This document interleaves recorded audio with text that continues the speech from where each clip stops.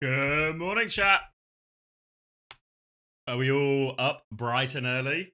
If I say about early birds get the worms, I've got myself a cheese and worm sandwich. I'm ready for these worms. An exciting day. Oh, thank you, Duck Person 465 for 3 months Prime. Thank you, Jarvis, as well. Welcome back. 4 p.m. early start. Oh, crack of dawn, eh? Crack of dawn. Morning, Primal. Morning, morning, not too happy. 2 a.m. Morning, Panda. Morning, GIF. Morning, Fovai. Morning, Salem. Morning, Gabby. 2 a.m. It's been a while. Yeah, but what an exciting day. The casters, let me show you them. They're suited and booted. They're suited and booted. The crowd starting to fill up a little bit. Excited that we get to do it at the arena. And what a day. Let me show you the bracket, because if you don't know, this is the SOOP Cup. Oh, thank you, Hunted, for the Prime as well. What's up, Commander? I have work in a couple of hours and I haven't slept, but we ball. Time to ball. And don't worry, there'll be some... You'll squeeze in a quick Overwatch game. You can squeeze in a quick Overwatch game before work. Morning, Anks. So, the way it's going to work today, we've got 4 games today, which is a lot of Overwatch. And what a rare treat that we get some intercontinental, international Overwatch in a non-major form. So we're going to start with the 2 Korean games, T1 versus Onside, followed by Wait and Poker Face. The winner of those games goes on to play for Western teams of a Nightmare vs Pro. That's what we're all really here for. That's what we want to see the most. But we always have to determine who is the best of the wrestling career, who gets to earn that shot. Morning, Hydrasta. Snowy Finland. It's actually it's supposed to be 20 degrees today. 20 degrees. It's bright and sunny in England. When are we launching TF2? Overwatch today, unfortunately, Coleman. I'll have to get my revenge another day. Do I have a link to the players at the start of my stream? No, I plan to make one at some point because people ask often enough. But I normally just have like a series of playlists I made for my fiance of music I like and music I think she'll like. That I sort of do. I think I'm up to like iteration 37? 39 maybe. 39. But I don't have like one single playlist. I normally just pick a few songs. But I'll put like a songs to start your stream to playlist together at some point.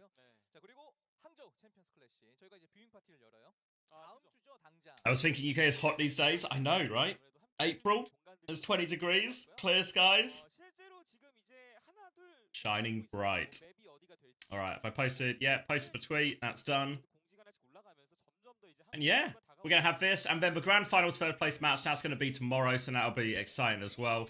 Hoping, in many ways, I'm almost sort of hoping one of Nightmare win and Virtus Pro win and one of them lose, so we get more Korea versus West and we can really sort of filter out who's the best. I'm excited it's going to be at LAN as well, in terms of we're going to be in the arena for it as well, so get some walkouts for the VP and Nightmare guys. I was wishing, am I going to watch... Where's that one?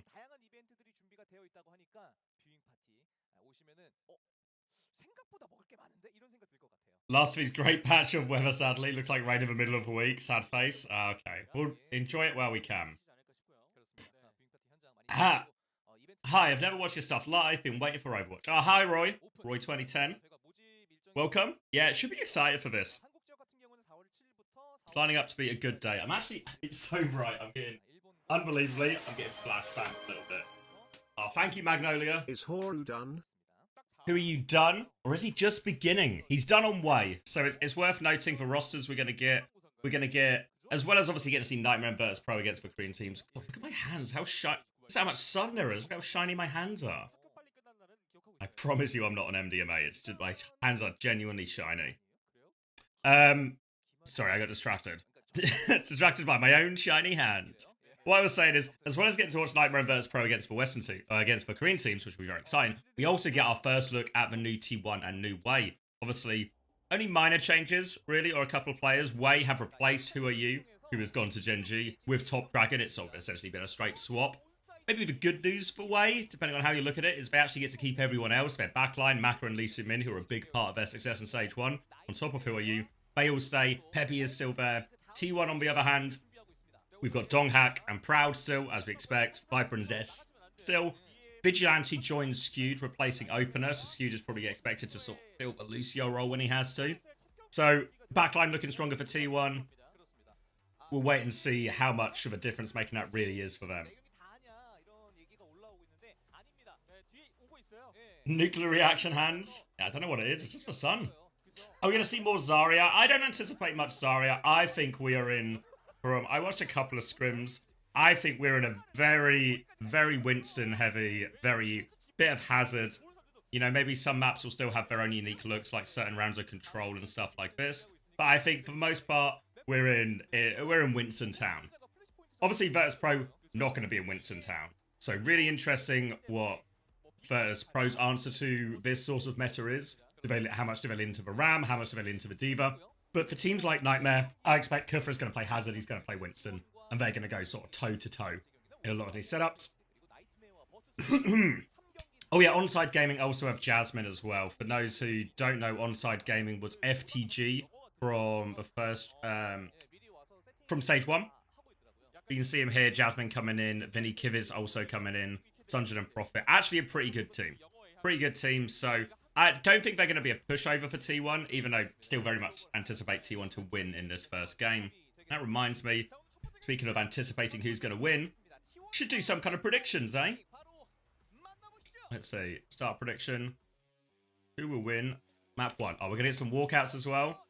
Let's crank it a little for the walkouts.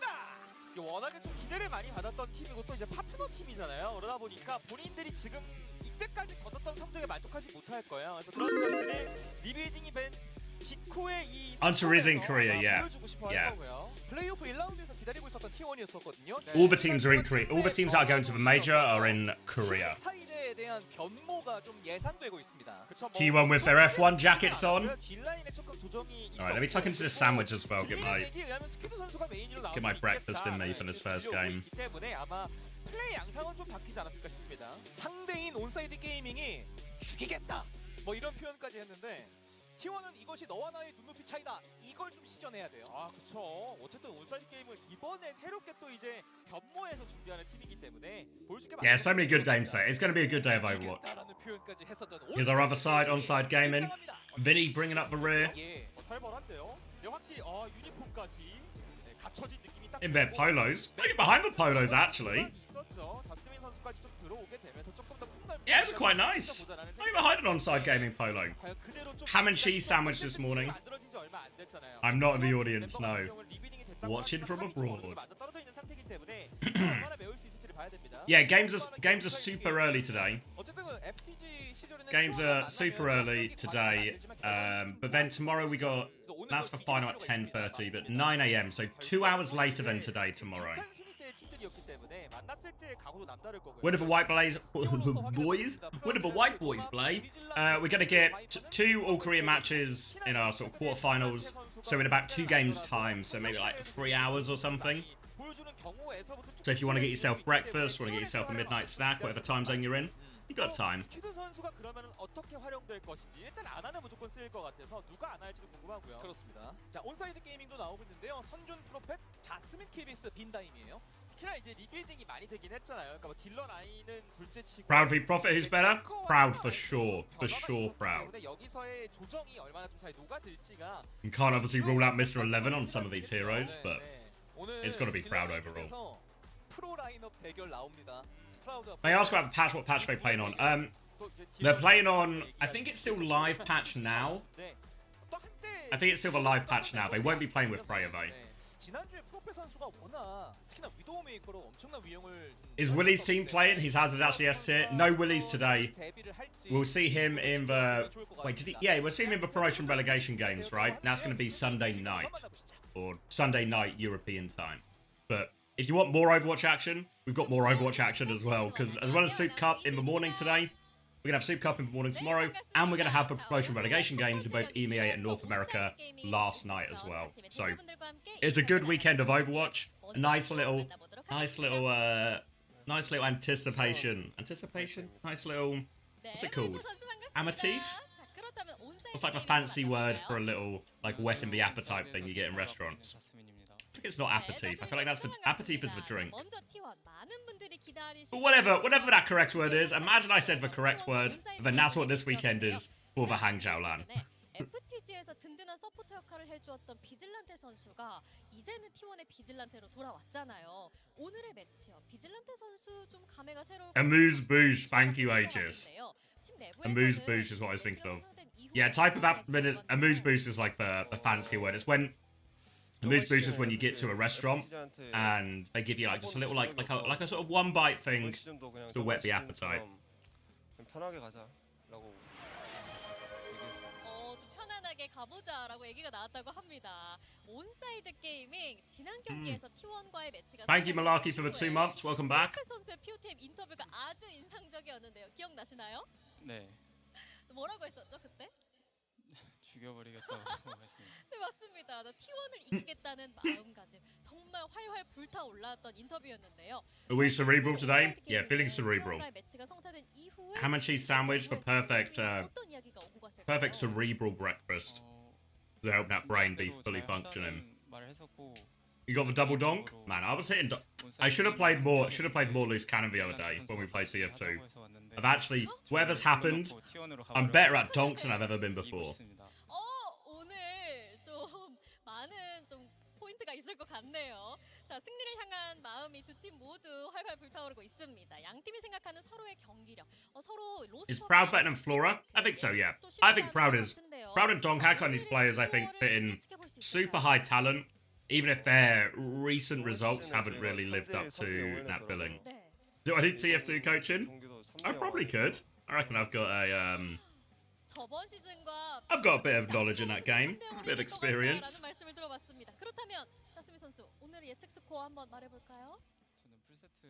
Is there any hope for VP? Like, is there a decent off-tank counter comp to Winston?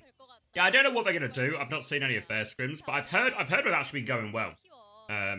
I guess what can I say without giving up too much? I will say one of the Western teams has beaten Crazy Raccoon in scrims, so it's all just scrims, you know, etc., etc. Match day will always be different, but if anybody wants some cope, there's room to cope. I'm just saying. I know we've been down this road. Look. I know we've been down this road before, but I'm saying there's a little bit of kindling, a little bit of tinder to reignite the cope.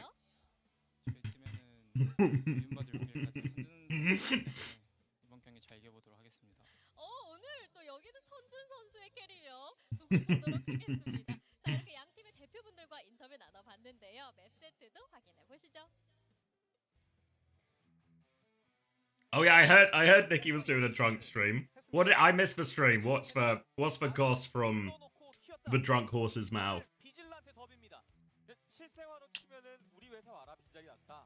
그리고 본인이 이제 경력직으로 다른 회사로 가버린. 이미 합격은 해놓고 불러놓은 거 아니에요 지금? 그럴 수도 있겠네요. 예. 네. 원만한 합의가 이루어지길 바라겠고요. 그렇습니다. 네.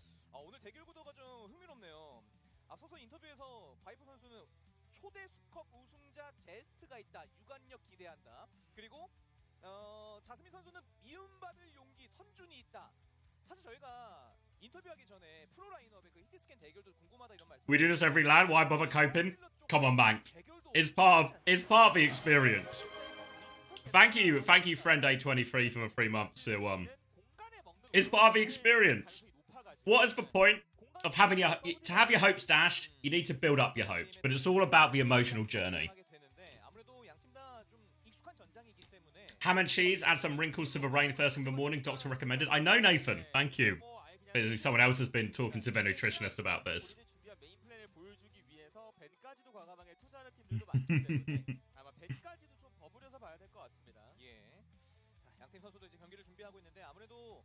What if Chris sneaks into China and starts destroying monitors with a giant slingshot?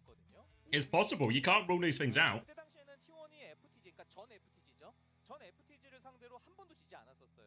바이퍼 선수가 얘기한 대로 3대1, 3대0 각각 승리를 거뒀었던 T1이었습니다. 근데 그만큼 본인들의 좀 단계를 설정을 해놓은 게 먼저 T1이었었어요. 그렇죠. 근데 이름을 바꿔서 왔잖아요, FTG가. 네. 온사이드 게이밍으로. 그 야구 좋아하시니까 안 풀리면 개명하잖아요. 성명학. 맞아요. 팀에도 성명학이 있어요. 맞아요. 예. 따라갈 수 있습니다. 오늘 온사이드 뭐 원사이드 이런 느낌을 보여줘야 됩니다. Wasn't Falcons getting shit on in scrims leading up to the last time? Yeah. The match day is always different. And Crazy Raccoon Falcons very often a different beast on match day. But scrims also aren't worth nothing, right? It proves there's a possibility. Nightmare played quite late, Pazzo. I think they're the last match of the day. So you're probably looking at like 4, maybe even 5 hours, honestly. Oh no, they have a third game, so closer to 3 actually. Closer to 3 for Nightmare. And Virtus Pro will be our last game of the day. That's like maybe like closer to 5 hours out. Oh, thank Good you. morning, sir. Morning Italian music. Thank you for the prime. Particular region we're watching today, so we're gonna get 2 all Korean games and then 2 Korea versus West games. Just sub to Uncoachable. Is Oren the only one that asked? No, there's other people ask questions. Oren is dominant, you know, in terms of quantity. Not always quality, but he's dominant in terms of quantity. Honestly, I actually thought, you know, I mean, so excuse me while I toot my own trumpet, but I hear it. I actually thought the last Q&A we did was one of our better ones. I actually enjoyed that. I thought we put together a decent little Q&A.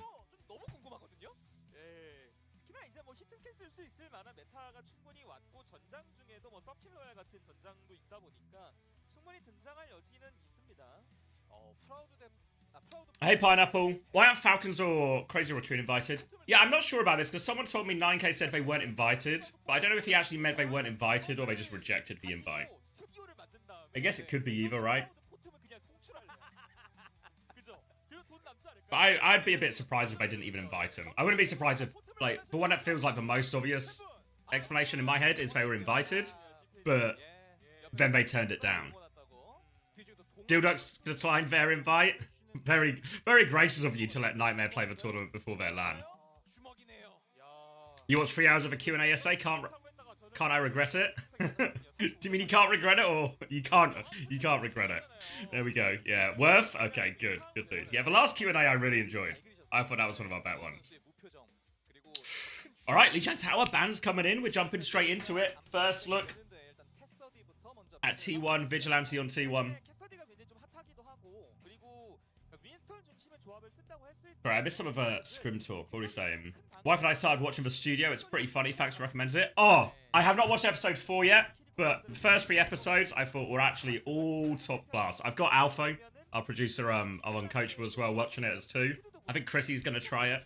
So, actually, yeah. Actually, my favourite show at the moment, for sure. Episode 4 was pretty good. Episode 4 was your favourite? Fuck, okay. We were going to watch it last night, but we were doing wedding stuff, so we didn't get round to it. So, we're going to watch it today at some point, maybe in the evening. Yeah, I mean, it's a top quality show. If anyone hasn't watched it, it's Seth Rogen plays a movie studio producer. Who basically, he wants to make good, you know, high quality movies, but he obviously has to balance that with the pressures and the money making tendency of working for a movie studio. And it's really funny, really well made. Nice little, gives a lot of like behind the scenes type stuff. Yeah, I mean, I know some people, Hunter is one of them, like, oh, Seth Rogen, it's just gonna be, he's just gonna make bong jokes, right? No, it's not like that at all. Really would recommend at least giving it a go. If you like episode 1, you'll like the whole thing. Oh, alright. So, first look at Vigilante on T1. Going to see Jasmine and Onside Gaming. We saw a little bit of this last week as well. Let's get this volume cranked. Let me get my volume balance in line. We can jump straight in. Okay, hopefully that's like decent volume balance. It's going to be Paul coming out from T1. Proud on the Tracer, Zest on the Farah. Early Rocket's going to slam into Profit. Defensive nade from Kivi's trying to keep him alive. Jasmine with some pressure onto Diana. Will get slept up. Vigi good for that one, but Beneth for follow-up. They trade for back backline. Both Anna's down. 3v3 as the dust starts to settle. Prophet's going to get dived on by Zest. Skewed comes through with Lucio. Thank you, Cartman, as well for the prime. Bold indeed. Getting pretty loud. I can still hear me turn the volume up. Yeah. Okay, hopefully that's a little bit better. But alright, expect this to see we're on Lucio Anna, right? So really going to be a very tough life for the Annas. They've got to get their value where they can take it. They're going to have to absolutely scrap for their lives. But right now, onside gaming, they've cleared out Dojo, they've got a kill, and they are all over Vigilante into, but when he goes, Vindane versus Vigilante, some brother on brother violence. And it's going to be an easy retake for onside gaming, who are leaning into the Diva, which is maybe very interesting when we start to think about how Virtus Pro are going to tackle a very Winston heavy meta. Quick retake, and T1 just didn't really seem to respond there at all. They were able to bully all that space very quickly. And once they get that side of a map, they have full access to Vigilante. They take him down. Instead, it's going to be a retake now. How on earth is Vindane died to Crowd so early on? Zest is going to take for above angle as Donghack comes in for the slam. Body shot will slow him down. Donghack has been slept up back as well. He has mines and he's got Crowd helping him there on Tracer. But Zest, he's had to back up. Not really that involved. Sundred is threatening the backline. Zest is marking that one out. Mines come out onto the backline, and Prophet's been separated from his Anna. An easy kill for Crowd. They can start forcing the objective in a little bit. Sundred will keep it contested, but they are getting bled out now. Their Anna's really forced back. And you're going to see this quite often for the Annas, is they're going to want to play around this bridge position. Oh, go on, Proud. Sundred takes it back. Nano comes out to Jasmine. They don't want to give up a ghost yet. Jasmine is contested, but how on earth can he find kills in this situation? Half HP, has bomb. Trying to get pocket from main. The beat comes out. They kill the baby. They kill the Sojin. The beat from Skewed will push him over top. Retake for T1. Casters like that one. And we're going to see, what I was going to say is we're going to see the Annas in a lot of similar positions where they both want to play this bridge area, but as soon as they get some pressure, if they're forced to DP bridge, they'll lose a lot of their line of sight. So the Annas really have to play quite a high-risk position here. You can see Donghack's going to roll through early. Zest was trying to line up a barrage, but Prophet sees him coming. It's a 1-for-1 trade. Still control of the choke. They can mark point as well. Sunjin trying to do that. Jasmine's going to get involved. Forces Skewed back. A sleep and a boot onto Donghack, but he's going to be able to get back on. But it means this Nano's not going to get quite the value he wants, but they find the kill on Sunjin regardless. Now Donghack is on the backline. Another boot. Back onto the map again. Harassing the backline. They're playing inside, which means they're quite safe from the ball in here, but Donghack's going to get involved anyway, and Skew's going to send Kiwis off the map. Safer from the ball, not safer from the boot. And they maintain control of the point. It's going to be one more retake for onside gaming. Limited ults with which to do it. Maybe a bit of pulse bomb magic can open it up, but they're getting harassed early. They're going to have a minefield dropped on them on this rotation as well. Very difficult retake for onside gaming. You can see there Lucio Tracer trying to move onto point now. Crowd is already there. Ready to take this fight. He's got support from Skewed in this as well. Pulse bomb available. Both Tracers, that is. Tracer battle continues. Donghack continues to mark point. And now Proud, he ignores the Tracer 1v1. He wants the Pulse bomb. It's good onto Kiwis. Kiwis was 96% on Nano, so no Nano coming through either. The dive is good. They have to lose. They have to sacrifice Vigilante a bit. But now they will collapse back onto point T1. They've got huge numbers and heal advantage. Jasmine's going to need all sorts of miracles off this bomb. The beat's going to come through. They're going to kill the baby. Well handled by T1. They are good for the first round. Alright. Proud getting it done on the Tracer here. Always talk about this, don't we, in terms of hit scans being forced onto a Tracer role or a Flex DPS role. What level can they really achieve? And Proud going toe-to-toe with Sunjin right now. A player as well who's got a bit of hit scan in him as well, even though probably a Flex DPS more by trade. Obviously a pretty good comp in many ways for T1. You get Vigilante on the Anna, you get Donghack on the ball. Skewed Lucio looked really reasonable as well through all of this. Now it's going to be the big test. Skewed obviously gives them a lot of big advantages in terms of when they want to play, say, Anna Kiri or even Anna Brig. Remember Skewed playing Brig on Gladiators. Very strong. But the Lucio is always going to be the big test. It's going to be Hazard from Jasmine here. The wall is going to do so much damage. The Genji Lucio completely isolated. Zest will fall, Skewed will live, but a player down already. They're Genji down no less. They're going to slow it down. Will be Hazard on this smaller map now. 자, 여기에서 이제 대치하다가 레이건 변수의 프라우드에서 Full rail for Profit as they're going to try and get the first flip. Point hasn't unlocked yet, so T1 can actually contest this, and Proud's going to win the duel, and that's going to give them a lot of room to work with. Nade gets so much done onto Proud. They try and swing onto Coast to live, but Sunjin chases that one down. Now coming back in, onto the point dash through, just so much damage, and Vinny can finish that kill. Sunjin now eyeing up, Donghak half HP, only Lucio heals to work with, so nowhere for Donghak to go. And despite Proud providing the opening pick, they set up really nicely. The nade is the big difference maker there from Kibbies. Sets up Sunjin for that first kill. Then we get all the space. Anna Lucio again. Same thing we talked about on Garden here in terms of, well, they're going to have very vulnerable Annas. Proud, farming up another rail for the retake here. Trying to swing onto point. Jasmine's going to hold the choke. Nade comes through. Defensive nade from Vigi. Doesn't catch all that much. And Profit's going to find the shot in main. You see Jasmine happy to tank a lot of that damage. Now the beat from Skewed. They want to turn it 4v5. Jasmine is still low. Nano comes out, saves Jasmine's life. Sleep is good onto Donghak. They'll assassinate that one. Really well played by Kibbies.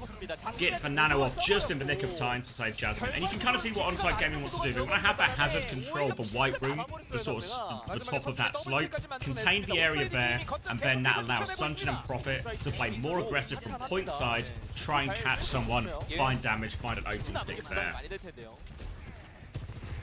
Now the retake, the advantage for Onside Gaming, Nano advantage for T1, will be DPS in the mix for this team. Nade's going to come out early onto Donghak, slow him down. Proud trying to make some space, all over Skewed. Sunjin, nice little kill onto Skewed there. Denies this push very quickly. It's going to be a one and done, but a very efficient fight for Onside Gaming. Just one ult invested, quick reset. T1 do have ult advantage now coming back, obviously, but they only got one more shot at this retake, and Proud trying to play aggressively here. They're getting involved, they have to amp away. They're running towards point. They've not found any kills on this rotation, so now onside, they're going to back all the way up to point. Nano engage available for Vigi. Can even Nano overclock if they want. There's going to be a Nano onto Zest instead. Proud is sliding back. Defensive Nano. Downpour comes out. Catches for Lucio. Vigi's in so much trouble. Tries to get it off. They still trade 2 kills as a result, but Donghak gets so many kills following up with that Downpour. Zest still has the blade, won't need it, and T1 get themselves back onto this.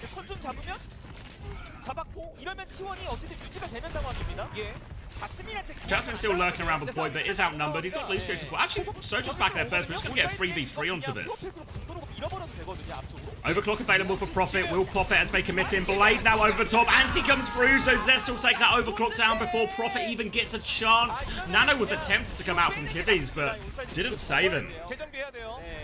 Kibbies is 1 HP, and Skewed is going to keep coming. They'll follow that one up, and T1 salvage that. Good blade from Zest. Deflect's going to get another kill, and T1 get themselves a foothold. Jasmine female? No. Just a Korean player named Jasmine. Retake coming through now. The advantage for Skewed here, and a chance for T1 to really try and equalize the percentage. Send us towards the last fight. Amp's going to come in, sleep onto Jasmine here. Half HP, Nade will come through as well. Jasmine in so much trouble. They beat over the top as well. 2 for Skewed and all of that. Vescucio getting it done. Vigilante will have a Nano for this next fight as well. And Onside Gaming, they're just left a little bit short of some of these key ultimates they want. They're going to have to try and push through this Nano. They're going to be forced to touch as well. Nano onto Donghak here could go particularly hard. Walking through. Nano through now onto Donghak. Damage coming in. Proud will find one. Zest will find one. But Nano gets its job done. And it looks all of a sudden, despite their good start on this map, that T1 are going to be good to close out Lijiang Tower. It's going to be a desperate touch. Sunjin's going to have the blade, but he's going to have to pop it early just to try and crack open this defense. Vinny, they're so close to some of their ults if they can get it, but they need to extend the round. They need to get the touch, and this is where it might fall apart for Onside Gaming. Can they keep their players alive? Lucio is going for the touch. That has been marked. Vinny is going nowhere, won't be able to get up to beat. Jasmine gets the touch in main, but they're desperate for these ultimates. They're trying to play for the Nano Blade. Kibbies has it now. Downpour comes out. Nano Blade is for cool. Sunjin trying to clutch. Finds one. All over Donghak. Finds 2. Sojin in the corner. 3 for Sunjin. He's done it. They got the touch. They got the Nano Blade off. And Sunjin has tied us up 1-1. It looked like T1 were in a great position to clutch that. But Kibbies, no Lucio, gets the touch in time. We'll go into a quick pause. 뭔가 문제가 있군요. 근처에 비가 와요. 아 맞네 오늘 비가 오죠 지금. 네, 비가 와서 장비들이 좀 그럴 수 있습니다. 네. 비 오는 날만 좀 그래요. 네. Tilt pause. 비 오는 날 막 정전기가 It's like one of the admins immediately 비 오는 with 날 some of the on-side gaming 그럴 players 수 있습니다. trying to fix the issues. 선수 쪽인가요? Yeah, good clutch from Sunjun. I really thought that retake was... We see it so often, right? When we get to the final few percentage in Flashpoint and Control, and the teams have to touch, and they're stretching for it, they're trying to... You know, we saw like Vinny having to go coast, trying to do a rollout to get the touch. He gets killed immediately while trying to do that. Jasmine gets the touch in main. As soon as you start doing that and you have to really stretch and everyone out, forced to touch, you can really be vulnerable. You just get killed before you get a chance to hit your ult. But Kivitz just gets it in time, gets it onto Sunjun, and then Sunjun does the rest. Can't ask for more. 3 kills with the nano blade, clutches it out.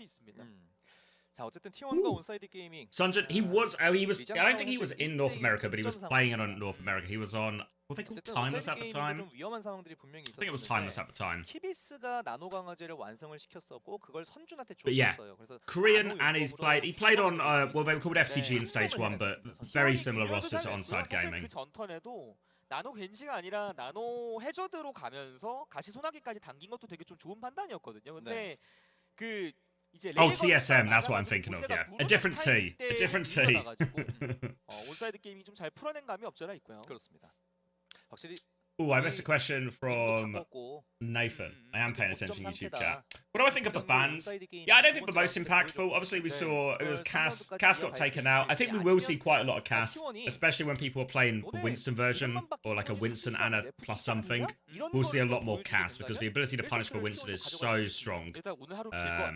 For the Cass, obviously, slight buff in terms of his damage fall off has been. His damage fall off is now a little bit less, so he can do more damage. Why ban Cass? Some of it will just be the map. I think in reality, Sojourn is still viable. We'll still see Sojourn. We'll see Ashe in places. We'll see Cass in a lot of places. It will come a lot more down to the map. I think in general that what will happen, with the exception of maybe certain teams like Virtus Pro who want to avoid the Winston/Hazard matchup, maybe not so for Hazard matchup, but the Winston matchup in particular, is I'm not sure how impactful bans will be in the Hangzhou Major next week or in this tournament here, because I think there's going to be a lot of both teams are quite happy to play similar compositions.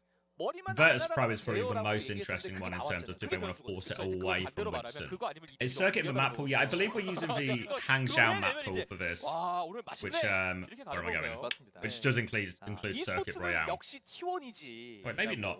I think this is wrong actually. I think if I go to the, I think we're just playing the Hangzhou map pool because obviously a lot of the teams playing in this are playing at the major as well and therefore want to practice this map pool. So I think we're playing this map pool, which does obviously include Circuit Royale as well. 야, 시험 기간 최고의 선택. 그렇죠. 지금 시험 기간이라니까요. 아 그래요? 지난주에 막 공부를 하시는 분들이 계셔가지고 그래가지고 제가 아까 말씀드린 건데 자스민 보러 오셨다고 시험 기간 때. 시험 기간 되게 빠르네요. 4월 초가 시험 기간이구나. Cheers, Coleman. 역시 이제 그 홍해설이 학교를 안 다닌 지 꽤 오래돼가지고. 그죠? 이제 한 8년 됐죠. The imported players tariffed? Not yet. 네, 저는 이제 장지수와 반대의 길을 걸었거든요. 아, 학교를 안 다니고. 그쵸. 지수님은 어떻게든 Circuit's huge foe, a good map pick. Yeah, I think it's a really nice map pick if you don't want to play to try and force different compositions alongside the bans. There's a nice option there, right? We even saw, you think all the way back to the Esports World Cup, even SSG, who struggled in general at the event, were able to have like Circuit Royale was like a pretty big like slam dunk for them. Craig, give some codes for SOOP. No, SOOP is sort of a separate entity to OWCS, so the codes will get added in the same way. I can have an ask though, see if I can find some codes from somewhere. Yeah, EU NA system, so Suravasa will be in the hybrid pool. 이제 1세트의 승자는 3라운드에서 결정납니다. So some interesting options there, like if you want to play Flashpoint and then you get a chance to pick Circuit Royale, maybe you can take away some of these really Winston-friendly maps if you are Virtus Pro. Going into the unpause now. 처음에 정원했던 거랑 좀 비슷한 양상으로 가게 되는 거라 픽만 놓고 봤을 때는요. Marble starved. Yeah, but you know, deferred gratification. 상대방이 혼자서 뭔가를 하기에는 The longer we wait, 좀 많이 될 거라서. the greater the reward will be. 그러니까 루시오가 지금 We'll be going on to night market now. 사실상 키리코로 Winston from Jasmine, Ball from Donghack. 사이드를 보거나 Donghack's going to roll out to coast immediately. Playing from point, looking like he wants to go onto the flank. 3라운드 시작이 됐고 동학이 좁히 Just a slam onto the Winston here, will take some free damage. Jasmine will be forced to jump to the side. You can see they've got this pretty wide angle early on for Profit. Jasmine is with that as well, and when they play this inside area, this is hard for Donghack to engage properly. And we can see a Farah dive comes in. Kivers is in so much trouble. Defensive nade, but there's just no pocket. That's going to be the Ana killed. Profit has found a kill. Both teams just pushing the enemy backline, maybe at the sacrifice of their own. But Vigi's actually found that kill onto Profit. Sunjun's going to dive in low. Tracer in the back. Sunjun converts that one. Vinny is on the run. He's got out on 1 HP, but Jasmine also needs help on point. Defensive bubble. Desperately trying to heal up. Donghack's forced him away. They have the space on point, and skewed even with a cheeky boot kill as well. Vinny's going to fight. It's very chaotic. Expect to see this a lot when people are playing Lucio Ana. Lucio always has the option, as well as peeling, to join the dive, essentially. Pocket his Tracer in, pocket his Sojourn in, like we saw Vindane doing there for Profit, but what this leaves is a very vulnerable Ana at the back. We're going to see, again, the Ana's been left really far behind. Zest is going to ditch that Ana and take the fight on point. It's going to be a late swing from Kivis, but that means minimal healing at the back of the point. Zero healing at the back of the point now. Vindane has died. We're going to have to rely on Kivis in main, but now T1, they know the Ana's there. They're going to turn their attention on him. Sleep lands again onto Donghack, but all the while, Kivis has not been able to heal anyone. Look at Kivis' ult charge. So slow, he's just getting completely zoned by Donghack. Donghack's not killing him, he's being slept every time. But he's stopping that Ana having a direct involvement or direct line of pocket to his team. Now the Echo swap from Profit, trying to bully us out. It's going to be a big coast swing from Profit. Will be fully committed, hit some sticks, needs a bit of pocket coming through now. Jasmine is there with him, flying onto the high ground. Kivis will die in the back, Zest is taking care of that. Again, Kivis just cannot get into this game right now. Pulse bomb's a miss from Sunjun, but he's going to try and do it the old-fashioned way. Vinny's there for the follow-up, will finish the job. Now Mine's on point, Jasmine doesn't have self-destruct yet. Vinny's going to have to fight a Tracer now, but the Baby Diva is killed immediately. And Vinny, he can't fight the Tracer because he's getting 2v1'd. And T1 in complete control of this, and onside gaming, it's a little bit hopeless. They've not even got Nano yet. Thank you, Wolfman, for the 10 months. Welcome back. One more retake. Donghack's harassing them in spawn. They have to make this one work. They have the beat. Zest is still marking this top left angle, and it looks like onside gaming, they want to take the far side, play through the Mega. Maybe they can take their analyst side as well, but he's going to dive in for the touch. Rico has been forced onto Proud. Barrage into the back. Profit is dead. Defensive Nano, and Kivis turns the kill, but they've lost their DPS. Can anyone touch? Vinny's going to have to be responsible. He dies. Oh, disaster round for onside gaming. It ends not with a bang, but with a whimper. And yeah, just a bad approach. A bad approach to that map in terms of just a bad approach to getting their Ana in. Just got done at Universal Studios, a sight for sore eyes. Did you enjoy it? 제타가 했던 것처럼 아예 그냥 겐지 해저드 키리코로 뛰어드는 구도도 좀 Oh, what's the clean feed? Hold on, Max has messaged me. 과감하게 한 수건에 들었거든요. 그거를 T1이 너무 잘 살렸다고 볼 수가 있겠고요. 그렇습니다. 그래서 첫 번째 세트였던 리장타워는 T1이 가져가면서 1대0으로 앞서 나가는 상황을 만들어냈습니다. 이어지는 두 번째 세트는 어떻게 될지 저희는 잠시 후 돌아와서 2세트 이어드리겠습니다.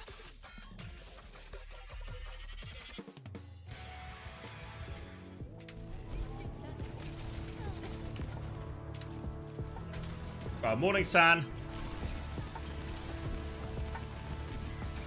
What would have to happen to me to open loot boxes?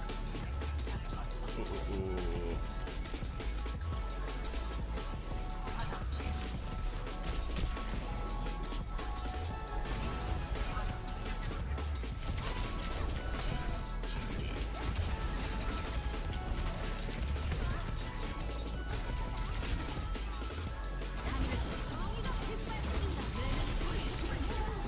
Would I get pregnant if I could? No, I don't think so.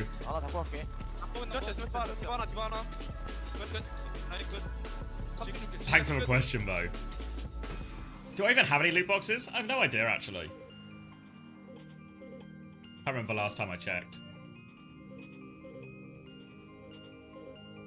You've hit a loss streak in Match Masters. I think I'm washed. May retire. It was a beautiful Thursday peak though. Just hopped on. House for Scusio. Pretty good actually. Looks really fine. No egregious deaths. Seems to be supporting everyone when he needs it. Beats all went off without a hitch. Only a map in, but early signs are promising. Stop empregging me.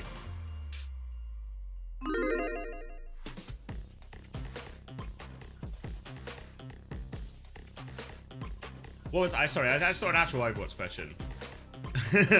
How does Proud's Tracer compare as far as hit scan Tracer goes? Yeah, I think okay. I think still probably on the better side of it, but also as soon as we hit, probably not as good as Lip, definitely not as good as Stalker. So anyone with a true double flex DPS lineup will still beat him, but it's not too bad there. How would I make T1 competitive with the top 3?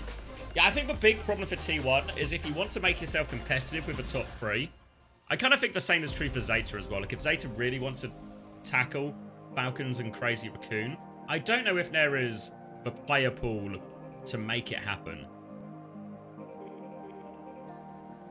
without breaking up Falcons or Crazy Raccoon, without, like, taking a player away to sort of weaken them, strengthen you. But that's just impossible, right?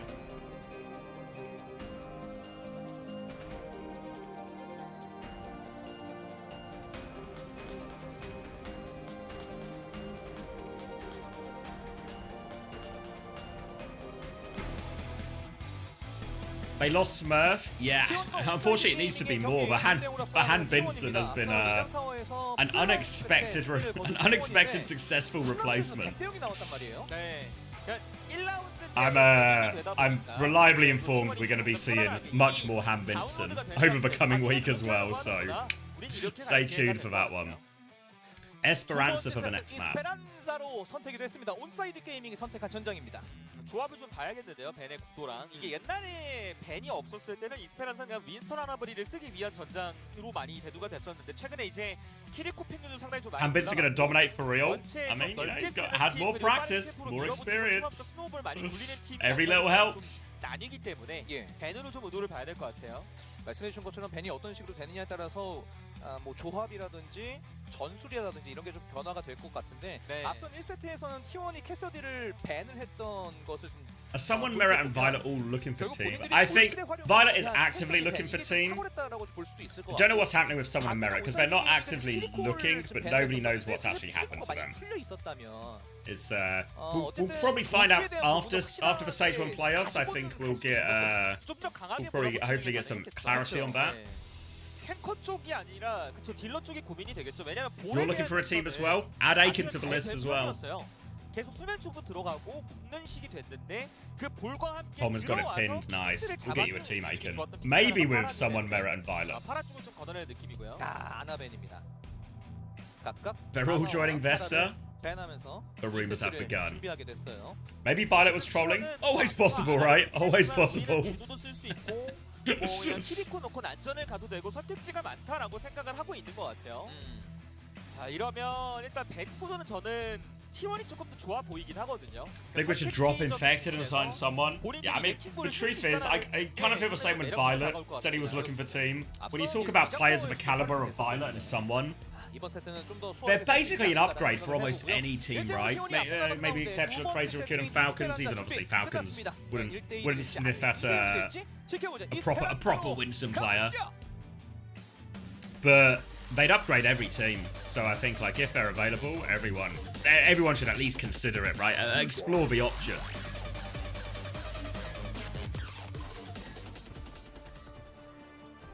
A proper on Winston? No, a proper Winston, not the proper on Winston. Maybe they're gonna sign Merit so proper can Winston. Maybe that's the solution.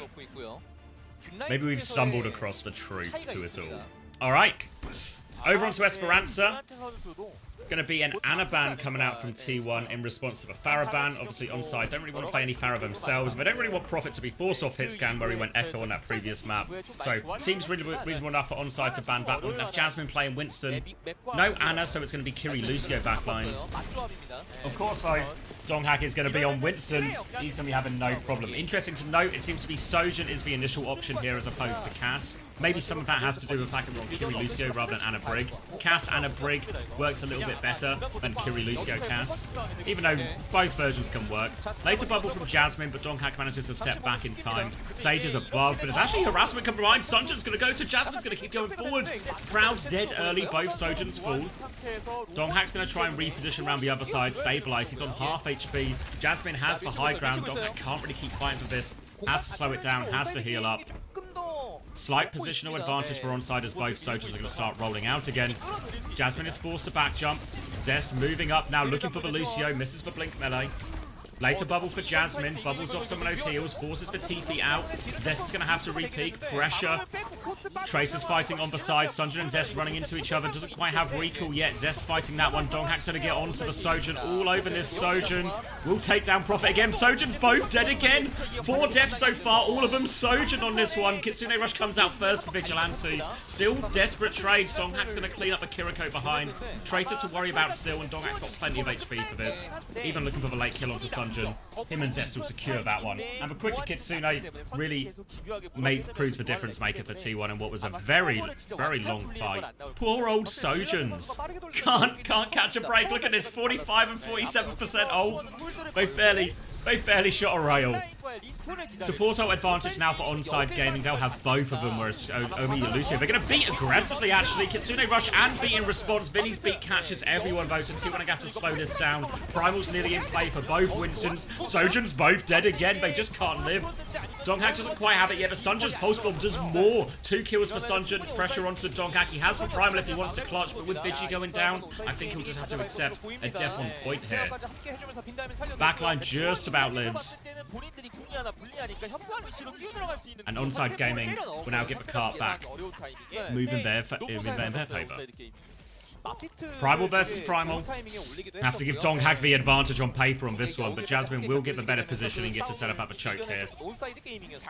Looking for a chance to go in on this backline. Obviously, a lot of movement abilities all around. Zest onto the high ground, actually. I don't think they saw that. Now the dive comes in, all over Prophet once more. Chasing this Sojin down. The Sojin will die again, of course. Zest and Donghak getting that. No Primal investment from Donghak. It's Jasmine. He pops the Primal first. Donghak still hasn't used it. Uses it now. Jasmine trying to find the juggle, but can't quite get anyone. Donghak still got a bit of Primal left. They've lost Sunjin, and Donghak is on the chase. He's only got one monkey on his mind. He is all over Jasmine. He wants to force the kill, jumping for the health pack. Donghak will let him live. 8, no hurt 8. But everyone else hurt a whole lot of onside gaming. So that'll be a full reset, and now threatening checkpoint at T1. Overclock for Proud. Finally, the overclocks are coming into play. Prophet has still got 15% to go. Vigi is on his second Kiriko ult of the game. Kiriko ult advantage as well to force this checkpoint, but they might just want to start with the overclock. Proud's going to pop it. Happy to burn through the Winston as they all jump onto him. Jasmine will get deleted as a result. Nice, easy one onto Vinny. And that'll be checkpoint. And they're looking for the stagger kills here as well. Donghak going for it. Another rail for Proud. Another kill for Proud. Prophet. Another death to the counter, I think. This one, no way out for him.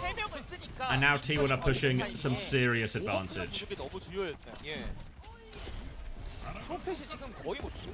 Kitsune Rush advantage now.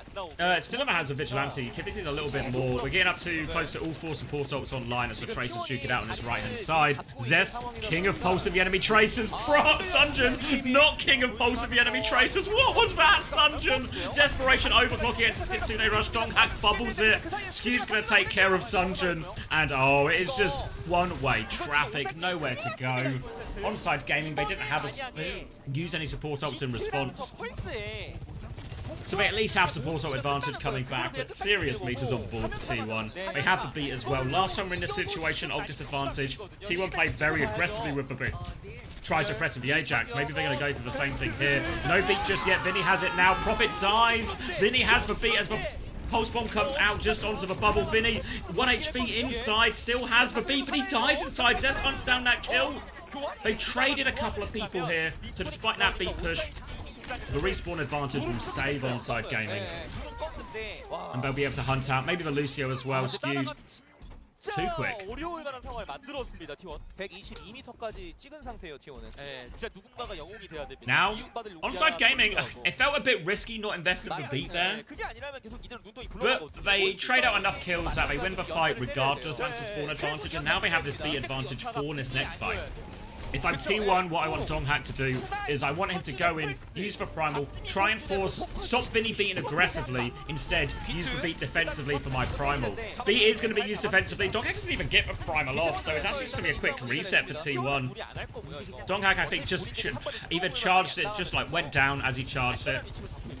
Or just didn't pop it, was happy just to get the beat out for nothing. Now threatening checkpoint. I don't know if T1 get a move on, they can maybe contest before checkpoint. They might also just be happy to let it go. It's always awkward to contest the Esperanza checkpoint, so they will let it go. They'll have their primal to go with instead. Nearly a Kitsune rush as well. If they want, they can just wait until that. Ooh, little dig forces him back. Donghack already on the high ground. Primal goes. He wants to boot someone onto the low ground, but Donghack's HP has just been bursted. 1v5 trying to get the juggle. And onside gaming are able to stabilize off the back of that. Proud's got the overclock still going forward. Jasmine's going to mark that. Jasmine has a primal to go as well. So difficult one for Proud. Can't find any kill. Finds one, but now he's getting marked by the Winston. Has pocket available though. Should be able to deal with this. Jasmine still chasing him around. Has found one kill. Proud with a cheeky rail onto the Tracer as he's juggled around. Donghack here with him now. They're trying to move the robot away, gain a few cheeky meters thanks to Vinny, but he can play his life and get out coast too. 일어났기 때문에 스노볼이 좀 멈추기는 했는데요. 야, 근데 이거를 지금 Kitsune and Rush available for Vigilante. Chance for his next risk. Kivvies doesn't quite have it in time, but should be able to get it by the time this fight starts unless T1 take a very aggressive tempo. They actually want to fight early, so Vigio just got that Kitsune rush onto Jasmine. Kivvies dies before he even gets close to it. Onside gaming, they rush for fight, but they don't have the ults to back it up. Jasmine's been forced out. There's a couple of players behind that T1 need to worry about and deal with. One of them is for Sojin, so where are we going, Prophet? Easy kill there. Sunton is on 1 HP. He's going to die eventually. He will die eventually. He's just going to be a very late death in the end. There we go. Skewed and Vigi giving it to him. And they're going to start moving the robot forward. Kivvies has the Kitsune Rush ready to go. Whole spawn possessed. Prophet has the overclock. Good ults for onside gaming, but Proud just finds the pick onto Sunjun. He's had a bit of a disaster on Tracer really so far in this map. Overclock, Kitsune Rush both comes out, but disengage is good from T1. They're all hiding just round the wall. Now they can turn the corner. They don't quite have ults yet, T1, but they thought Prophet was too close and they were right. They pounce on him.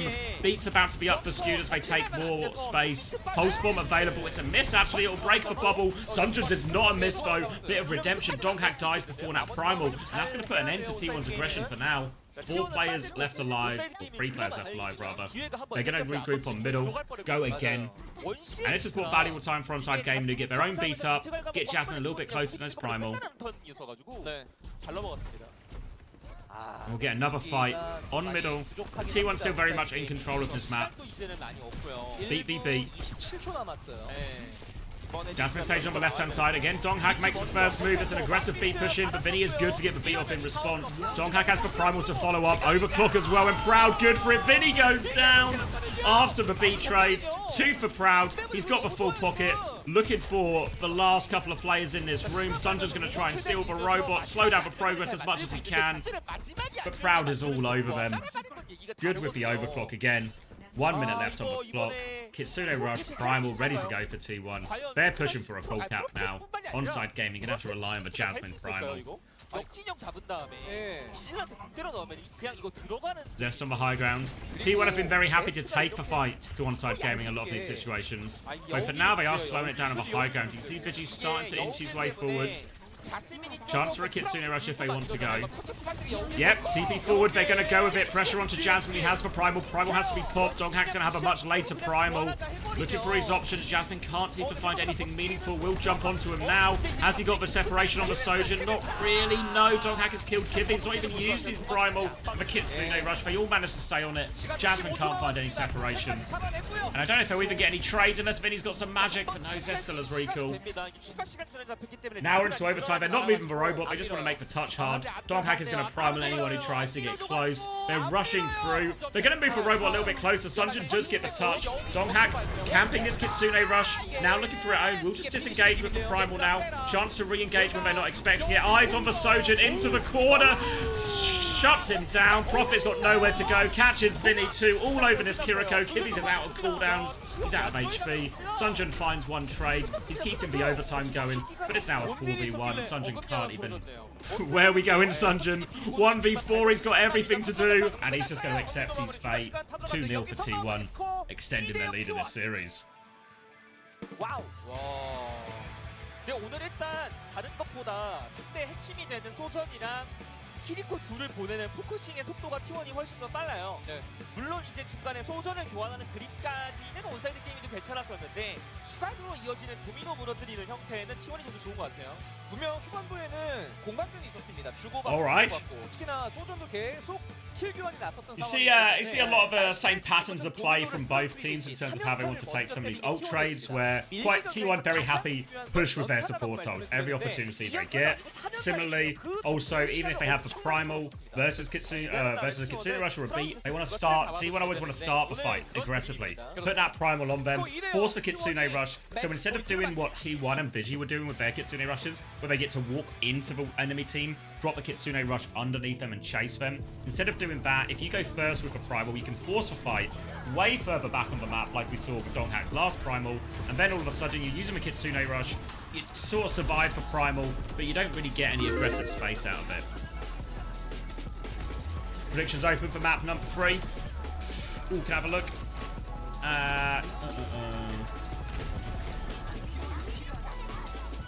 A thumbnail. Yep.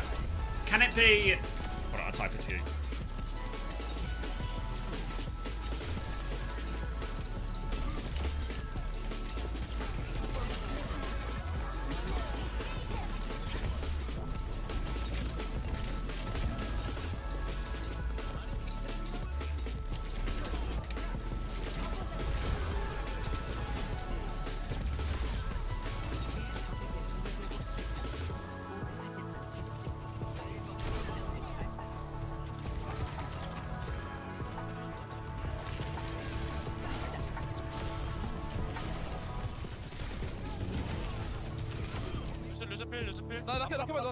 아 몽키 부어놓은 거.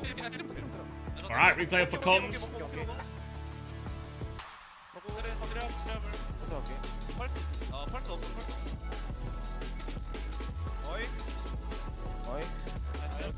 Boy.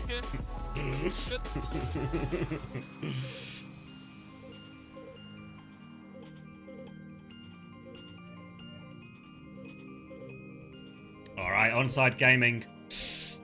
On the verge of being eliminated here. And I think it is a hard push to say T1 aren't deserving of this lead. Looked better on the Kiri Lucio version for sure. Very much not Jasmine's strength, right? It's always one of those, if you've got Jasmine in your team and they've got Donghack and you end up playing a Winston mirror, you gotta feel like this isn't the matchup you wanted. Maybe leaning into the hazard wall would have been wiser for them. Is VP play? Yes, yeah, VP playing today. We'll get to see the Western teams today. We're going to get these 2 Korean matches first. So, I don't know if... Oh, you can't see my cursor. But, yeah, we're here right now. We'll get another all-Korean match next. And then the winner of these 2 games will play Nightmare and Virtus Pro. Those games are happening today as well. So, we're probably like maybe... like a couple of hours out. And then Nightmare will play the winner of T1 and Onside Gaming. So, looking kind of like T1. And then Virtus Pro will play the winner of Way and Poker Face. That game's probably closer to like 12:30 BST. Do you think I'll do an IRL stream? I think not. No.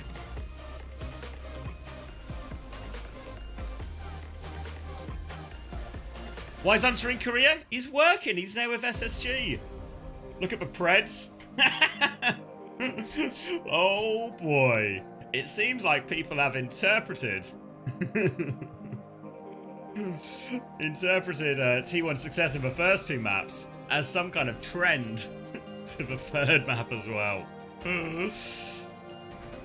Why do an IRL stream? I mean, does this not count? I guess this doesn't count as an IRL stream. For me, it's IRL. This is my real office.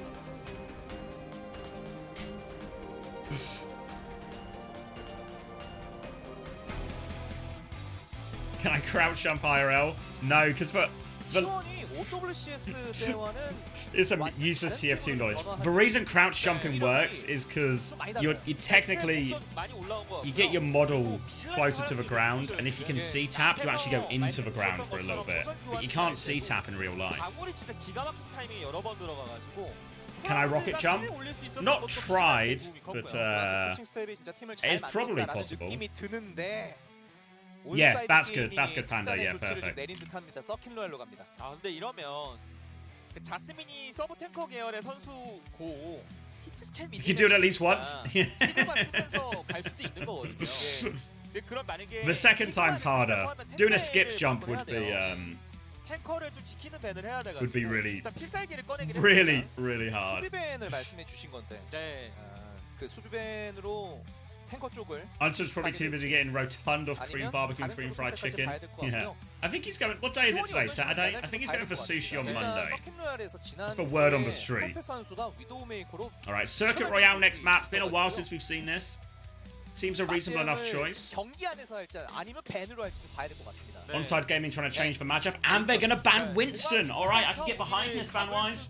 Let's stop playing these bloody Winston maps against Donghack, shall we? Play something else, Dongers. T1 going to ban Farah. Farah's very good on this map. 우리가 들어갈 때 그럼 이러면 그때 T1이 러쉬 같은 거 할 수도 있습니다. 파라가 밴됐기 때문에 너네 시그마 쓸 거야? 써. You know, it's like, it's fair enough. I don't know exactly what they're going to play. If they're just going to take some kind of Sig Mirror, or we're just going to see a slightly different version. Can you play Bull here? I mean, if anyone can, Donghack can, but I think it's a really hard map for it. I think you'd be really hard pushed to get Bull, like a lot of success with Bull here. 말씀해주신 것처럼 진짜 패싱 전략이 나올 수도 있습니다. 러쉬 들고, 그죠? 그걸 T1이 Ban Winston on circuit is kind of a waste, though. No. Yeah, there's probably like a more optimal way. But also, you're 2-0 down in the series. You can just throw everything out there. You know, just see if you can get a map win on the board, change the momentum. Seems reasonable enough. I do think you're probably right in terms of if you plan out the whole series, there's more optimal ways to avoid for Winston more often. You know, you can maybe the bigger question is like, why did Onside wait until they're... Why are we waiting until map 3 to go to circuit? Why not try and take one a little bit easier? Alright, so T1 are going to start on defense. They're going to be playing Ramatra, May, Juno, Brig, Sojin here. We'll see what Onside choose to do on the attack. Obviously, Ramatra matches up very nicely into the Sigma. We've seen Donghack play a bit of Ram before. It's really not his forte. I think when I think about Donghack, you talk about Winston, you talk about Bull, you talk about Hazard, and he's world class, if not the best in the world on some of these, if most of those heroes. But as soon as we start like going a bit further into Donghack's hero pool in terms of Orisa, Ram, stuff like this, then all of a sudden, I think it loses a little bit of that X factor, loses a little bit of much of that sort of elite level, and just becomes a functional tank without the ability to maybe solo carry the series as often as we see.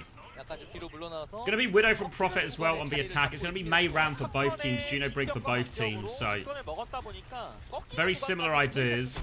Obviously range advantage for Prophet. Trying to capture some clips for his next movie. Onto the high ground, doesn't connect that shot. Proud is peeking back a little bit.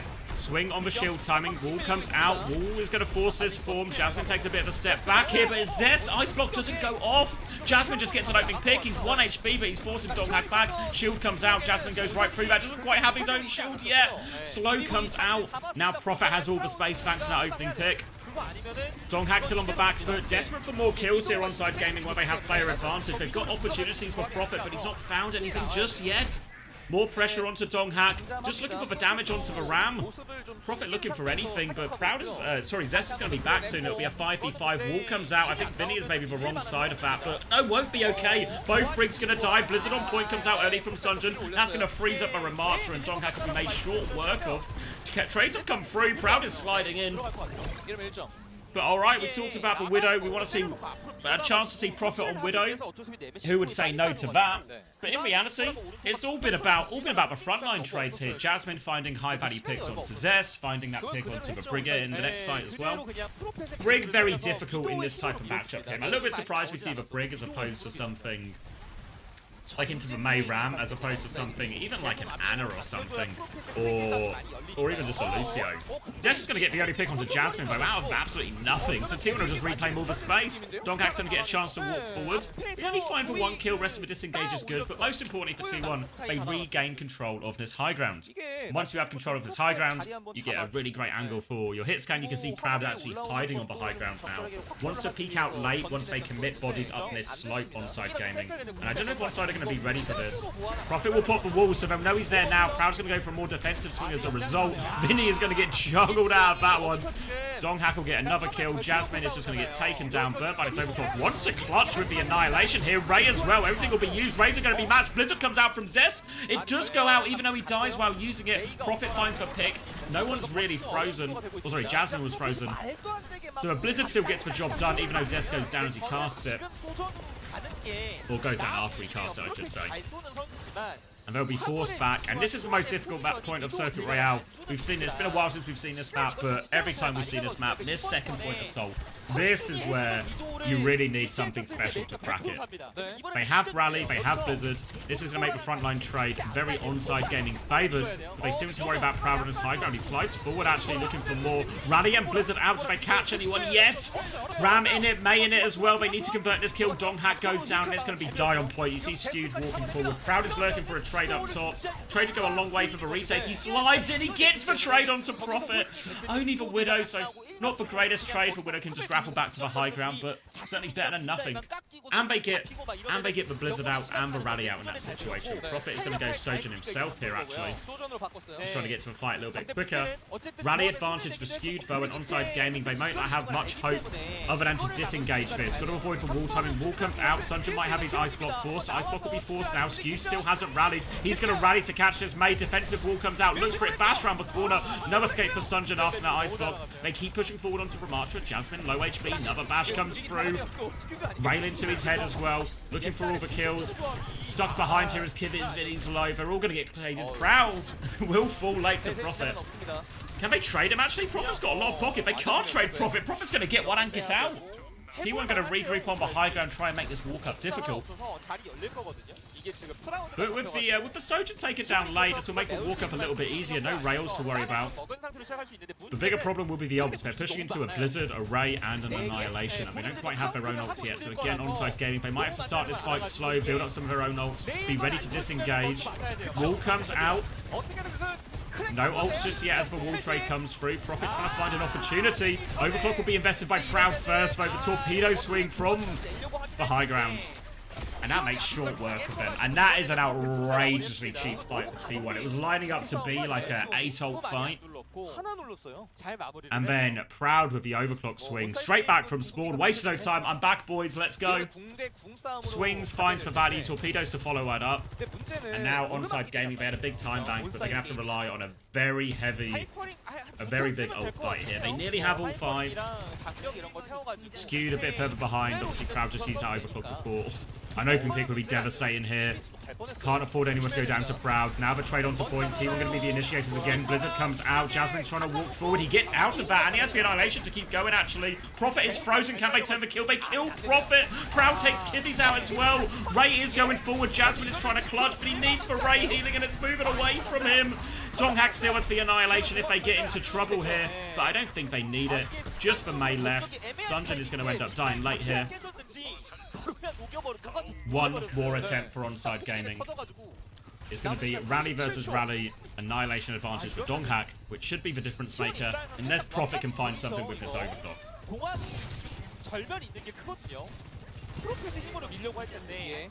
Needs to cross the high ground as well. Rail is a miss from Proud, and Prophet finds the pick even before overclock. Just what they need. Overclock on the high ground, looking for the Juno, giving him the slip. Zest is going to try and push him. Ice Block has been forced, though. Donghack has gone deep with Skew's Rally. Prophet wants to take care of this Mei. Zest is juking him out. Zest is actually winning that one. Donghack's killed 2 on point. Zest has won the duel with Prophet. Oh, he got the opening pick, but when he pops the clock, he can't find anything. And T1 is going to secure the hold. Dominant on the slope. One final touch for Vinny. Extends overtime, but nothing more to be gained.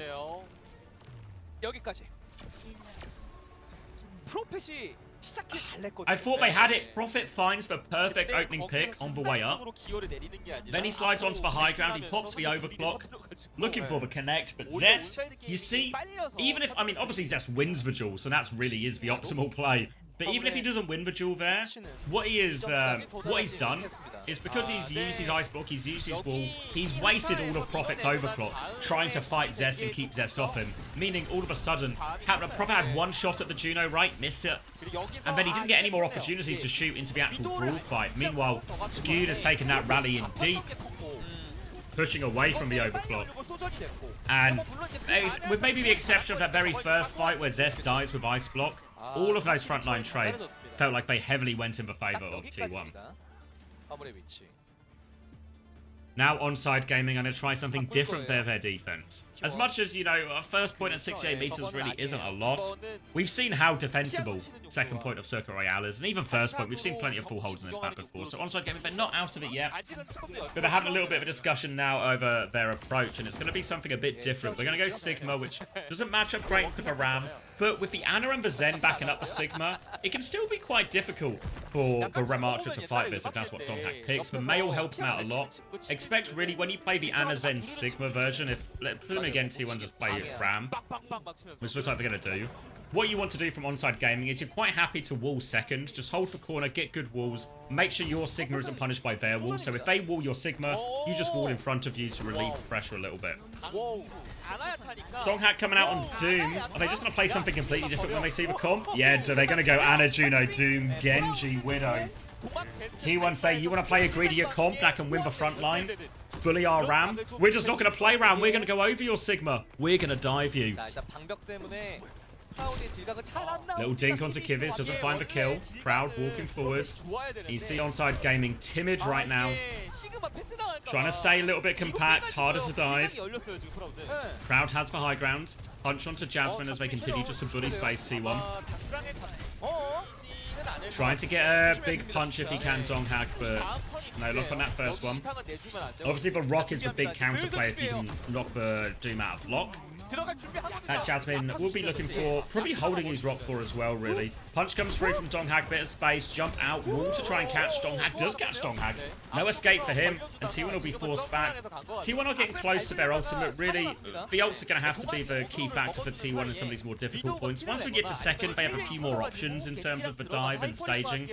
But the first part of Circuit Royale was very flat, which makes it quite tricky for the Doomfist or any dive competition, which is why we see it so rarely. We're about to have Nano Vo, and that might just go onto Donghack. Body shot only onto Kivis. Trying to keep Proud in check, deny his opportunities. Donghack goes in now. Nano Boost is available. Zest is going to dive through as well. Anti-nade comes onto Donghack here. Defensive Nano comes through. Rock onto Donghack too. He's going to be forced all the way out. No real space gained here as much as the Widow keeps trying to swing. Flux comes out. Sleep is a miss. Skewed in so much trouble here. 1 HP. Can he finish the kill? No, the pocket is too good. The backline survive. And Proud and Donghack have found kills in the back during this. Jasmine can't kill anything with the Flux. The pocket is just about enough. And they are going to get first point. Widows are going to be popped. Proud's going to go for a grapple. Tries to catch them as they roll out of spawn. Looking for this early pick. And oh, Vindame crossing in the open. He can see through walls, Vinny. What are we thinking? Diva swap from Jasmine. Another grapple from Proud. But this pick is going to keep the payload rolling. And Onside Gaming, they have so little space to work with. They're going to push into a Ray Blade next as well. Kivis just have for Transcendence. But still needs to be cautious. That Ray Blade combo is so much damage, but Transcendence might not even be enough. Eyes on Proud as well. Profit will swing for him. Trying to walk up now. Donghack force back. Blade comes out from Zest. Onto the Diva. Just takes the Diva. Zest just... Easy one in the end. What was Jasmine thinking? Dives in. Zest plays bodyguard with a blade. Ray for Transcendence trade now. The Blizzard came out and it's frozen Donghack. Can they find the kill? They can. No tank, so T1 aren't quite done yet. Deflect on the sleeper. Zest goes in. Kivis gets taken down. Vigi's just found 2. Profit pops the overclock, but he's got to do everything. Full pocket coming back. He's found 2. He might just do everything. Another dink onto the Juno. 3 for Profit. Has to use the overclock in the end. Doomfist is back now, but it's enough. Profit with the clutch. We'll get the 4th there. The Blizzard just about does it. Just about does it. Really good Blizzard, actually. It's really not straightforward to get Doomfist in a Blizzard. But Sunjin gets him in there. And now, actually also playful for Onside Gaming. They've got just about 3 minutes to hold on. But they've got the high ground position. They've got a Nano in the back pocket. A lot of things to worry about. There'll be another couple of ult turns for T1. There's obviously Proud on the Widow the entire time. But very defensible. Grapple shot from Proud off screen. Doesn't find. Zest trying to walk up. No ults just yet for T1, so they'll be happy just to farm this. Nade around the corner. Ice block and defensive wall. Means Sunjin can get out of that. Trying to hold this flank. Jasmine's going to pile in onto the Juno. Discord onto Vigilante as well. Can they find it? Donghak has hit the backline at the same time. Jasmine is all over this Widow. Sleep onto the Doomfist as he comes out of it. Jasmine's killed the Widow in the back. The Doomfist is so low. Jasmine will come back and clean up, but it's only 3v3. Kivitz is low as well. Blizzard, or May, left click now onto Zest. He's going to try and turn the kill. But Jasmine, he's just sweeping everything up. Zest gets the kill, actually. It's a 1v1, but can't 1v1 a Diva. Zest is going to have to concede the space, but Donghak can get up there quickly. Well played by Jasmine. You often think of Diva as like peeling with her defense matrix, but Diva is still so much ability to kill. Finds all the trade kills there, keeps him in. Big punch for Donghak now as he's forced backwards. We'll keep this big punch until afterwards. Kivitz nearly has the Transcendence. Zest has the Blade, but the Transcendence will be the perfect answer if Kivitz can get this final couple of percent before they go, which he should be good for. It seems like T1 might even be waiting for the Nano Blade. But if they Nano Blade a Transcendence, one ult can counter two. Sunjin has the Blizzard to help out as well. Expect that to be used defensively. Donghak with a big punch in, hits the Zen as well, trying to force it for free. Force back Transcendence comes out now. It was a Nano Blade. Donghak gets punished with a Nano Blade. Oh, it still finds a kill, but he was too far from the Transcendence. Blizzard comes out from Sunjin just to play his own life. Jasmine has found the Widow in the back, and I think they've got enough. Jasmine's had to self-destruct.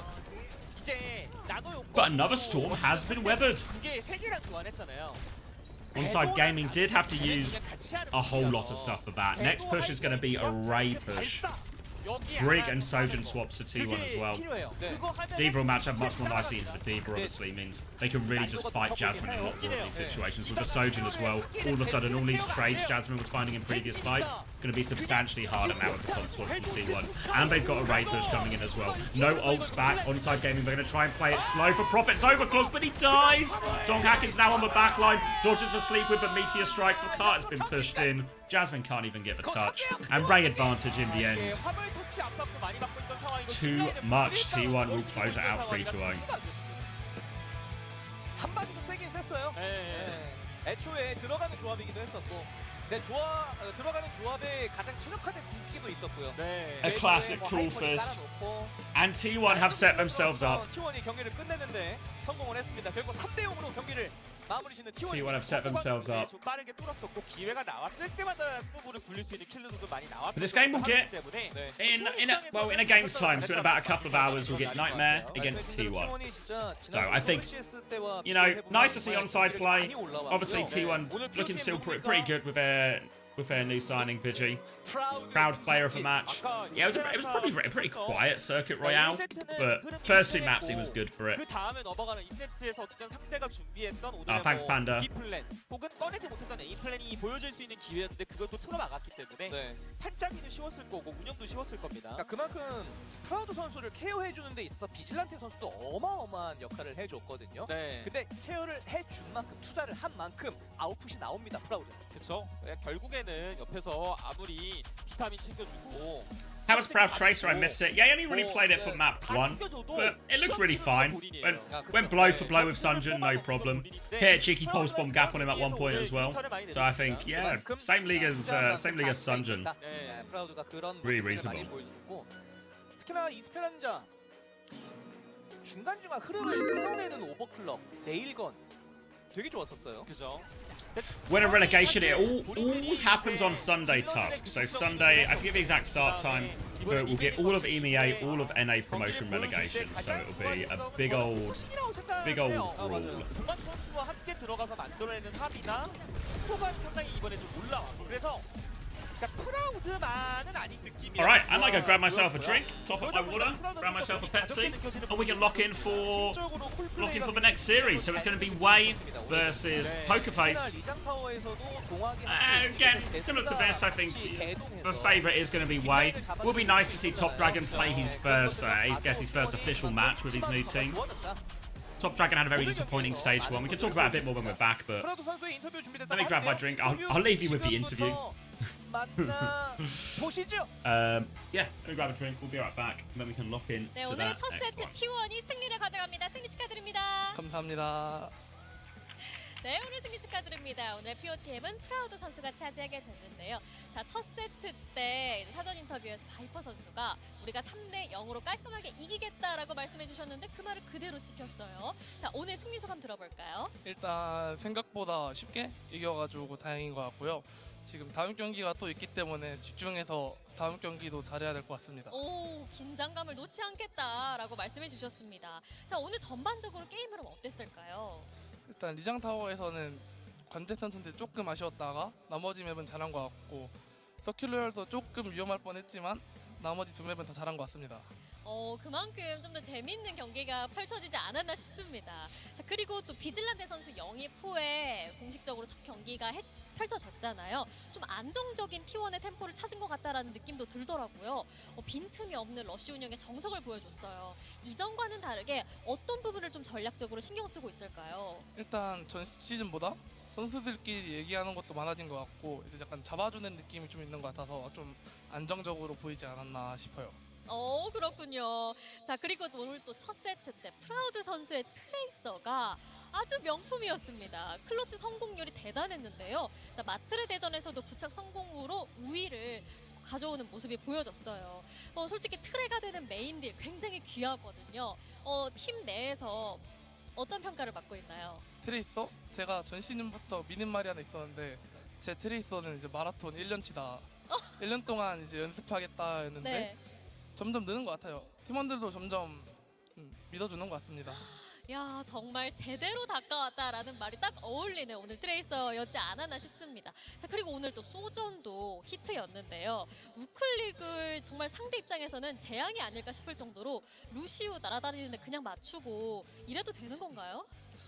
아, 빈다임 준호가 좀 잘 맞아주지 않았나. 내가 잘 맞추기도 했지만 상대가 또 잘 맞아주기도 했다. 머리를 갖다 대더라 라고도 해석해 볼 수 있겠습니다. 자, 그렇다면 이제 다음 경기는 나이트메어와의 경기가 기다리고 있거든요. 좀 경고 한마디 해줄까요? 제가 알기로는 북미 1등 팀인 걸로 알고 있는데 한국 중위권의 매운맛을 보여드리도록 하겠습니다.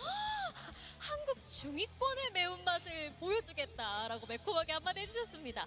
자, 그리고 오늘 또 치어풀의 프라우드 선수를 위해서라면 100억도 포기할 수 있다라는 팬분이 와주셨어요. 보이네요. 여기 이제 한마디 부탁드립니다. 제 포튼보다 마음은 감사한데 개인적으로 100억이 맞지 않나. 마음은 감사합니다.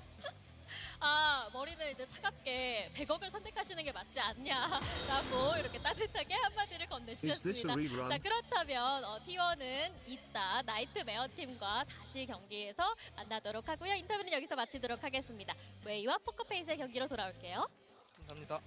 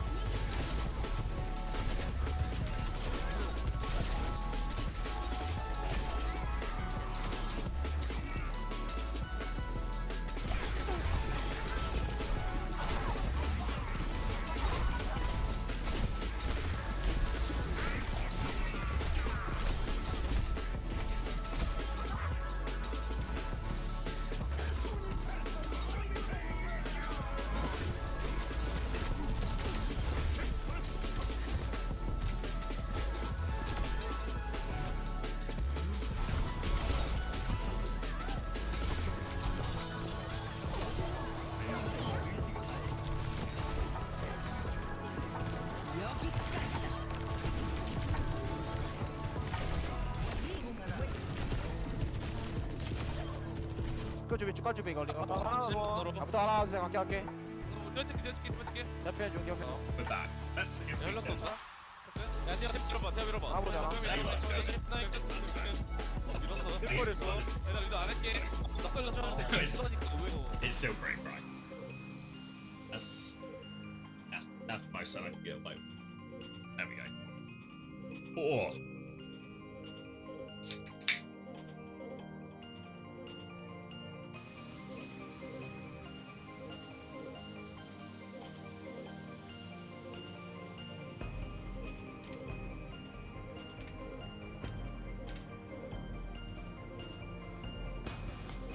Kufa versus Dong. I mean, he said he wanted to beat a Korean team on dive. He'll get his first shot. Gotta go to work. Have fun, son. Do I think? Occasionally. You know, I try and get 1 or 2 thoughts in a day.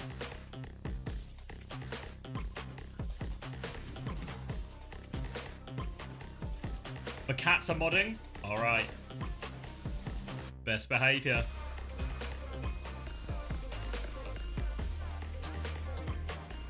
Today is cerebral, yeah. I've spent the whole week being very non-cerebral, so I can save all my cerebralness for today. Q&A enjoyers and get it. Yes, morning Hammer. Your sleep schedule is starting for this. It's all right. Only one more game until you get to see the Western teams. Oh, thank you, Hadouken King. Welcome back. 07. Is there a world where Wei are now just magically arse? They'll be worse for sure. I think you can't really understate how good Yu is on Genji, and the fact that they got to play Genji for so much of Stage 1. Obviously, they get Top Dragon instead. Top Dragon had a disappointing Stage 1, and I think I was very excited to see Top Dragon on Gen G. I thought, finally, Top Dragon, he's on a team where he's not just, leagues above all of his teammates, and he has to play the hard carry role. He's now surrounded by a higher quality of player. Didn't really deliver. I'm happy that even though he's off Gen G, it's still a good team, right? They have Gultak as coach, good players, good team. Another chance for Top Dragon to prove himself at a slightly higher level than he's shown before. So excited for his debut here. Important for him to make something of this. I think after that disappointing stage with Gen G, try and climb his way back up the ladder, back into a salaried position. I don't think Poker Face are not favourites here. I'll show you the Poker Face roster. People are probably a little bit less familiar with Poker Face than others. But it's a decent enough team, Poker Face. I think Heiser only became eligible to play partway through Stage 1, but Poker Face did look better once he started playing. They've got Donghyun added to the roster as well. So I think really Poker Face backline does look a little bit dodgy compared to the other caliber of teams we've seen so far in this tournament. But Heiser, Dart, Alien, Spin, I think these players are all decent. The problem is, and we'll talk about this quite a lot, I think, at the Hangzhou Major as well, because we're going to see a lot of Dive, a lot of Winston, a lot of Hazard, a lot of Anna. Really, I think, as much as everyone always likes to talk about the Winston, I think the biggest difference so often in these mirrors is backline. And I think that's why Fielder and Chiu have had so much success on these versions of the comps. This is why Crazy Raccoon, because they have Shu and Churong, always do so well. So I think the backline is a big difference maker, and that is what's going to really hold Pokerface back in this type of meta more than anyone else, or more than anything else, rather. But Wei, who replaced who are you on Wei? Top Dragon. So a pretty good replacement, really. It feels about as good as Wei could do, given the situation, the fact that they're unsalaried, etc.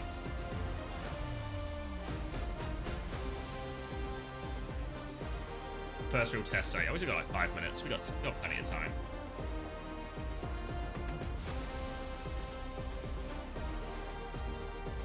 Yeah, essentially ends up being a straight switch. Yeah.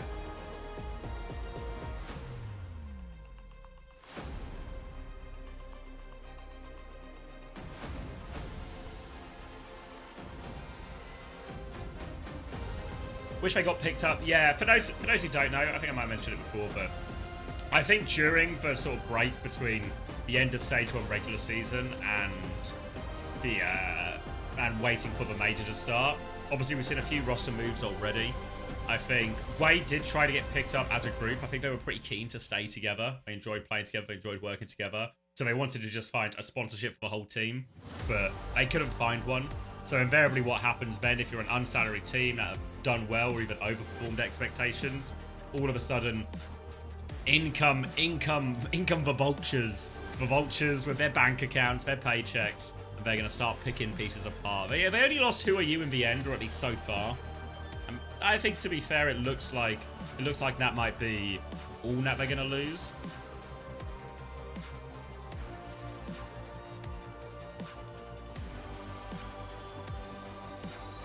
So I think Way haven't taken too much damage, but it's a shame they couldn't find a full sponsorship. But yeah, it's understandable, right? Understandable that with the partner teams involved, a lot of the big organizations that want to be involved in Overwatch are already involved. When do you think they'll announce the Esports World Cup slots? No idea.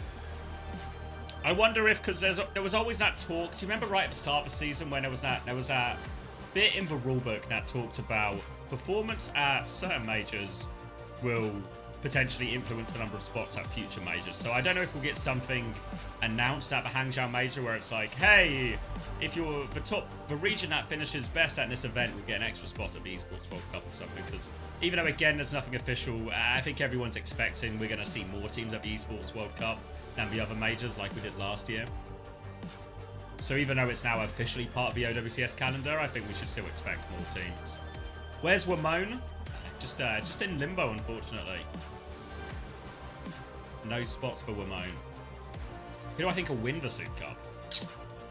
T1 probably our favourites, but I think, like, when we talk T1, Nightmare, Virtus Pro, we extend it to the Hangzhou Major, but I think you look at, like, Nightmare, Virtus Pro, SSG, Alcudsia, T1, Way, once again, throw them all in there of all around, like, they can all beat each other type game. That's sort of like, put them all in kind of the same tier. The exact ordering, obviously to be determined, but I think they're all within reach and distance of each other. But on paper, if I had to put money on it, I'd say I'm probably leaning T1's way.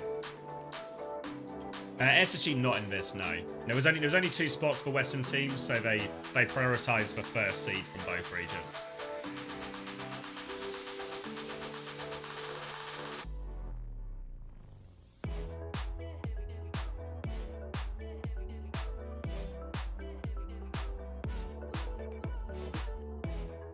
I think the esport is on the upswing.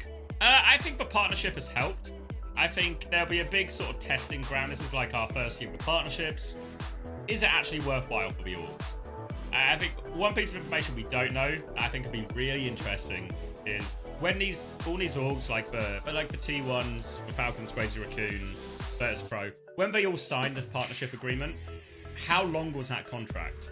Was it a 1-year agreement, or like one with like the ability to extend? Was it a 2-year deal, a 3-year deal? What was the level of commitment asked of orgs in this? Because the real test is going to be how many orgs do the partnership program and are like, yeah, great, tidy. We want to keep doing this.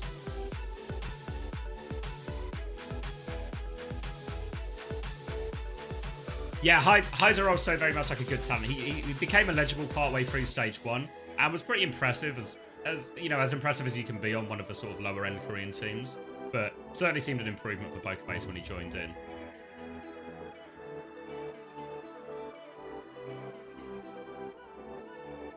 If Wade make it to Esports World Cup, yeah, for sure. I think what we'll see, similar to last year, remember when Esports World Cup happened last year and we got orgs like Gaming Gladiators and everyone just sort of turned up to sponsor Virtus Pro, and that's when they first entered the Overwatch scene.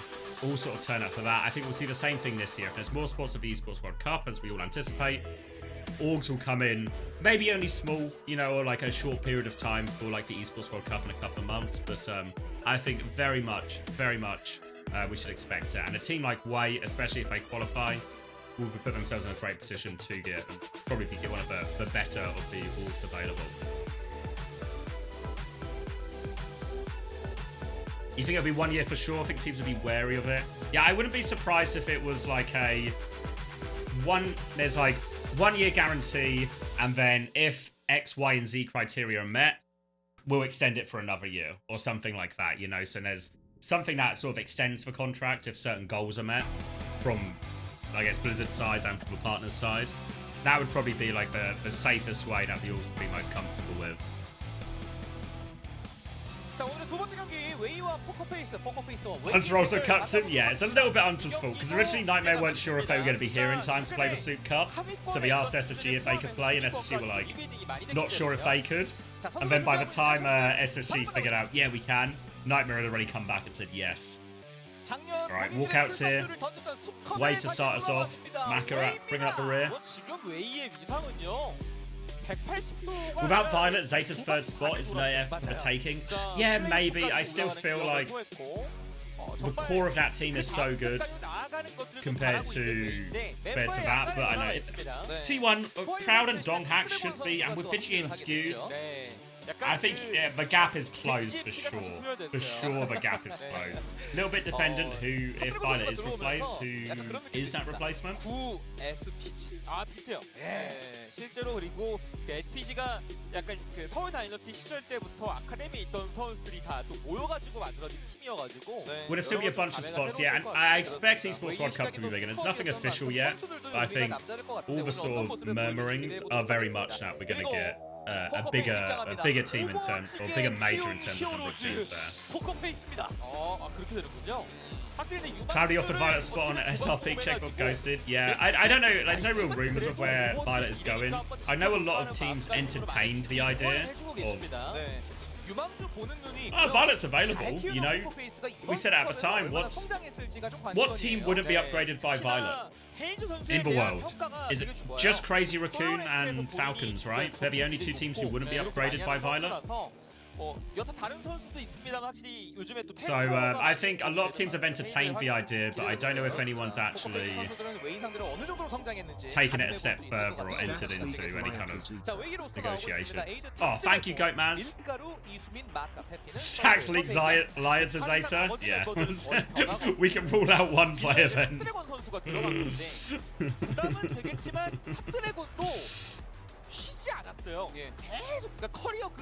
Even more teams than last year? No, I don't think more teams than last year, but I think more teams than the other majors. So like if we get 16 or something, I wouldn't be surprised. I reckon at least 12, hopefully 16. Morning, Cat. I hear it's snowing in Finland. I mean, to be fair as well, with the nature of Overwatch, I don't think you actually really want to go above 16 teams that much. I feel like if you go above 16 teams, you just end up with a lot of bums. No offense to the 16 to 32 teams, but it would actually be bum central and we'd get a lot of probably not so interesting games. I think, yeah, 16, really good.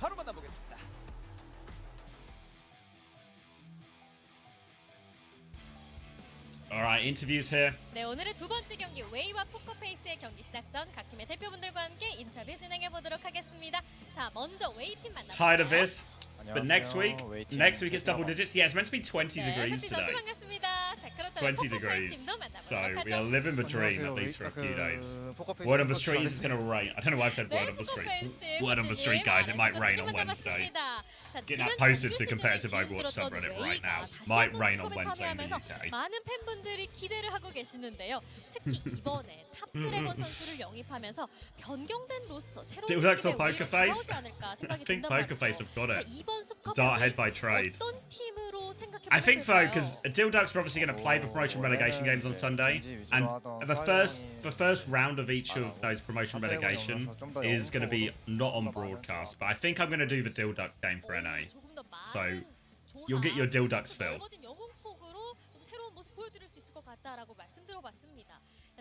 지난번 확실히 성장한 모습을 보여주면서 유망주라는 타이틀에 맞게 매번 성장하는 모습을 I think they should do 4 Korea, 1 Japan, 1 Pacific, 2 China for it. Yeah, I can get behind that. I get behind that for sure.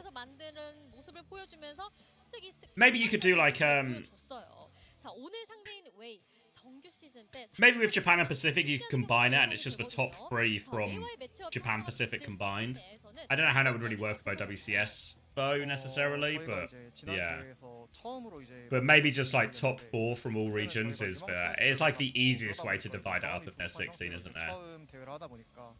의상대로 조금 무기력하게 패배했던 것 같은데 이번에는 조금 그러지 않도록 선수들도 이제 조금 어느 정도 자신감 가지고 있는 것 같습니다. 오, 확실히 다져진 포커 페이스 팀 오늘 경기. And he deserves 4. I think yeah, I think you just give 4 spots. 4 spots across the board feels fairest. If China gets 4 slots and Pacific gets 0, I'll kill myself. Jesus. Yeah, I wouldn't be surprised if they I think just 4 for each region, and then like Korea and Asia are still combined. Obviously, it does screw over Pacific and Japan a lot, but I think that's our best way to get the best selection of teams there, or at least the fairest way. Or maybe they do something like, what if they did like 3 for each region? So 3 for Korea, 3 for China, 3 for NA, 3 for EMEA, and then there's 1 for Japan, 1 for Pacific, and then the 16th spot goes to the region that wins the major. So then one region gets an extra 1 and, you know, something like that. And then inevitably it'll probably be Korea and Korea will get 4. But maybe that ends up being the... I'm still 1 short. Wait, 3, 3, 3, 3, that's 12. Oh yeah, then 1 Pacific, 1 Japan. Yeah, maybe there's 2 spots then, right? Yeah, they could... I guess you could always give... You could give, like, an extra spot to the 2 regions with the highest placing team. So if, say, it's Korea, let's say EMEA, then 1 spot goes to Korea, 1 spot goes to EMEA. And that's how they do the extra spots.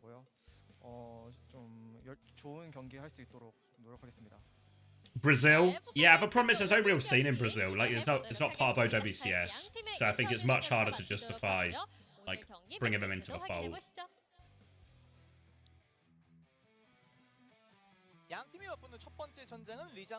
You want the drops? Yeah, I know. I don't know why. We'll have drops next weekend for Hangzhou. If in doubt, give an extra slot to Korea is normally a good bet. Do you know if the orgs are aware of a planned release date for the team skins, or is this an undetermined date in the future? I don't know a date. I know, because obviously I know a few people have asked, like, we've been waiting a while, right, in terms of the announcement of the partnerships and the org skins to actually seeing anything. But I know the plan was always that it would take a while, so I don't think none of the orgs are, like, surprised they're still not here.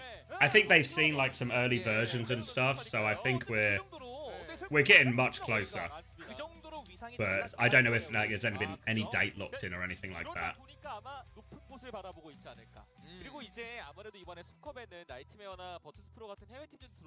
How did T1 versus Onside Gaming go? Yeah, dominant from T1. Dominant from T1.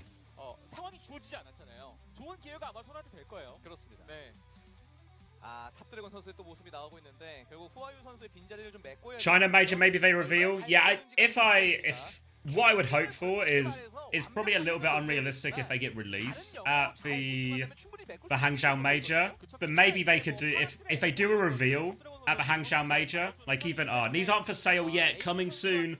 But here's your first look at the skins for all the partner teams or something. I think something like that would be really cool. Like a nice little teaser or something.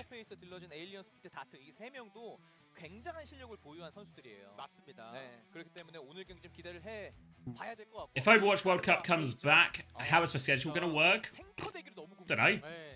They'll just kind of shove it in, right?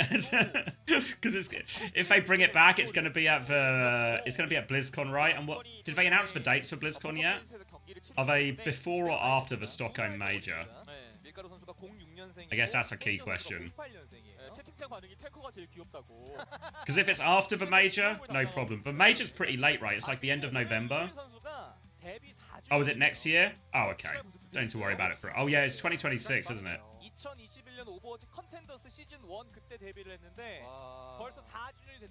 Oh, okay, yeah. Alright. I guess that at least gives them room to then build... If there is going to be an Overwatch World Cup, then what will actually... The indicator will be the... it will be the calendar reveal, right? When we get the 2026 schedule. If there's a suspicious gap around sort of September of a month before, maybe that's a little bit of an indicator of what's in store. 경험치를 좀 많이 쌓았었고 또 익숙하니까요, 포커페이스에서도. 승부 예측은 72대 28이 나왔습니다. 일단 오늘 전반적으로 이 You would buy team weapon skins in a heartbeat? Yeah, have they announced anything yet? Because what would be really cool is like the weapon charms, right? Just a little like SSG weapon charm or something. 그 기준으로 보면 Do I read YouTube chat? I do. I know there's a pretty low chance, but I would love to see Violet in NA or EU. Yeah, I don't think there's a 0% chance. Because I don't know where else he would go in Korea. Maybe after all this fuss and all that, he just ends up staying and was no better option, but... Would I get an SSG Winston skin? I'd get an SSG Winston skin. The only problem with me getting an SSG Winston skin is people just get confused all the time and think Kellen was playing on my PC, you know? That would be the biggest problem, but we can work around it. 그런 것들이 알게 모르게 또 이제 상팀 입장에서도 머릿속에 있었을 거기 때문에 볼 빼고 한번 해봐라 라고 얘기를 하는 것 같아요. 각각 저격배는 느낌도 있습니다. 레킹볼은 뭐 밀가루 선수를 좀 저격하는. Imagine 3 regular seasons, 3 majors, World Cup qualification matches from March, and World Cup is in September. Yeah, I mean it would be a packed schedule, right? They definitely wouldn't once you primal. Swaggy Alex is just spreading disinformation in chat.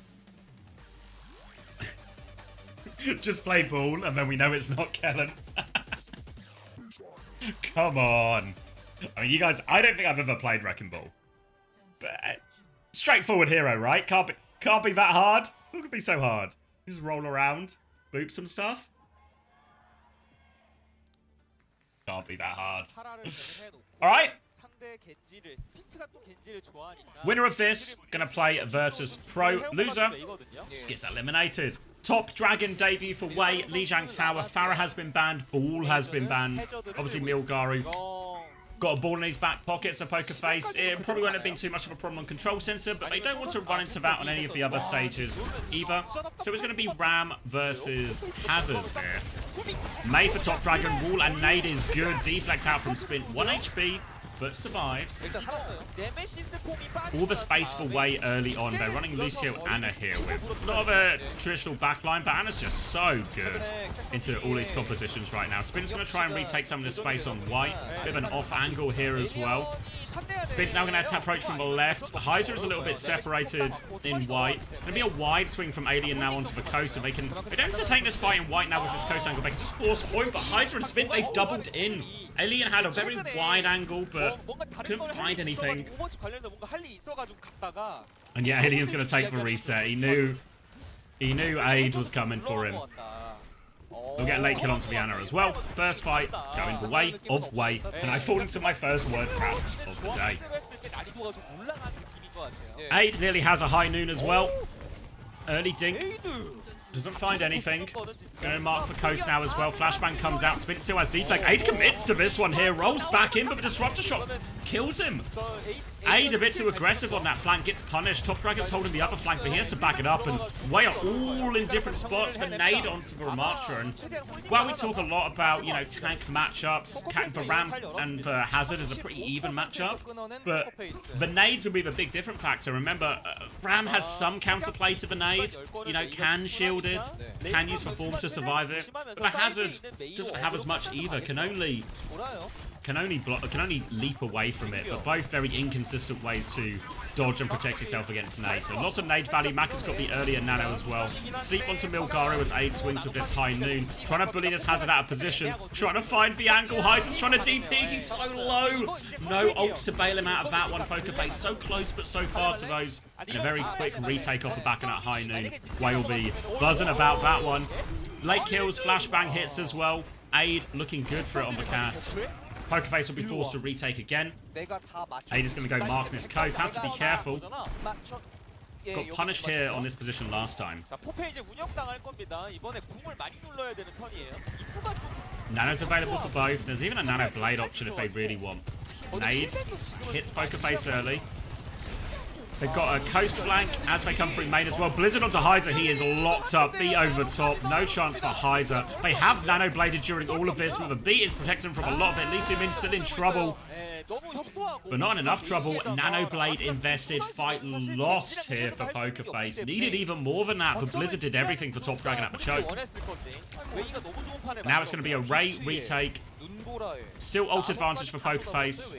Way have the annihilation of a High Noon, but really what you want to do, I think, if you're Ray, is you want to use this High Noon quite far back, just try and counter out the Ray by force him to use it slowly, but they are all over him with that Ray. It's for Ray from Coast, actually, so Spin connected immediately.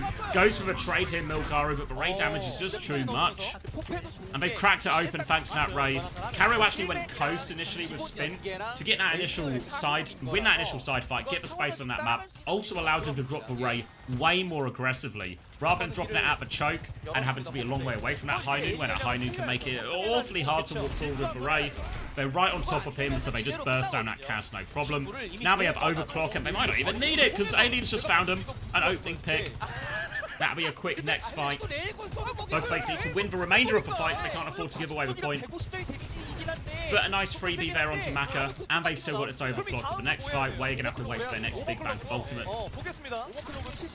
Overclock available for Alien when he sees the opportunity. There we go, body shot onto Cass, finishes that one too. Slide in, looking for the Ana, one shot too.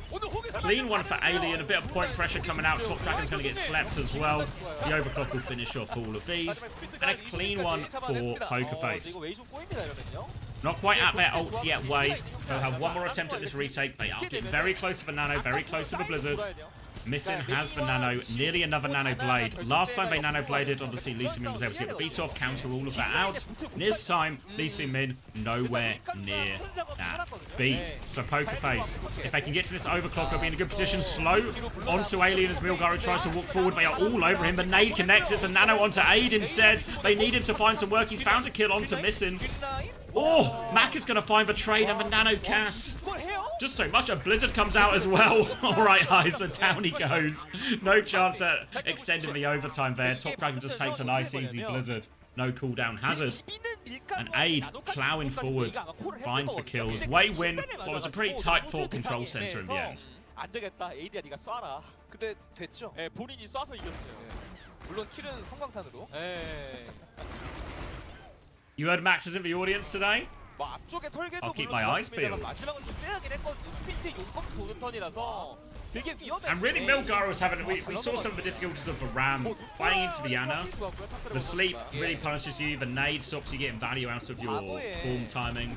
Lots of the Ana really powerful into the Ram. 성광탄을 어떤 식으로 쓰느냐에 따라 Nice overclocks from Aid and all of this. Now we're going over onto the Winston. Aid is going to keep playing the Cass. Cass is matches up pretty nicely into a lot of these heroes from Pokerface. It's just whether they can keep Aid alive through the initial dive. If they do that, Aid can really take over, but they are all over him. Roll into the house. They stabilize inside. Milgaru just marks the choke. Tries to deny that nade follow-up. Aid is trying to keep his eyes everywhere. Echo is on the coast. Wants to push that. Flashbang out. Spin is low. Aid cleans up one. Now he turns his attention to the Winston.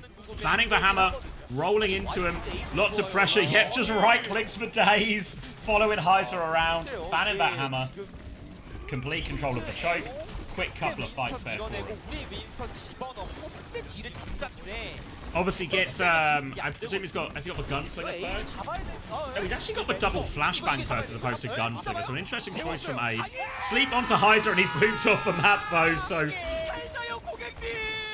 easy kill onto Heiser there. Bit of extra ult charge for Lee Min as a result too. And they are pinned in spawn now, Pokerface. Aid holding aggressively, has for High Noon as well. No ults to speak of for Pokerface, so we're going to have to do it the hard way. But right now, they're not even getting to the ult part of the game. They're just struggling to contain Aid. Space at the choke. Nade is a miss from Missing. Speed ring available. Spin's going to take some space on point. Aid is marking that. Hits 3 shots, but not quite the final blow. Ana is pinned back far on spawn. They're trying to force point. Heiser's going to go over to point now as well. Nano is available now from Missing. Back is going to get his up as well. Top Dragon, just a defensive bubble on point. You see Alien's taking a long flank behind trying to get on the Ana. The Nano trade comes in. Defensive Nano onto Aid. He drops for High Noon as well. Top Dragon catches for low Echo. They are all low on the bridge. Top Dragon cleans up too. We'll take the Tracer down as well. There we go. Clean up for Top Dragon and wait in complete control once we're on the Winston version here. Aid really taking over. 아, 그게 아니면 끝나요 이거. 근데 이숨이 지금 집결어 왔고요. 이게 아나를 복제해가지고 힐백 곁들이는 것도 가능하고 아니면 더블 트레로 그냥 점프타임을 때려잡는 거. 예. 이런 게 Aid 나와야 돼. keeping the pressure up. Rally to deal with this next push, but they do have the Ray carry here. So if he's able to drop this Ray aggressively into a meaningful position with it, the rally can only really be used to try and live. Hard to push into that unless you go really early. Nade comes through, catches a lot of them. Ray over top, and Aid gets deleted. Good nade from Nissin. Hydra's got the primal still going. Will be slept up by Maka, but Hydra is about to wake up, and now Maka is in big trouble trying to get out the door. Can't get out the door. They'll clean up Milgaro on point, who chooses to hold his primal. Rally was invested there, but we talked about how Rally into Ray, it can work if you're really aggressive, you get a good bash onto the Juno as she tries to cast it or something, and you have a chance to one-shot her before that Ray can really come into play. But if the Ray gets going, the Ray will just beat most ults in the game. Way now looking for the retake. Primal to kick it off. Spin has the copy here. Flying all the way in. Six come out. Copy onto the cast. Slept up. Woken up immediately though. Flashbang through. Maka will die for that one. Milgaru still has the Primal if he wants to commit. Leesumin has traded Hyzer for it. Too many kills on Milgaru, I think. We'll go. Top Dragon's actually made this into a bit of a fight. Milgaru is still going. He has the Primal to chase this backline. If Top Dragon's ready to go, the two of them can maybe just go for it. Top Dragon's on point. Milgaru once he can go. They're playing it a little bit slow, just playing through point. They've got the flip. Now it comes out. Sleep has been avoided by Milgaru. He's going to be all over this Anna. Nissin is taking a ride. He's getting booped left. He's getting booped right. Backline has died. High Noon on point for Aid. He's got a nano boost as well. Nowhere to go for Hyzer.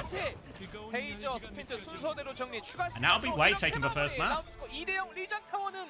웨이입니다. 저게 거점 지키겠다고 에코 던져놓고 그거 케어하려고 안아주노가 앞으로 땡기면 상대의 원시의 분노가 있는 리스펙트 빨려서 터지니까. Gultak and Peppy out, but nice and easy for the Way boys once we got over to Garden. 아, 결국엔 수면총 피하고 난 다음에 갈가먹고 무너가되고 결과적으로 그 그림을 만든 거는 탑드래곤이었고요. Top Dragon back? Yeah, I mean, it's been a pretty comfortable debut, right? But his May was good, both Blizzards good. There, they were dominant, right? But he was getting everything done in the Tracer, won all of these side fights, got a lot of the cleanup. Nice and easy. Top Dragon already on the team? Yeah, he joined Way to replace Who Are You. 첫인상 합격이죠 이거면. 그렇죠. Top Dragon looking good when he's playing with an actual hit scan player and attack is a name bag. Interesting. Crazy how the best cast players pick the Deadeye perk because the staggered fan is literally a nerf. Yeah, you need it on like the scroll wheel or something to even make it viable. But yeah.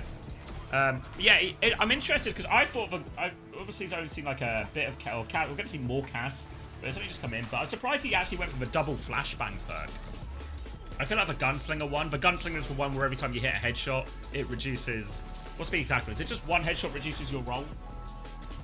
Yeah, critical hits reduce the roll cooldown by 3. Yeah, so yeah, I would have thought we would have seen more of that, especially in these, like you're playing these sort of like Divia competitions against Winston Hazard. I would have thought you would have just been using that one, but the double flashbang, I mean, it worked, right? I guess it did work.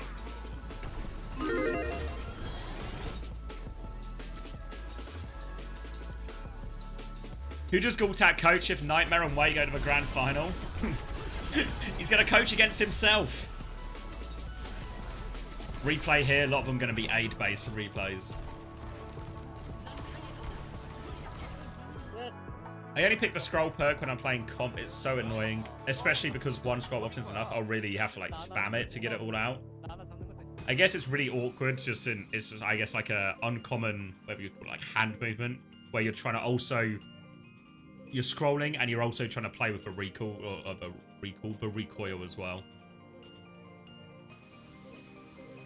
Could be a mispick. Yeah, it could be a mispick. We'll keep an eye on it for next one because I think this won't be the last cast we see.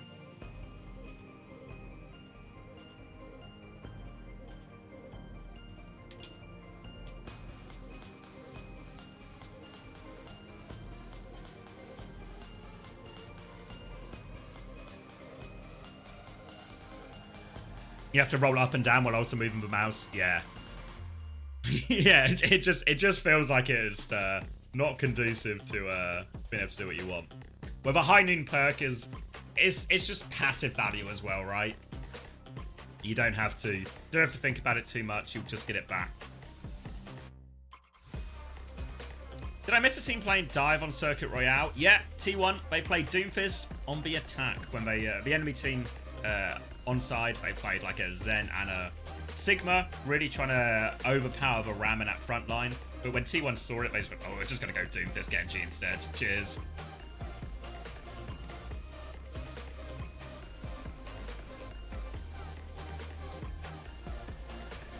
I think they should add a perk that makes Cass shout yeehaw when they fan the hammer. Alright, get this guy in the developer team right now. Wouldn't mind a version of a perk where it's like Diva's heavy rockets, where it's like you get less bullets but they're bigger. Or yeah, there's like a yeah. You know, hit scan's always hit scan's a weird one for perks just because like there's not too much. Cass is a pretty basic character, right? In terms of you see, he's a cowboy. He's got a gun, and then what he does is he shoots for gun. He can even do a little barrel roll too. It's all just there's not like too many things to really tweak to make it or change that make it as interesting. Even his flashbang is just what if there were two? It's not yeah. Yeah, or you just do stuff now like because a lot of Ashes feel like all of Ashes are just number upgrades, right? Like bigger boot gets bullets back when she shoots, you know, or when she hits shots or when the dynamite hits. 약간 원거리에서 뭐 에일리언이 해결을 한다거나 그리고 스피트는 심플하게 1대1로 틀에 막힌 정도만 한다거나 이런 식으로 Give him a horse.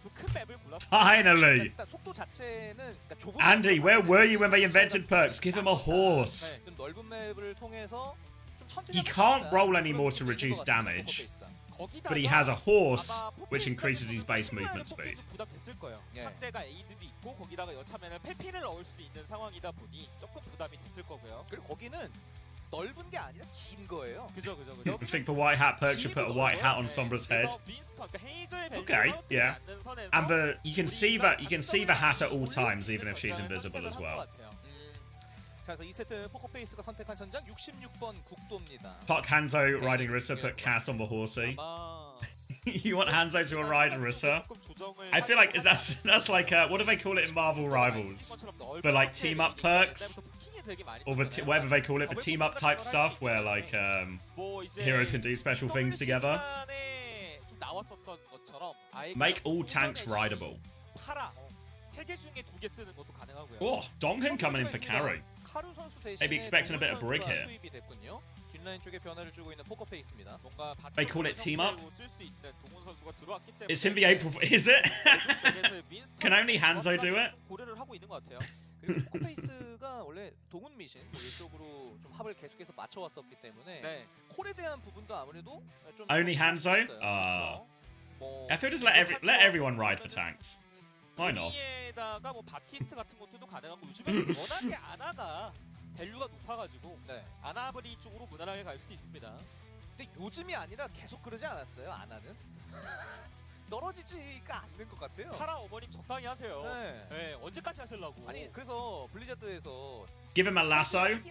You mean like a Roadhog style hook?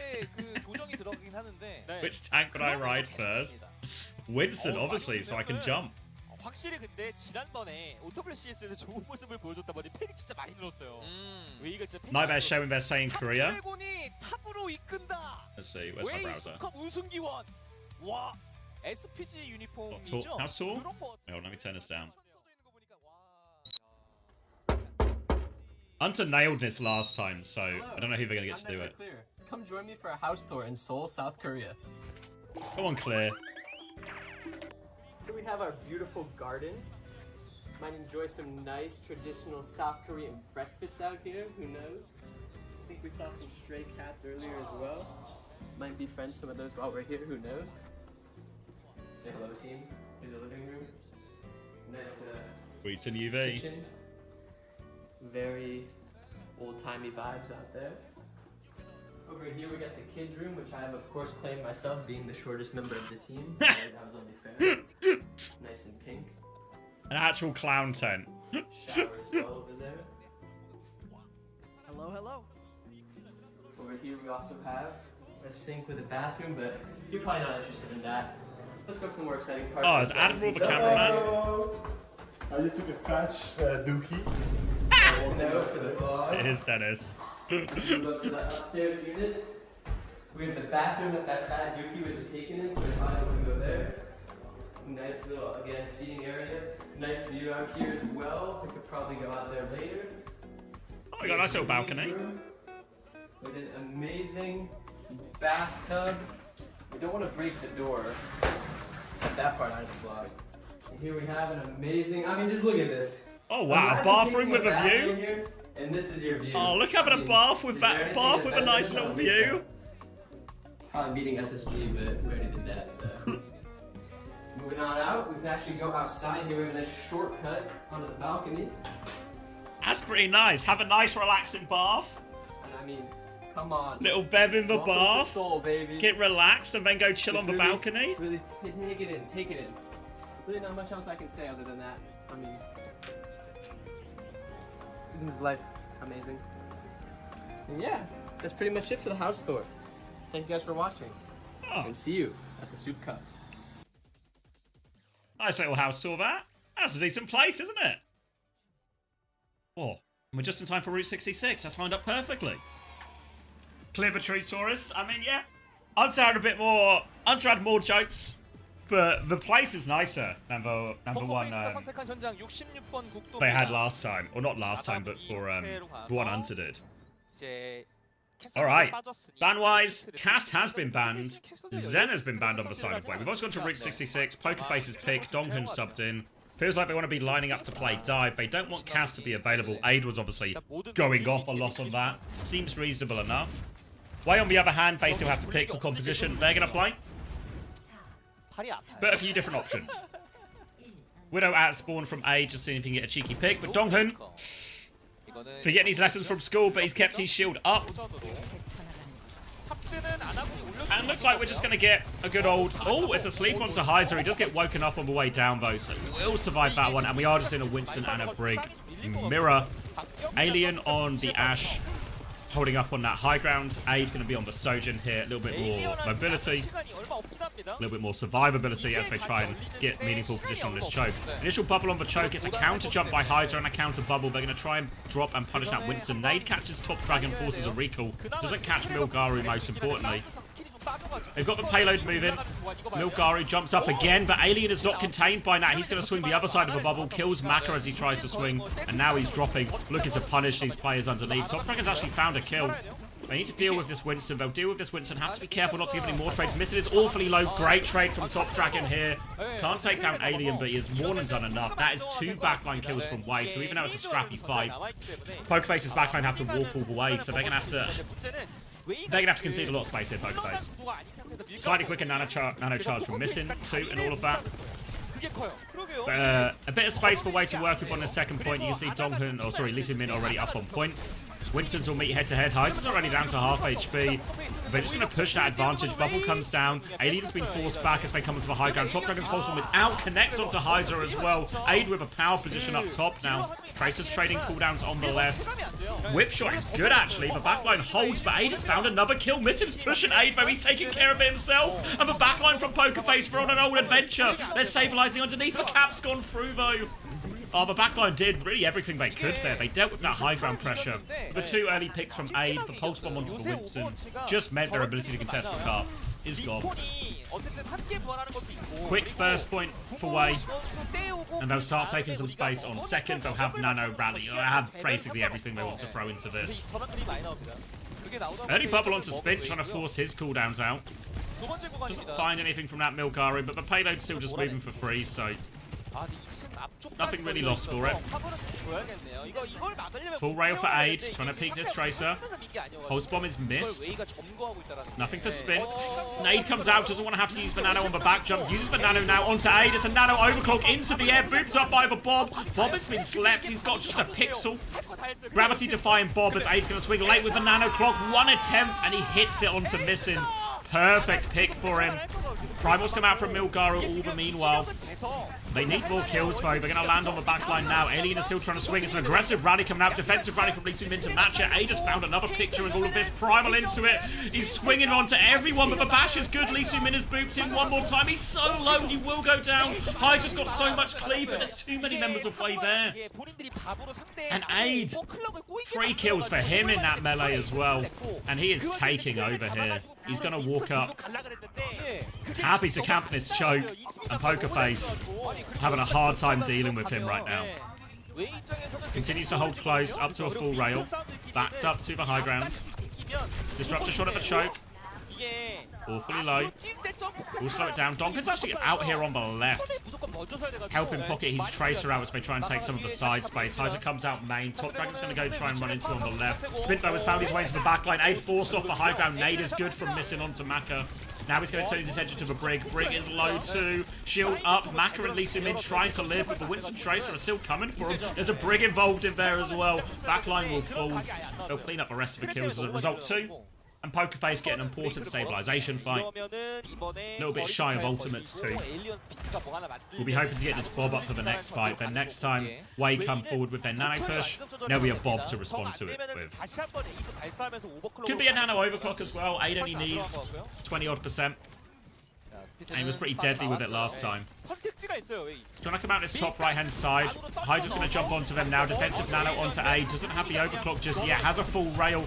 Shields up. Will challenge the Ash on the high ground. Alien is there. Aid gets it as he falls down. Top Dragons won the Tracer battle on point as well. Soundless payload is moving. And Pokerface, they don't quite have the ults. They need to touch. Hyzer has to make the move. Half HP. Desperate for his ultimate. Nano onto Hyzer. Donkin doesn't quite have the rally yet. Still needs 30%. Aid is pushing him with the overclock.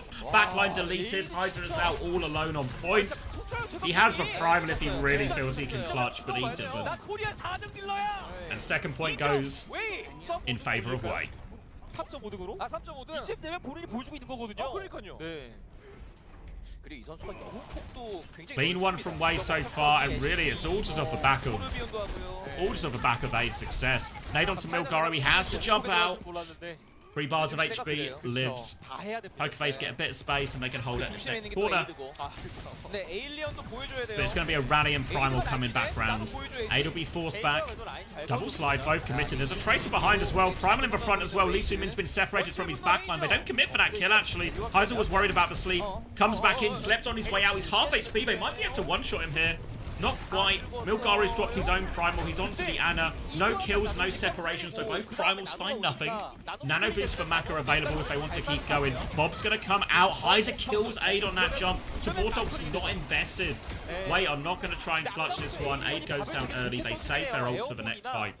And the Bob will seal the deal. Pokerface looking for a couple of late kills onto the backline. Should claim all of them. And Way will be forced to retake this one fully. They'll have double support ult with which to do it. And Nano in the direction of Hyzer. A rally if they get in trouble. Rally v rally, slight Nano advantage. Missing will catch up quickly on that, so expect him to get this Nano mid-fight. Spin's going to have his recall forced early. Has to sort of dart out of there. Use all of his cooldowns. So Spin, a bit of downtime. Alien's going to miss it.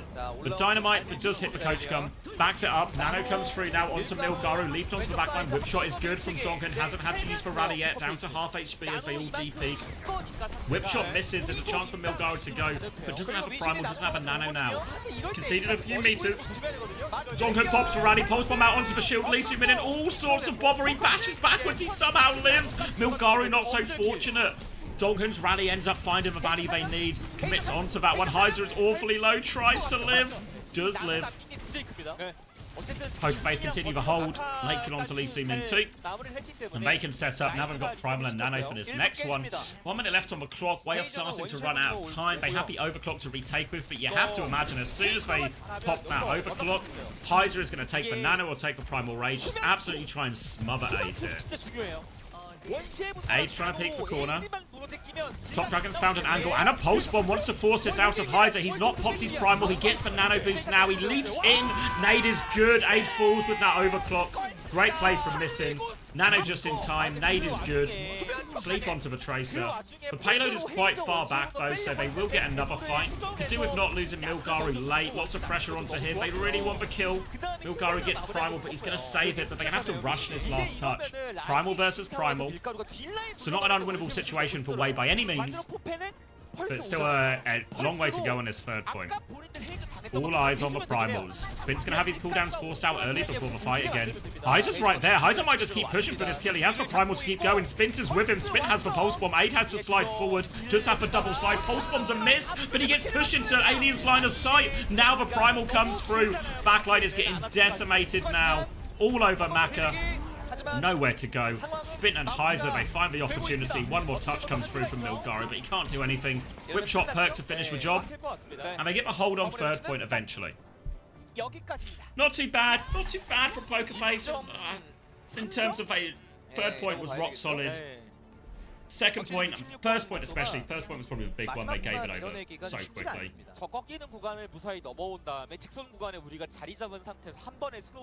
But in these Anna Brig and these dive mirrors, especially Route 66, first point quite holdable, second point very holdable if you get these good ones. So plenty to work with here, Pokerface, as they go onto the full Winston Anna Brig mirror. And we talked a little bit about the importance in these mirrors that everyone talks about the Winston. But actually the backline can be the big difference maker. And I thought actually Donkin and Misson played that one really well.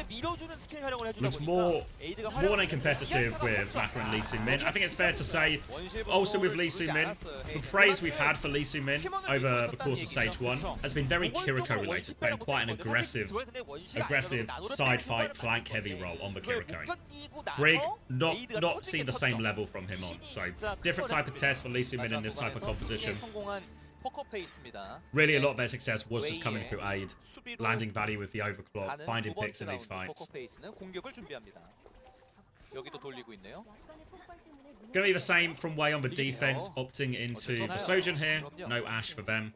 We'll see if Alien chooses to play much of the Ashe. A little bit easier on defense to play the Ashe, because invariably, once you get to every point, you get a chance to just set up in a power position as the Ashe. You have the coach gun to maintain your high ground position, etc. Thank you, Evilly, as well, for Prime. Welcome back. We'll kick this one off as well. Alien will be playing the Ashe, but will be harder to get into meaningful positions here on the attack. Aid taking a little jump shot onto Alien there. Doesn't connect a final blow. And they'll back it up to the corner. Just a bit of a soft forward hold for ult charge in their way. This corner is where they're going to take their real hold. Maka's going to find Spin, and Spin seems to be... We saw on the defense where he's getting his cooldowns forced so early. And now this is a chance off the back of that pick. They're going to push the back line. Top Dragon will find another one. Going in with Milgaru. Brig is committed here too.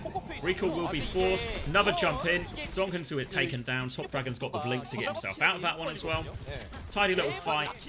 Aid is actually going to get the Anna kill with a disruptor shot in spawn. Alright, they are forced all the way back, and originally it looked like they just wanted to hold that corner for a forward hold, but now Aid has changed his mind. He's going to hold up top, has this rail, connects onto Alien. Can't find the finishing blow though. Alien's actually going to do one better. He's going to trade him, and now Wei are going to back it up quickly. Do they go all the way out? Maka's actually on the low ground here. Awkward position for Wei. Caught trying to rotate back from this forward hold. Alien has full rail. He can take the enemy high ground here. He can keep going. Pokerface should be aggressive. This is their timing. Alien onto the high ground now, pushing forward. Maka is trying to rotate up, and Nano comes out. No Nano to respond with yet. Forced back onto the Sojourn. Nade is going to land as well. Has for Primal, has for jump, has for bubble if he wants to chase, but Milgaru opts for safety there. They were still getting aid back from spawn, so he slows it down. Nano now comes through onto Heiser. He is trying to hunt down onto this, much further away from the Primal. Bubble comes through now. Bit of pressure, but Milgaru's got the Primal going in the backline, so both backlines are occupied by the respective Winstons. Heiser's getting close to the Primal. Milgaru just restabilizes back onto the high ground. Pokerface have traded those ultimates. Bubble comes around the corner, spin, pulse bombs out, both missing. Rally available for Lee Soo-min and Donghun, but Heiser with that Primal advantage. He has it underneath right now, and he can start putting pressure on his backline, try and knock someone off. But look at Aid, he's so aggressive. Here comes Heiser. Primal is available. Primal will be popped. Boots them off to the high ground. Sleep onto Top Dragon. Heiser will land on that one. Milgaru obviously used his Primal in the previous fight, so he's made short work of. Aid's overclock gets no chance versus that Primal. And they convert the ult advantage there. Pokerface did invest for rally as well to make sure they all live. So there's a chance for a recontest with their own rally here. here, Lee Min, but they've got to come through these difficult chokes, so even with a rally, it's going to be hard. You see they're making that move now. Lee Min drops a rally, bash into the backline. Nade is big as well. Donghun's going down. Lee Min, the sleep saves Lee Min's life. He's 1 HP. How can they not turn the kill? They can now. The backline has died. Pokerface have still found 2 kills. Alien has been traded though, and he had the overclock. I think Spin and Heiser have enough about him. They've still got their brig healing as well. Donghun is in there. Yeah, backline's with him. Burrowing around the point. Aid will get a little bit more time off the clock. He'll get taken down. Looked really scary though. The backline was very close. Lee Min got good bash value, but they weren't able to quite get enough out of it. So they capture first point, a bit more of a struggle than Wei had. But it's now going to be Nano versus Nano, overclock available for Alien. If they want a Nano overclock, the option's there for them. Milgar is going to try and pressure out in this backline. Nade comes down as well, only catches Heiser. The rest of them walking forward now. Defensive Nano comes out. Oh, actually onto Heiser the Nano here. They're in the back corner, and Milgaru nearly has the Primal ready to go. This backline has to be careful. Alien's taking a risk swinging coast right now with the overclock as that Primal is coming. Alien is half HP separated from his backline. Nade connects onto the backline. Milgaru is going to pop the Primal, needs to find kills. The rally from Donghun is keeping him alive. Can he get him off the map? He's trying to push him. The Brig, though, somehow, someway, the juggle won't go. Donghun stays on the map. Missin and Donghun live, but they're still finding trades. Top Dragon with 2. Not over yet. Missin now has no Brig to look after him. Top Dragon's looking for more. He's playing in the bubble. He tries to bounce the nade off him. Just shoot your feet, Missin. Why is he trying to snooker this? Just Milgaru still get traded. It's not over yet. Pokerface are coming back, and Heiser has the Primal to throw into that one. Chasing down onto the Sojourn, denies him getting out of that, but Pats are still coming A's way. Not enough Pats though. Heiser gets the kill and gets out, regroups. Top Dragon's been anchoring point this entire time. Spin needs to be careful. Has to preserve his life. They'll slow it down. Pokerface will take position on this next fight. They have the pulse bomb. Eyes on this Winston. It's a miss from Spin though. Still a lot of pressure onto Milgaru, who's 1 HP. The pulse bomb really would have finished the job, but he manages to stabilize. And Lee Min's going to have a rally for the retake. Spin is behind him, and Heiser's there from the front. This backline's in a lot of trouble. Lee Min doesn't get the rally. Dies on 99%. Backline exposed. Spin and Heiser trying to finish this kill. Maka just nowhere to go. Milgaru and Top Dragon, they need trades, but trades they're going to find. Heiser is 1 HP underneath this bubble. Bubble's trying to keep them alive. Top Dragon trying to keep point contested. Trying to find his low HP targets, but Heiser gets out. He doesn't. Milgaru chases that one down. Tracer fight on point, but Milgaru is coming back to interrupt that, and Spin will be forced out. Wei, they cling on to it for now.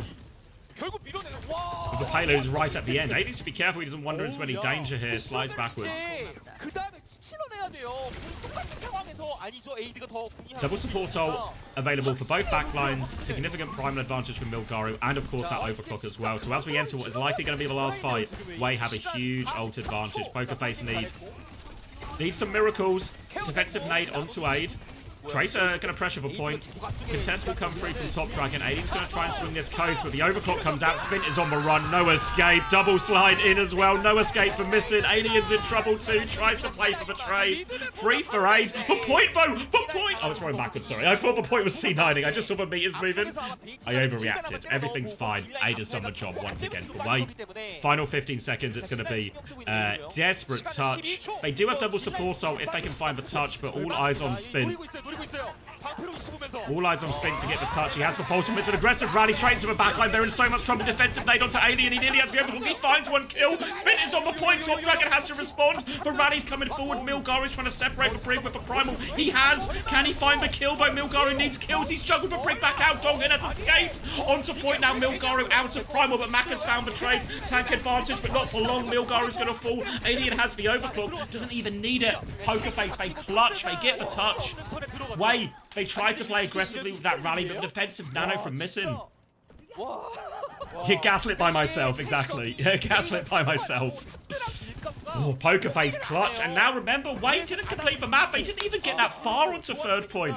all of a sudden, 지금 선타기가 되거든요. 휘말리네요. all of a sudden, it's winnable for Pokerface. They only got a minute to work with. 자, 그나마 He's going to slide forward. 우리가 자원을 좀 썼기 때문에 Trying to play aggressively. Heiser has the primal here if they ever commit. They have no ultimates. They played everything into that clutch. Alien's going to pop the overclock, walking forward. Wants to hunt down the Brig. Lee Soo-min is on the run. Shield up, dive in, and Alien will finish the kill. Slide through that Winston pressure. Alien needs a lot of pocket right now. Top Dragon, an important trade. Pulse bomb on the floor. Any trade is super high value right now. Doubling down onto the Brig. Milgaru and Top Dragon combined for that one. Onto the Sojourn. Milgaru will throw everything into Alien. He dies though. Top Dragon able to get the trade still.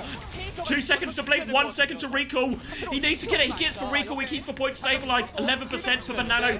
Top Dragon has to get off point. Heiser is still forcing it forward, but the Nano's available now from Maka. He's going to drop it. Coming through onto Lee Soo-min. He has to get the touch. Primal going for Heiser. He slept up. Maka's going to do it all for his backline, but here comes Heiser. Jump in onto the Ana. Can't get anything. Heiser's going to be naded. He's low HP. He has to back it up. Wave, they might have weathered her into the final 5 seconds. Pulse bomb out from spin into the sky. Milgaru gets taken down in the air. No tank. Nade is big from missing. He has the Nano. It's onto Heiser.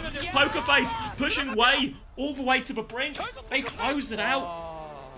They win the dive mirror. 근데 사실 이게 상황이 포페가 분명히 마지막 구간 넘어오면서는 좋은 장면들이 분명히 있었는데 Did anyone hit a pulse? Just at the end, Tusk. We just about got a pulse hit at the end. Oh, that's gonna be a bit of a redistribution of wealth as well. Great map actually. Right, let's cash that. Let's cash that for the 7% of people who believed in Pokerface. There's going to be some big winners here. 147k, 88k. Fuck. 포커페이스가 마지막에 대단한 집중을 보여주면서 66번 국도를 잡아냈습니다. 스코어는 Big money in this. Morning 7M. Dogfight. Morning, Nikki. I guess afternoon for you, probably. Evening. You ready for your game? You guys in the arena now?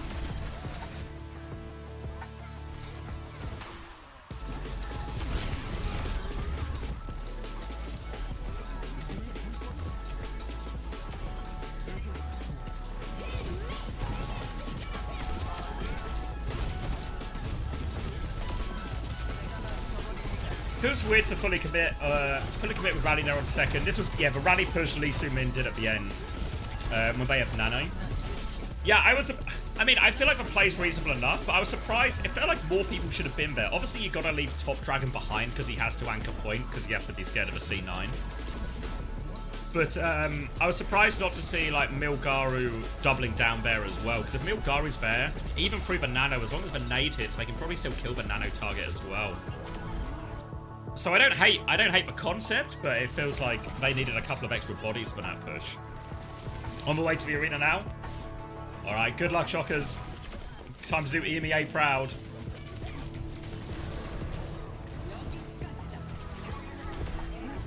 Yeah, it's Nightmare play first, right? Nightmare are going to play T1 after this game that's on our screens right now, and then you guys play the winner of the game we're watching right now.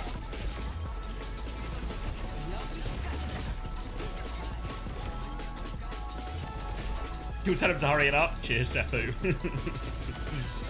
I don't know matches. Yeah, after this one, this is just what was it? This is just the amuse-bouche.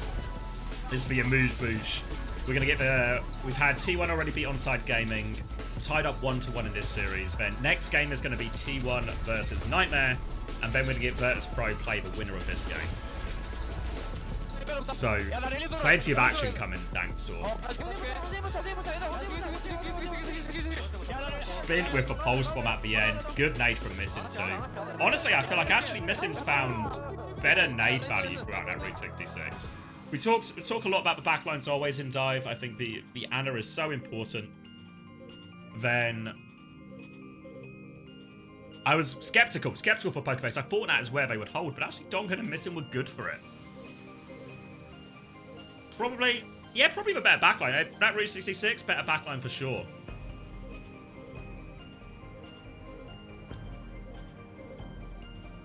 What do you think of the Top Dragon who are you trade? I'm personally a bit disappointed. I feel like Top Dragon has so much more potential than to be stuck on Farah. Yeah, I mean, I think I was really excited to see Top Dragon initially on Gen G because you know, he's no longer just the hard carry on his team. He's got a good team around him. But really disappointing stage from the whole Gen G. Top Dragon maybe in particular, because the expectations were so high. I think, to be fair to Krusty, if you have a stage like, if you're Gen G and you have a stage like Stage 1, making pretty robust changes feels reasonable enough. I think Zodial's a good signing. Zodial's a really good signing. I think, Who Are You? If they can get him on Genji, it's a huge boon. I think there is a bit of risk that in reality, part of Wei's success, and I think Wei would have been a good team regardless. Like maybe you can even beat T1, given the struggles T1 had at Stage 1 as well. But part of the reason Wei were able to punch up so high and look so competitive against some of the best teams is because we were in a heavy Genji meta. And on that hero, Who Are You is world class. Once you start putting Who Are You onto Tracer, Echo, and these other heroes, he's still a fine DPS player, but you lose all that carry potential. And I think that's a little bit of a gambit you made if you're Krusty and Genji, is that if you can get this guy on Genji, you have a world-class talent. If you get him, if it's not a Genji meta for whatever reason, like we're seeing a lot of Tracer here, etc., etc., it's gonna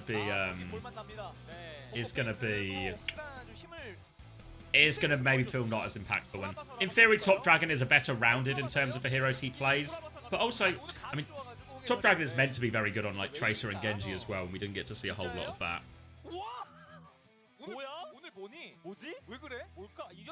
Alright, Suravasa next. Oh, I haven't put the Preds up. Let me do that right now. Alright.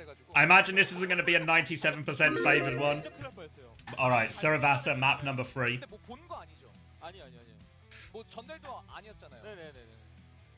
But yeah, I think Sayonara, you're reasonable to be disappointed. I think a lot of Genji's problems, as much as it, you know, you have a bad stage, you make roster changes, can't hold it against him too much. I think a lot of Genji's problems were more just like compositional choices in a lot of the key matches. I think they weren't really set themselves up for failure in a lot of those.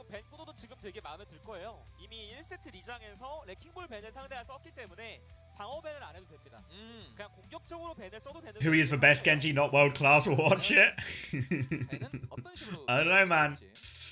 Proper is still there, but who he was the best Genji in Stage 1 for sure. For sure. Mag never played Winston. I know, right?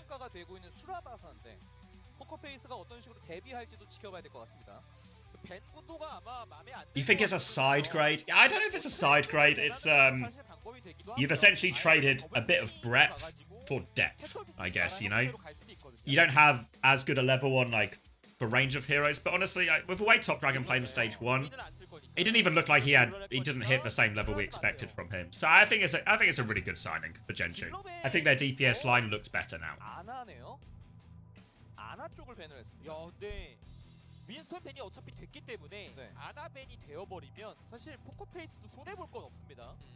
Robin doesn't have 2 rings. It's true.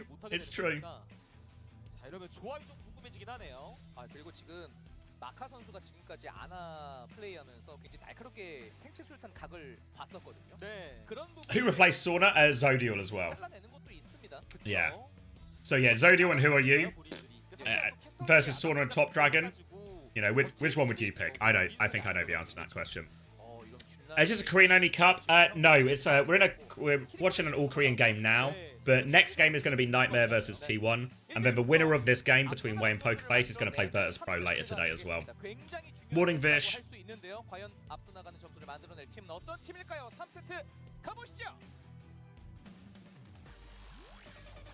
Are TM going coachless? I don't think so. Well, I don't think they want to, but it depends who they can find. I think it's still in the negotiation stage.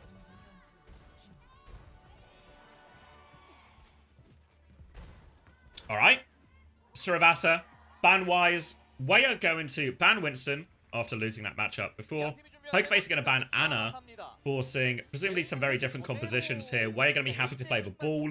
Good map for it on Suravasa. Pokerface looks like they're going to lean into the Hazard instead. Alien might be playing Cass here. Matches up nicer into the ball. Kiri Lucio from Wei. No surprises there. Again, sort of should be said that again, Lee Soo-min, we talk about how much he can do on Kiriko. It's not the, he's been able to do a lot on Kiriko, but Brig and Lucio, not the same level of strength on those heroes either. So, eyes on Lee Soo-min.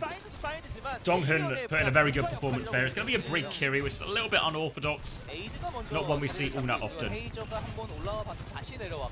Early high ground position for Wei. Full rail for Aid as well, so he can just camp this choke, look for his opportunities. Alien's going to try and swing out now. Headshot onto Heiser, but Heiser's just going to catch him with that slash. Takes his ankles off.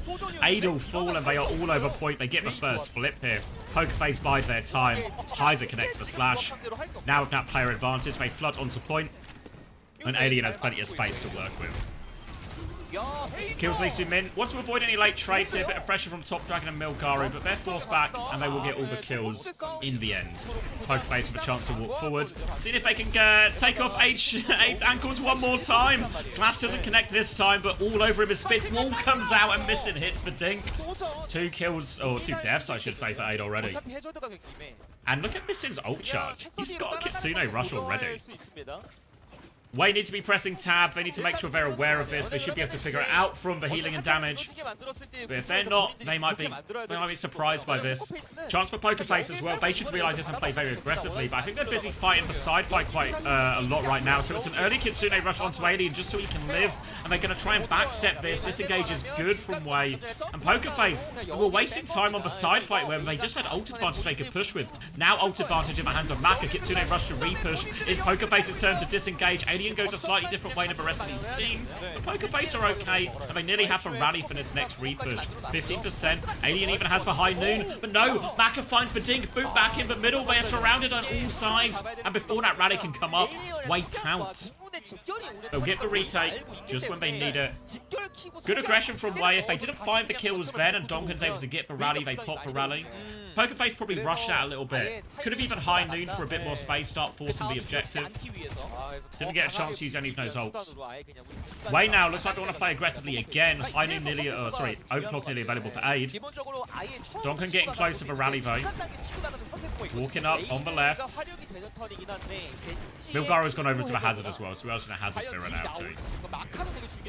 Aiden going to try and take some space. Trying to poke his way in, but Aid connects for rail. This is a brutal one as well. They need to reset quickly here, Pokerface. No, they don't even have time. There's going to be a rally downpour coming out. They're all over Milgaru. He tries to downpour, shield up, but it doesn't actually save Heiser. Pulse bomb's available for Top Dragon. He needs a high value. He needs a kill with this pulse bomb, really. Kiriko is there. Doesn't connect. Overclock on point from Aid, he needs it, but he's only got a hazard to shoot into, hiding behind his wall, and this overclock has found nothing. Heiser dives into the backline now, beat comes through from Lee Soo-min. Heiser is full blocking this, rail on the slide away, catches missing, 7% short of that ult as well. Would have been the turning factor, Spink dives in for the kill, he's so low though, deflect Heiser there too. Heiser's still 1 HP, but Top Dragon can't finish it. Heiser is hanging on, but no one can touch. Point goes for Wei of Wei. Absolute scraps. They get that one out. Pause comes through. Chance to catch our breath.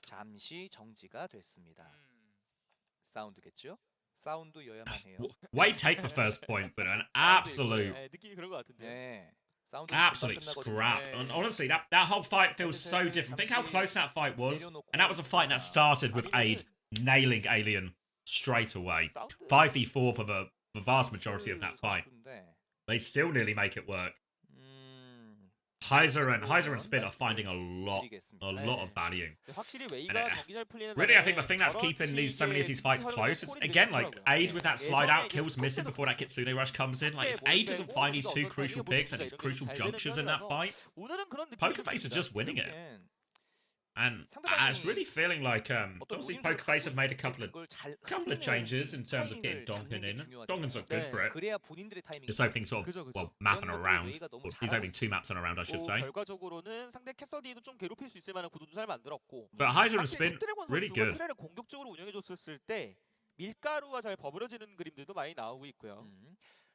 전달이 됐는데요. 스핀트 선수의 사운드 이슈가 맞다고 합니다. 네, 헤드셋 아예 교체까지 가능. Almost time for a Reddit thread about how Heiser's underrated. 시간이 걸릴 것 같은데요. 사운드 이슈라 할 다시 끼고 세최 섭딜 스핀트 선수의 또 시그니처 Spin 2.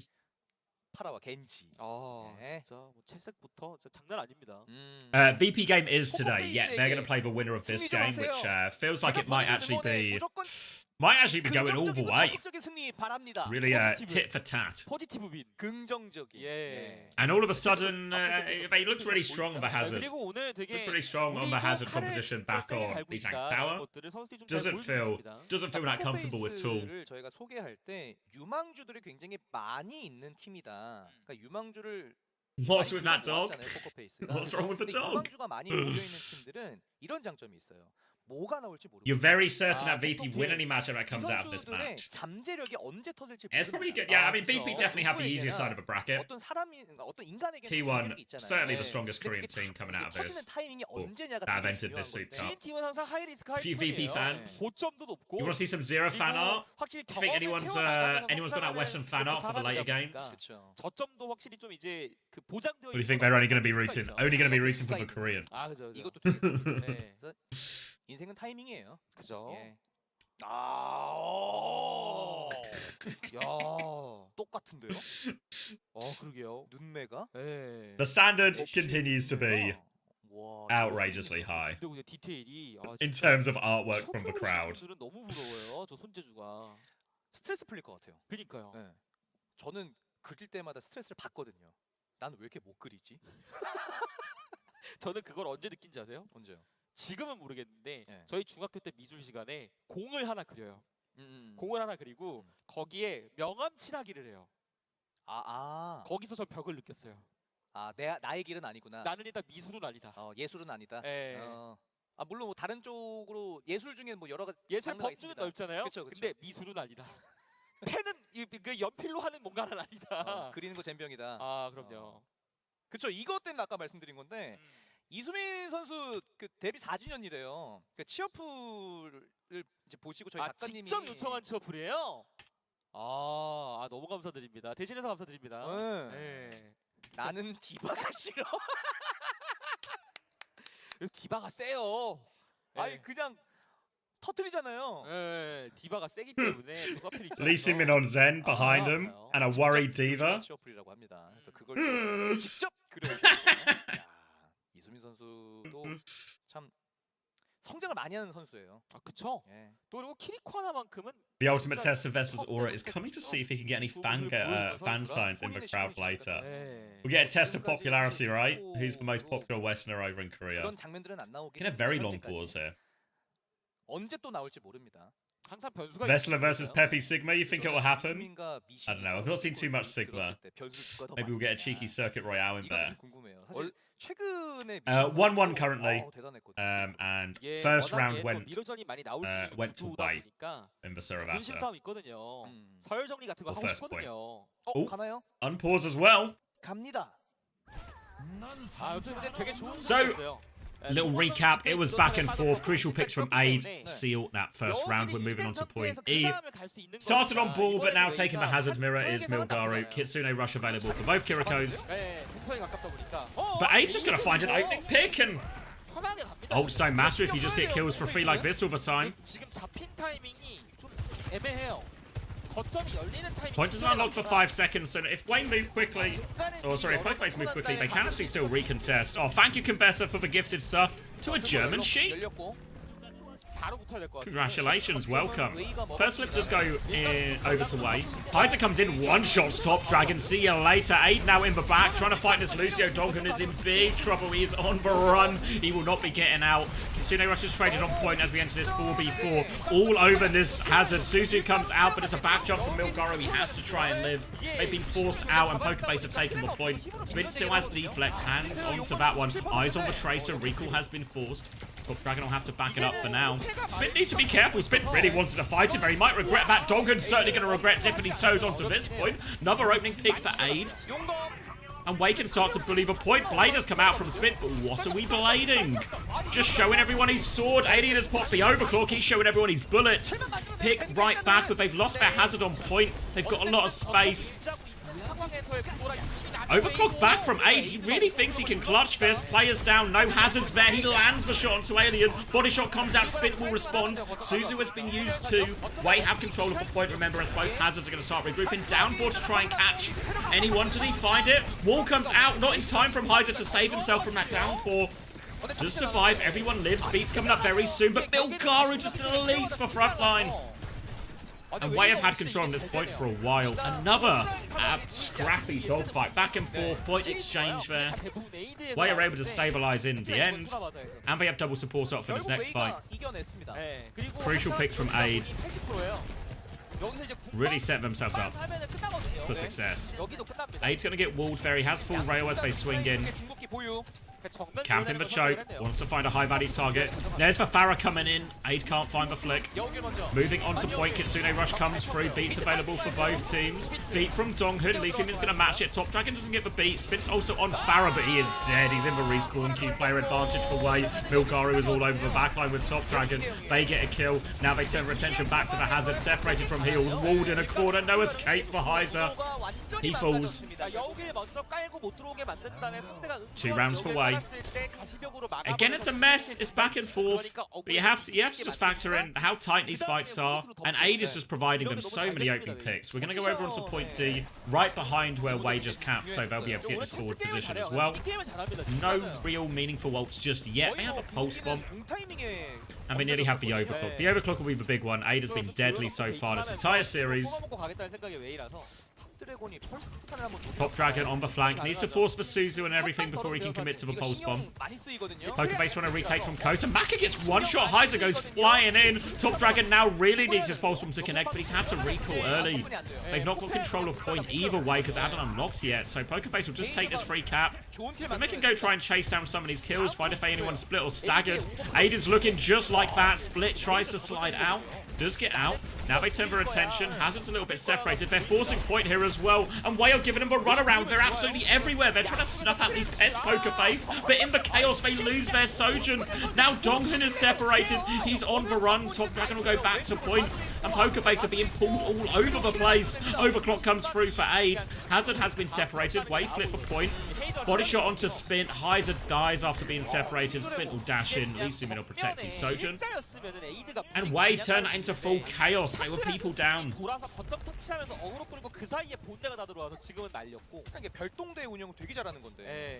Quality still seems okay for me. Doesn't feel like it's dropped. Double support ult coming back for Wei. They're going to have both of these slightly quicker as well. It's a really tough situation for Poker Face. They might need something special out of this overclock. Or they need to play it slow enough that they just get their support ults. Dash in from Milgaru, doesn't find the one shot. Top Dragon is getting the mega behind. Downpour in front, catches it. Defensive beat, defensive downpour comes through. Is Suzu. Kitsune Rush push as well. Alien's going to get overwhelmed with a double support ult. It's just too much for him to deal with. Even though they avoided that downpour, the double support ult push, Heiser's going to potentially go... Oh, Heiser's going to go down late. This is going to be brutal for him. They have to find a touch. They have double support ult. They have double TS ult. Poker Face, if they can touch, they have all the ults to win the fight. But can they touch? Donghun and Spin making moves. Heiser is coming back on ball. Donghun's trying to try and go through. He gets the beat, but no, not in time for Spin. He needs to get the touch. Now the ball's coming through. Heiser can take over touch. Kitsune Rush overclock to try and clutch. Alien needs to find kills, but he is shut down by Aid. Donghun will trade that one right back. They've still got support ults on point. Spin will be coming back with Blade very soon as they keep the point contested. Heiser down to half HP. They need this Blade sooner rather than later. Donghun needs to get the next touch. He's low HP. He can't get it, Heiser. Heiser can't touch. Donghun can't touch. Just as Spin comes back. And a 3-0 for Wei.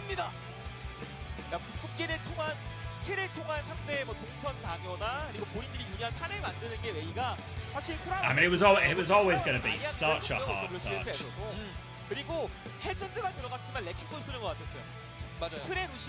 I mean, good decisions from Wei, you have to credit. You know, they know the ult situation is very much against them. They make the touch as hard as possible. They just about get it, but we see it happen so often, right? Forward holds, and then people drop off. They drop off, they get picked, you see Spin dies just before beat, then all of a sudden they don't get to use any of their ults properly. They're having to rush everything. Stack, Kitsune Rush and Overclock, just hoping for something. Aid again, crucial shot at a crucial time. And he wins. Way Brio.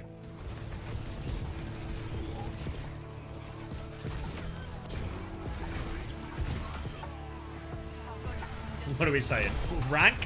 What rank am I? I don't know, like diamond or something was maybe like, that's like the highest I got, but I probably spent most of the season in flat.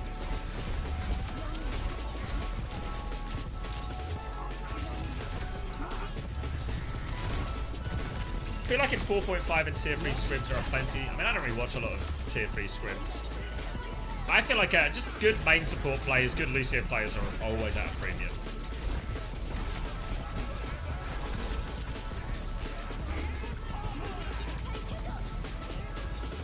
Yeah, cheers, Fork.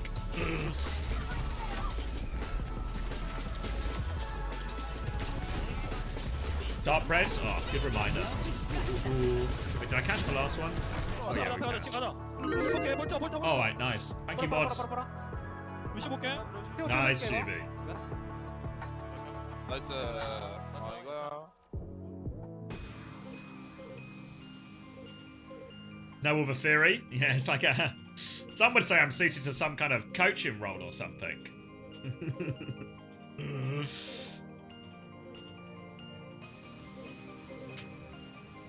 Yeah, because I think if you look at it, like, how many top-level Lucio players are there, really?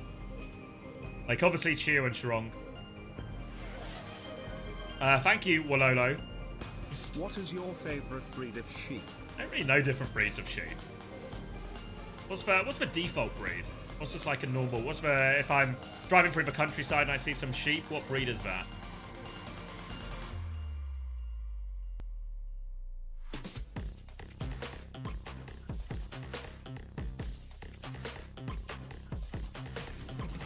First time, Ange. Cheers.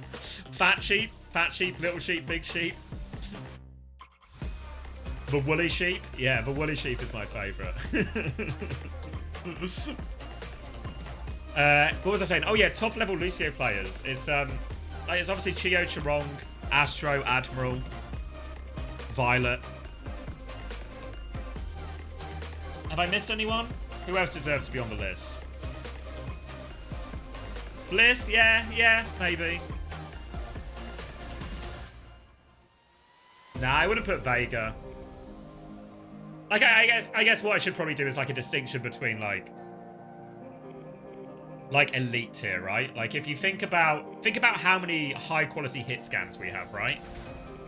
You know, that even T1, despite being sort of last to the buffet for all the players, still get someone like Proud. Proud is on what? A team that finished what, 5th/6th in Korea. Like Quartz again on a team that finished 4th. Everything like this. So I think when you compare the standard, like do the same with Flex DPS, right? Look at all the Flex DPS and the depth of talent there in EMEA in Korea. And then if you do the same for main support, it's not the same. It's nowhere near the same level of depth.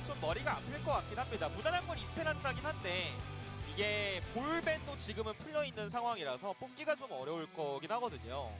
결국 이렇게 선택이 됐군요. 네 번째 세트 Right, Esperanza for map 4. 이스페란자 그나마 무난한 이유는 나머지 맵들은 좀 약간 Yeah, I think it's really reasonable to put Violet there. 강세가 있고 한번 밀리면 복구가 좀 어렵고 이런 부분들이 있는데 이스페란자는 그런 의미에서는 조금 더 Yeah, I think Bliss Lucio is fine, but I still wouldn't put it at the same level. I really wouldn't put it at the same level as like in the same category as those top players. Whereas I feel like when you look at players like Proud and Quartz, you definitely can put them in the same one.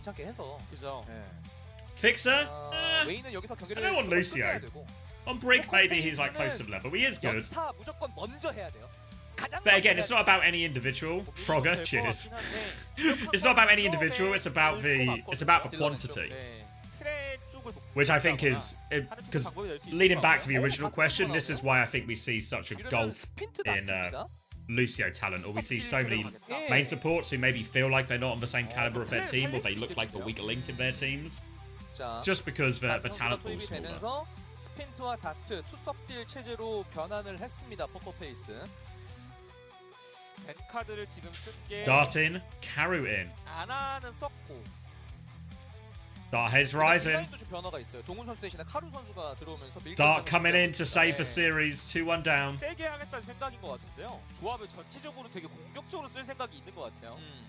카루 선수도 어쨌든 서필 선수니까 네. 그러면은 투 서필이 기용 The 가능한 problem is that 상태를 really good 만든 Lucio 거거든요. play doesn't translate to really good main support play, 이렇게 so it's 기용이 hard. 됐을 때좀 Yeah, 잡아올 수 있는 Lucio 장점이 is 있어요. 일단 뭐 아나키 like a really unique hero compared to a lot of other other support. 이런 거 써서 You know, whereas if 강하게 a lot of stuff like Anna, Zen, 만들기 좋죠.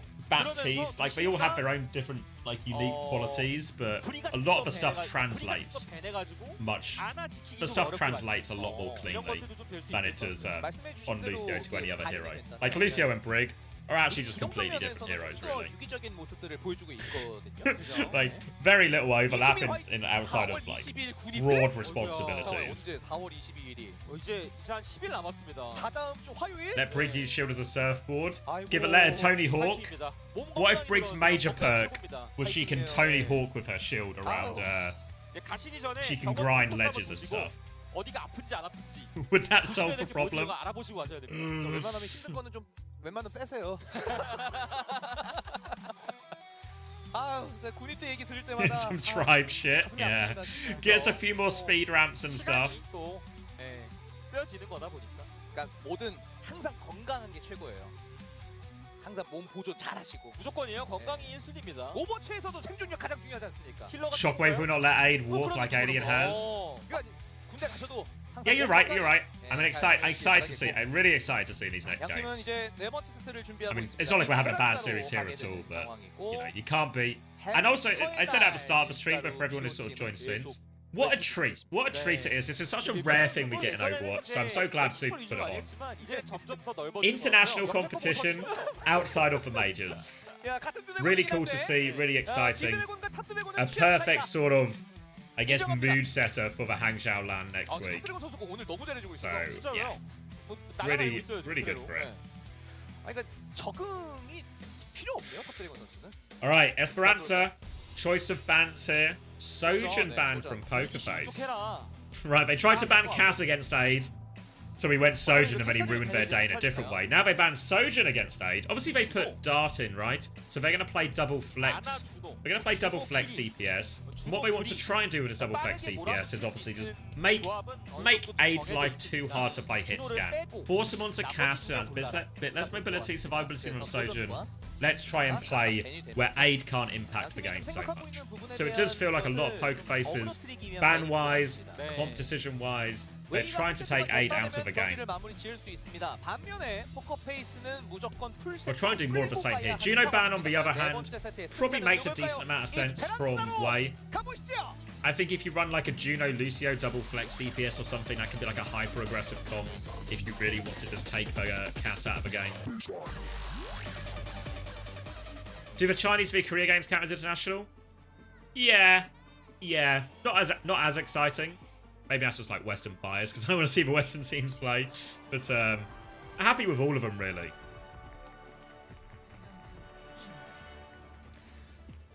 Have I seen the SEL drama with AQ? Not really. I heard they weren't playing, then they were playing or something.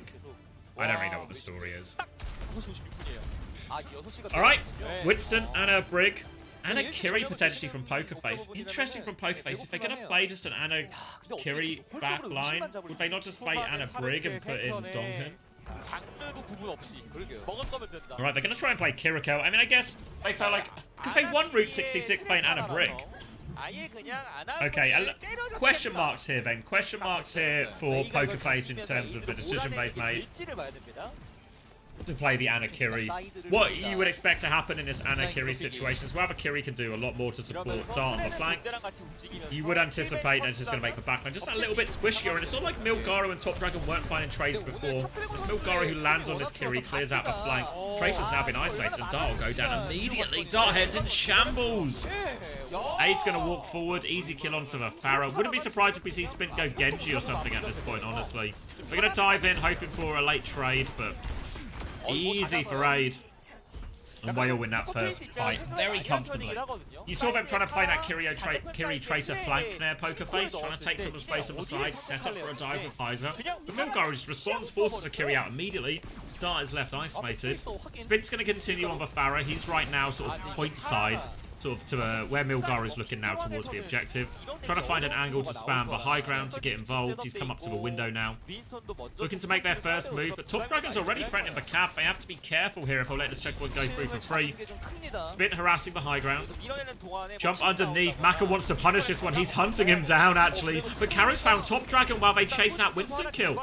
Opening pick now in the hands of Pokerface. They can start walking forward. Space for their backline. Lee Soo-min nearly has the rally, but Maka, he's low HP. The nade comes through onto Lee Soo-min. The backline from Wei somehow survives. Another jump knocks him off the high ground. Aid is stuck in. He's going to die. No escape for Aid. And just as Top Dragon comes back, they lose their other DPS. Spit now spamming onto the high ground. Dart's going to dive onto that rocket damage. Finish off Maka. Staggered kills and Pokerface right back in it. They won the Winston matchup last time. They're on track to try and do it again. Lee Soo-min, late death. Dart with all the cleanup. Dart heads out of the shambles, out of the shadows, rejoicing. All the ults coming up for all the players in the server. Could be a 10 ult throwdown. Kitsune Rush versus Rally. Can make it very hard for the Rally to be as aggressive as they want. Wei have actually come through the original rollout spot. They want to try and get Missing off high ground. He has to rotate soon. Be careful. Yeah, he's going to throw out the sleep. Nano and Kitsune Rush are traded. High Noon there as well. Pulse Bomb out. Milgaru's sleeping. Missing is separated on the high ground. Dart! The High Noon! He's got a gun. Why are we looking at it? Missing's going to die as well. Pokerface slow to rotate, so as this ult trade comes in, it's all just a disaster.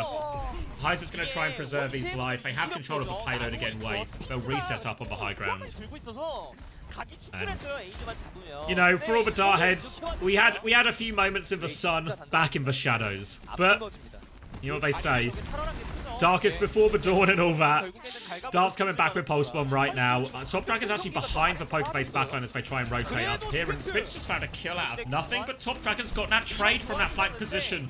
All the backliners are just falling over. Karu, though, he has the ability to TP away to safety. So he can TP towards his front line, even if his Ana goes down.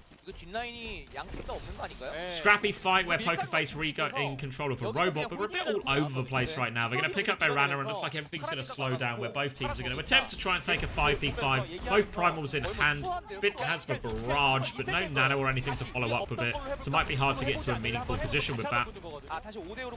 Still on the low ground is the Pokerface backline. They're threatening to rotate top left now, but it's slowed down as Spit's going to get a rooftop position. Little jump onto the high ground. Primal available for Heiser. Milgar is looking for the same. Spin's going to get in that bubble. Damage on Barrage around the corner now. Looking for the Kaz. Will catch Aid. Good Suzu as well. Saves his life. But Karu had to TP in for that one, so he's going to die. Sleep is perfect onto the Primal, actually, from Missing. Now they can pound damage into Milgaru. Try and force him away. Missing's going to deal with the Tracer as well. He still needs more help, but there's no support for him.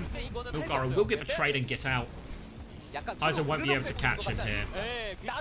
So they win the fight. Pokerface back on the front foot, looking to try and extend their narrow lead, but they still have to pick up their backline from spawn, so it will really just be a fight on middle again. Still scrappy, still back and forth, but Pokerface, narrow lead. High Noon for Wei on this retake, but can be quite difficult from the low ground. Might actually be really until the nano turns where we first see the aggression come out. Spin's going to slow it down quite a bit, actually. They're still waiting for their backline. So a bit of space for Wei's backline to take their own high ground. Nano available, might just throw it on the way of Aid. Heiser has to be careful. He's naded too, but he back jumped just in time. Missing also lands a good nade, but everyone is fine after all that. Nano boost now available for both. Karu nearly has for Kitsune Rush too. Aid wants to swing the left-hand side. Both playing high ground, but Dart, they found some trades on point. 4v4. Nano's still available. Milgar is trying to get closer to this backline, but Missing's rotated away. Dart and Heiser, though, wasting no time getting over Lee Soo-min. Defensive Nano comes out into Lee Soo-min, and Ada's walked forward. No chance for Missing to use that. Kitsune Rush comes out. They are all over Heiser, but they're so low. Defensive Nano is good from Maka. Missing had no chance to use that. Again, it could all look slightly different if that one goes off. Instead, it'll be checkpoint for Wei after they clean up this kill. Pokerface, they have the nano advantage, but it's going to be a nano push into that rally. I wonder if instead of using it on Heiser here, they might just nano spin. Try and send Spin over a rooftop that he's been playing commonly. Land on that high ground with that nano. Same time as Heiser. Really threaten this. Heiser's going to stage underneath. Spin is just back in main right now. Oh, some nano jacks from Missing. Oh no, Heiser took so much damage. You saw him trying to stage underneath and they just dropped that rally immediately. Can't save him with the nano in time. And this isn't just going to be checkpoint. This is going to be lead conceded by Pokerface now too. Way are on the front foot for the first time in this Esperanza. They've got a quicker primal to work with in this next one too. Bubble off onto Heiser. Dart taking this Tracer fight. He's got support. This Spin having a hard time versus this cast. Karu's going to get punished on the flank. Heiser's going to get punished in main for Pulse Bombs there, but Aid has the roll. No value out of Pokerface and such a hard fought start to this map. Such a hard-fought start to this map, and now Pokerface are on the brink. Remember, this is elimination, so Pokerface needs to find a way back into this Esperanza. The Pharah feels like it's got limited value. Very much feels like the cast is kept now one fairly contained. Barrage onto this Winston. Primal Force, and Milgaru will get out. He goes back in. He slept up now. There could be a lot of damage coming his way. Only about 300 or so. Aid has caught Dart during all of this. Nano boost available for Maka to keep pushing. Milgaru's got more kills. Will Nano Milgaru as he jumps or gets knocked backwards? So won't find too much with this Nano, but will stay alive. Forces Carry back into spawn. One more attempt at the retake way. They have a primal with which to do it, but they'll be pushing into this high noon, and Aid just wants to drop this one immediately, I think. Pamper Hammer's coming out. The nade lands, and Spin and Dart will kill those two immediately. So they hang in there, Pokerface. They don't lose anyone either. Spin and Dart with the cleanup. But 137 meters down, Pokerface. Little drink for Spin. Need for hydration. Need to find a way back into this. And with how scrappy so many of these fights have been, winning enough fights consecutively to catch up these meters, that's going to be so hard. But they've got the support up to start it with Pokerface. Nearly a barrage too. Little concussive implosion blast onto Maka. And Spin has this powerful angle. Really hard to deal with. You can see, actually, Maka's been forced off the high ground already. So Pokerface can follow up with this. Spin's got some early damage. They've got their Tracer Kiri on left too. Recall has been forced. Carry tries to help with that. Top Dragon somehow bullying him back with back, and Lee Soo-min gets the whip shot onto Karu. Disaster. Nano onto the Pharah now. The Pharah's 1 HP. Milgaru trades him. Bubble is good from him. And oh, the Nano Pharah does absolutely nothing. But Pulse Bomb is out. Was that onto the robot? Unnecessary from Top Dragon, but we are in complete control now. Was it? Yeah, it is the whip perk, yeah. When you see that sort of a different item with a kill feed, I think most Brigs take it, where the whip shot gets impact damage if you whip them into a wall. I think very popular amongst all the Brigs. Double support ult now for Wei. Primal available too. Spin has this barrage, but we've really seen a lot of issues with Spin really finding consistent value out of this barrage. Dive onto the Pharah now means Spin is very far away. Defensive Nano comes out onto Aid, and he will delete Heiser as a result. Now looking onto Karu, dink onto him. Karu's going to TP forward, but just TPs to his death. Wei is already now threatening the full cap. Pokerface is going to have to rely on their DPS, so it's 50 seconds left on the clock. It is looking like a full cap. Early out onto the Pharah, and Spin is in all sorts of trouble. Won't get back into spawn. Dart needs to land a Pulse Bomb to save this one. Sleep is good onto Milgaru. Buys him a bit of space and time, but they're just losing everyone. Rally on point from Lee Soo-min. Should finish the deal. 33 seconds to spare. Full push for Wei. They secure themselves that matchup against Virtus Pro later today. And alright, recovery on the dive as well after losing the Route 66.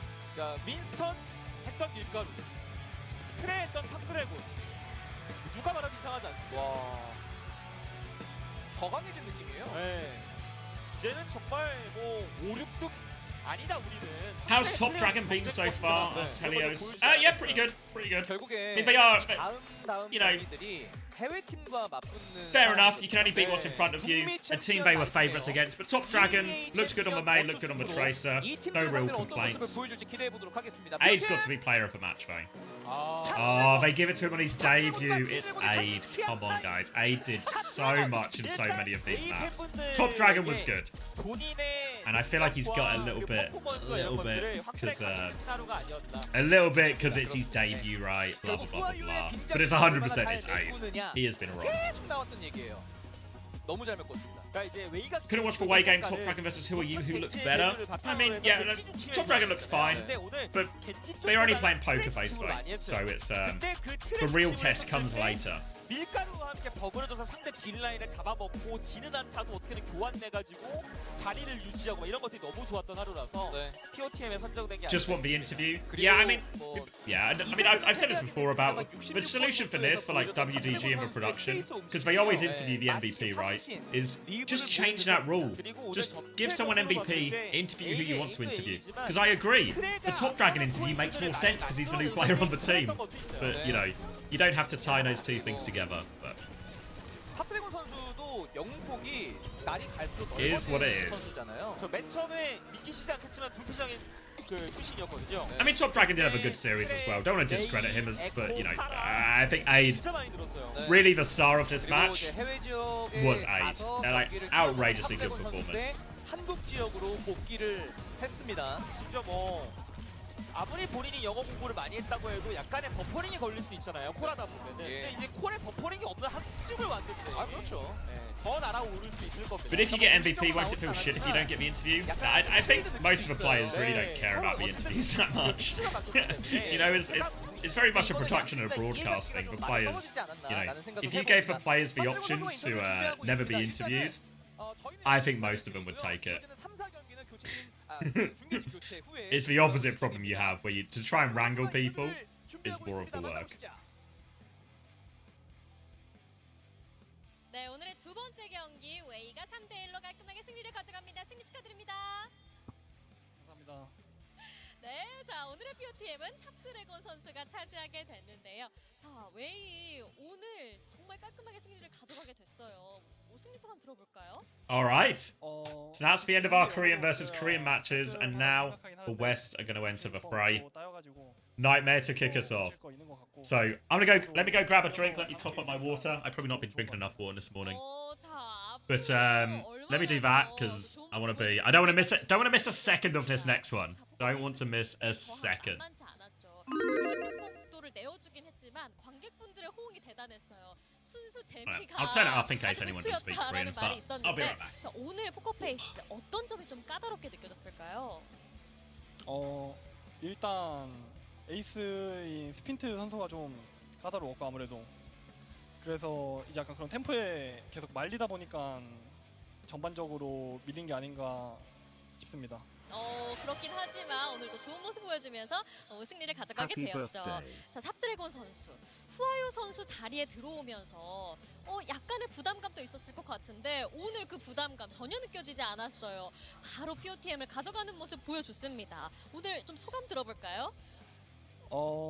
사실 에이드 선수가 받을 줄 알긴 했는데 네. 그래도 그 후아유 선수가 간 만큼 그래도 후아유 선수의 장점도 있지만 저만의 장점도 있으니까 거기로 잘 살려가지고 잘 한 것 같습니다. 네, 앞으로 또 한국 팬분들 그리고 웨이 팬분들에게 또 많이 인사를 드리게 될 텐데 팬분들께도 한 말씀 부탁드립니다. 일단 이렇게 웨이에 들어오게 돼가지고 되게 기쁘고 같이 하자고 해준 애들한테도 되게 고맙고 그래서 최대한 좋은 모습 보여드릴 수 있게 열심히 하겠습니다. 응원해주시면 감사하겠습니다. 네, 자 그렇습니다. 그리고 또 사전 인터뷰 때 페피 선수가 우리 탑드래곤 선수가 들어온 이후에 더 넓어진 영웅폭으로 다양한 전술이 가능할 것 같다. 기대 많이 해주셔라라고 말씀을 해주셨는데 탑드래곤 선수가 보는 웨이팀 어떤 팀일까요? 일단 전 개인적으로 분위기가 진짜 다른 팀보다 월등히 좋다고 생각하고 물론 다른 팀도 되게 좋지만 그래서 일단 분위기 자체가 좋기 때문에 애들 서로 믿어주고 해서 뭘 해도 되는 그런 팀 같아요. 팀 분위기가 워낙 좋기 때문에 뭘 해도 될 팀이다 이렇게 또 말씀을 해주셨습니다. 자 그리고 이제 4경기 때 버투스 프로와의 경기가 예정돼 있는데요. 제가 살짝 듣기로는 버투스 프로의 기세가 만만치 않다고 해요. 다 이겨버리겠다라는 기세로 지금 올라오고 있다고 하는데 버투스 프로에게 한마디 해주시죠. 버투스 프로가 3대 0으로 저희 이긴다고 인터뷰 하셨던데 저희가 역으로 3대 0으로 이겨보도록 하겠습니다.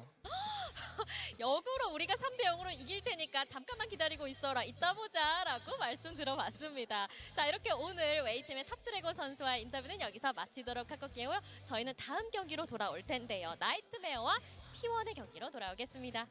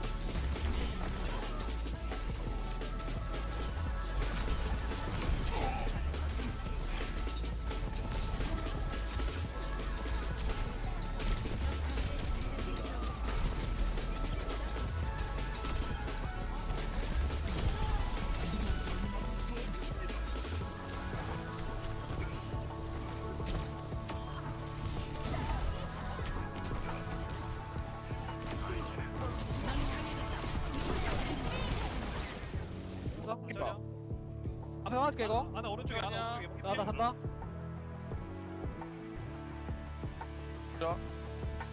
나이스.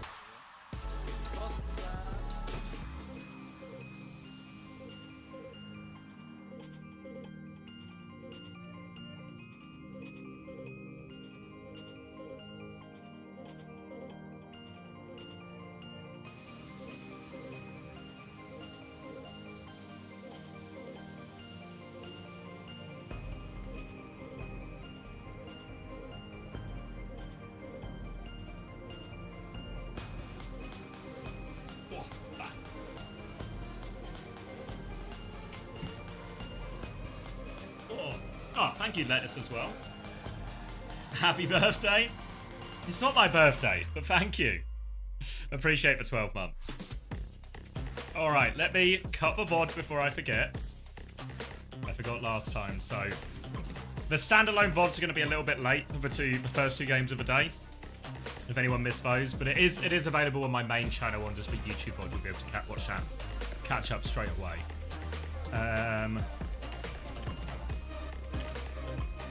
Rename that. Threads are open. People are going T1's way. Alright. Nightmare versus T1. This is good. I'm really excited for this. Oh, there they are. Oh, the jackets are nice. I've only just clocked it. Oh, those are good, actually. Thank you, Tomato Garlic Smoothie. Welcome back. Thoughts of our player jackets? They're good, Flack. They're good. Are the jerseys underneath as well? Guys are looking clean. Players setting up. Worth noting we see Cuffer and Lethal setting up as well. Admiral locked in. T1 the same squad. They have a Vigilante now. Vigilante and Skewed as the backline. Skewed has taken all the main support responsibilities. So obviously we've seen Skewed play a lot of Brig. We've seen him play obviously a lot of the flex supports as well back in Gladiators. But his Lucio was pretty good up against Onside Gaming. Obviously they were pretty dominant in that map anyway, so that made it a bit easier for him. But he looked good on it. So backline looking upgraded for T1. Proud and Donghack. Still Proud and Donghack. Welcome to Korea. Thank you.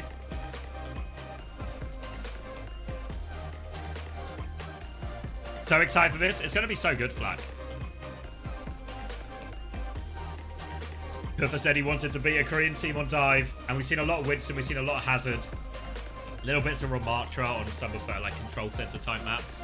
We're asking Nightmare and VP play today. Yeah, both these games are today. Nightmare are going to play T1 in 7 minutes. And VP are going to play Way right afterwards. Skewed any good on the Gladiators? Yeah, I think Skewed was obviously on that Gladiators team, if you think back, obviously Reiner got a lot of praise at the time. Padapan got a lot of praise. Shu, obviously, got a lot of praise. Kevster, right, what a team that was. But I think Skewed was really an important part of why that team was so good. The ability to swap between Astro and Skewed, so they had a top level and a Brig, and they had a top level Lucio. I think was super important. I'll reveal my prayers after the tournament is over. Cap, if you want to do that, you've got to have a whole hog. You've got to put them in like a sealed envelope with an independent adjudicator.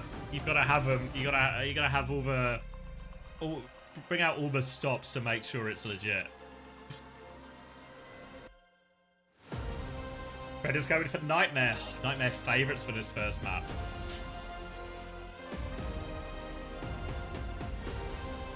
Maybe there's some Western bias there. What's my prediction? I think T1. I think T1 win this.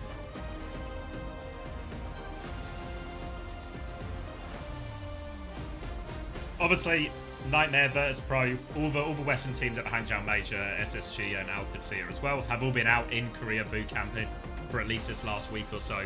So they've had a chance to acclimatize to the Korean teams. But I think that is with Vigilante and Skewed, this T1 backline looks much improved. They still have Proud. They still have Donghak. These players are truly world class and they're good heroes. And I think the meta is leaning away. That is going to allow Donghak to play a lot of his best heroes. Proud is going to play a lot of Sojourn. Is Gultak coaching? Well, he was out earlier with Wei. I don't know if he's going to do... He's just going to have to... He's going to double dip or coach both of them.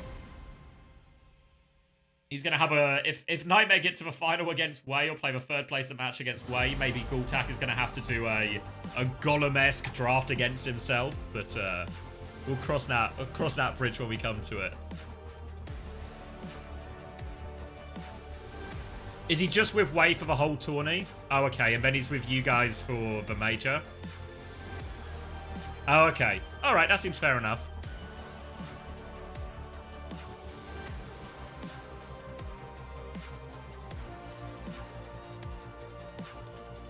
Patiently waiting, Donghak becomes the #1 tank. I think he might already be the #1 tank, honestly.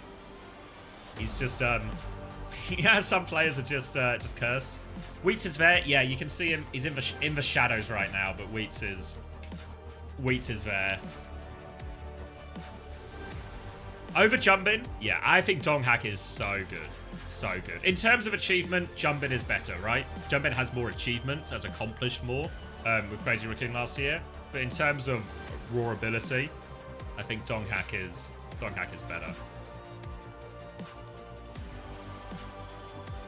No visa troubles for anyone? Doesn't seem so. Looks like we're in the clear. I know when we talked to Kuffer on the latest Uncoachable, there was a bit of worry about Lethal because of he had to go via the Turkish embassy and stuff. But he's sitting here right in front of us in Korea, so he's completed the first part of the journey. So I think he should be good for it.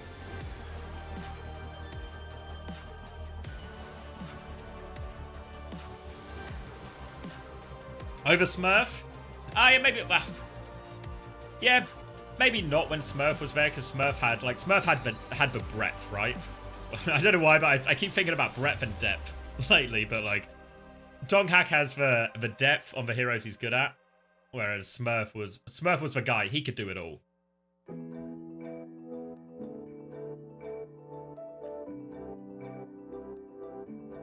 Wait for the Stockholm finals when Donghak and Hanbin have a ball off. Hanbin doesn't have the ball. He's got no ball. He's got no ball. Relegation playoffs tomorrow, Space Jazz. Tomorrow. So we're going to have the rest of the first day of SOOP Cup. So the two Western teams get to make their first appearance today. Then tomorrow we're going to have the third place match and grand finals of SOOP Cup. And tomorrow night, or like European time, we're going to have the EMEA relegation promotion playoffs, and we're also going to have the North America ones as well.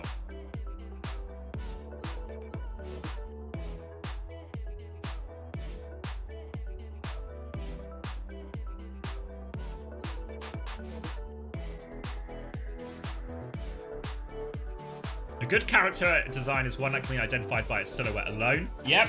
Always talked about a lot in TF2-ness in terms of like a good character design and the silhouettes making everything easily identifiable. Therefore, Wheats has good character design. Wheats does have good character design. You know, if they do, people, I'm sure everyone remembers this. You know, when they used to do the Pokemon, like the ad break, when you'd watch the Pokemon TV show and it'd be like, well, which Pokemon is this? I could pick Wheats. I could pick Wheats every time.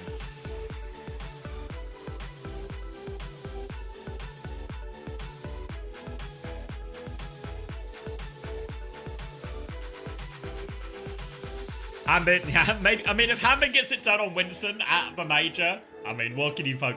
Maybe he just is, right? Maybe he just is. I'm pretty confident we're gonna be seeing a significant amount of Hanbinson at the major. Who's that OWCS coach? Exactly. I reckon who's that OWCS coach will be easy. 100% I could pick out Chris's silhouette. And I could pick out Hunter's silhouette. Wheats I could pick out for sure.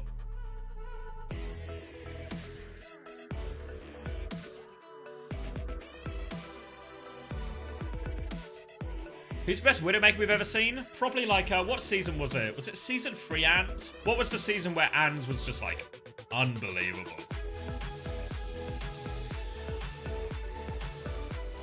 Was it season 3? Yeah. 2020? Yeah. Yeah, like he was just unplayable that year, really.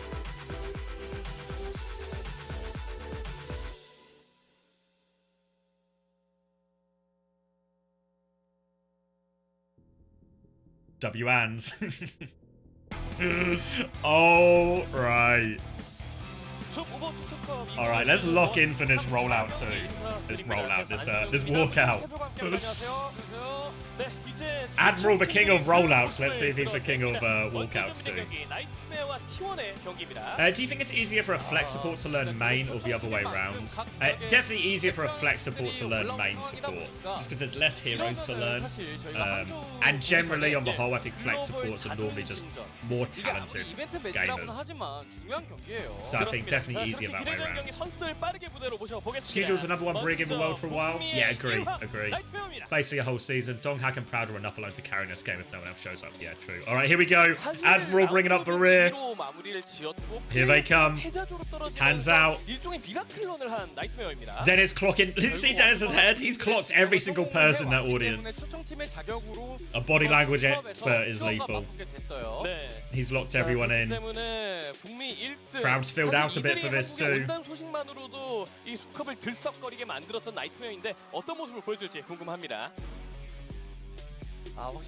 Reading the body language, he's clocked all about. Oh, big, they went hard there. If you've not seen it before as well, remember Donghak, notoriously low enthusiasm in the hands in the middle. Oh, the jerseys are nice actually. I don't know if you're still here, Flag, but yeah. Good job on those. 자, 오늘 앞서 진행된 경기 온사이드 게이밍을 상대로 3대0 완승을 거두면서 Alright, here comes T1. 알렸습니다. 확실히 이 비시즌 기간 Yeah, I don't expect we'll see much. We'll just see the normal 5 for Nightmare, I reckon. I reckon Kutha's going to play every map. 얼마 안 된 팀들 중에 That'd be my guess at least. 느낌이 들거든요. Alright, hands in the middle. 그러다 보니까 이 경기 중 채팅창 그리고 커뮤니티에서 계속해서 T1 강해졌다. It's an outrageous walkout gap. Absolutely outrageous. Invest in the West right now. The walkout gap, night and day. 이 자신감. 아니네요. Obviously, there's no official points for the walkout gap, but it's all about momentum in Overwatch, so early momentum. Confirmation of our starting lineups here. Like we said, no surprise. I don't think, definitely not going to see Vision. Really doubt we'll see Clear. Do you think the GOAT Audio Medic is going to play for Nightmare? Might do. Walkout is half the battle. I mean, it's always important. You watch and you listen to people like former pros talk about any esport, traditional sport, you know. How many times have people follow football? How many times have you heard footballers talk about always want to make sure your first tackle you absolutely nail, your first pass, you know, settle into the game. Nightmare, settled in on those walkouts. 템포를 빠르게 몰아친다던가 이런 플레이 위주로 하지만 동학 선수는 사실 이런 They gotta be quaking in their boots. I'm they. 대표주자. 네. 좀 이런 템포 선수였기 때문에 오늘 러쉬 대 러쉬의 힘싸움도 좀 기대가 되고요. 그렇습니다. 자, 그리고 그런 기대되는 포인트들을 확인할 Yeah, but yeah, they brought Vision. Yeah, Vision and Clear are both there with them. 이준 아나운서님 나와주세요. Who plays main support for T1? Skewed has taken over all responsibilities. Here we go. So we won't get a translation for Rush, but Rush versus Zera. Zera looking good, all kitted up. 먼저 나이트메어 팀 만나볼게요. Please say your introductions. Hello, I'm Zera. Hi, Zera. Now they've got a translator just to the side for Zera, so we'll get the version of the questions to Zera. T1 감독 러쉬입니다. 네, 러쉬 감독님도 반갑습니다. 자, 먼저 나이트메어 팀. OWCS 북미 스테이지 1의 챔피언이죠. 자, 이 나이트메어 팀이 한국 숲컵에 참여한다는 소식만으로도 팬분들에게 정말 반가움과 동시에 놀라움을 표현하기도 했는데요. 항저우로 가기 전에 숲컵에 참여한 You know he's talking to Mike? Probably not. So as a OWCS NA stage champion, everyone in Korea was very surprised and very happy that the team Nightmare was coming to Korea for SOOP Cup. So can we hear your reason to why you joined this cup before going to Hangzhou? Nightmare is a team with a lot of passion and competitive drive.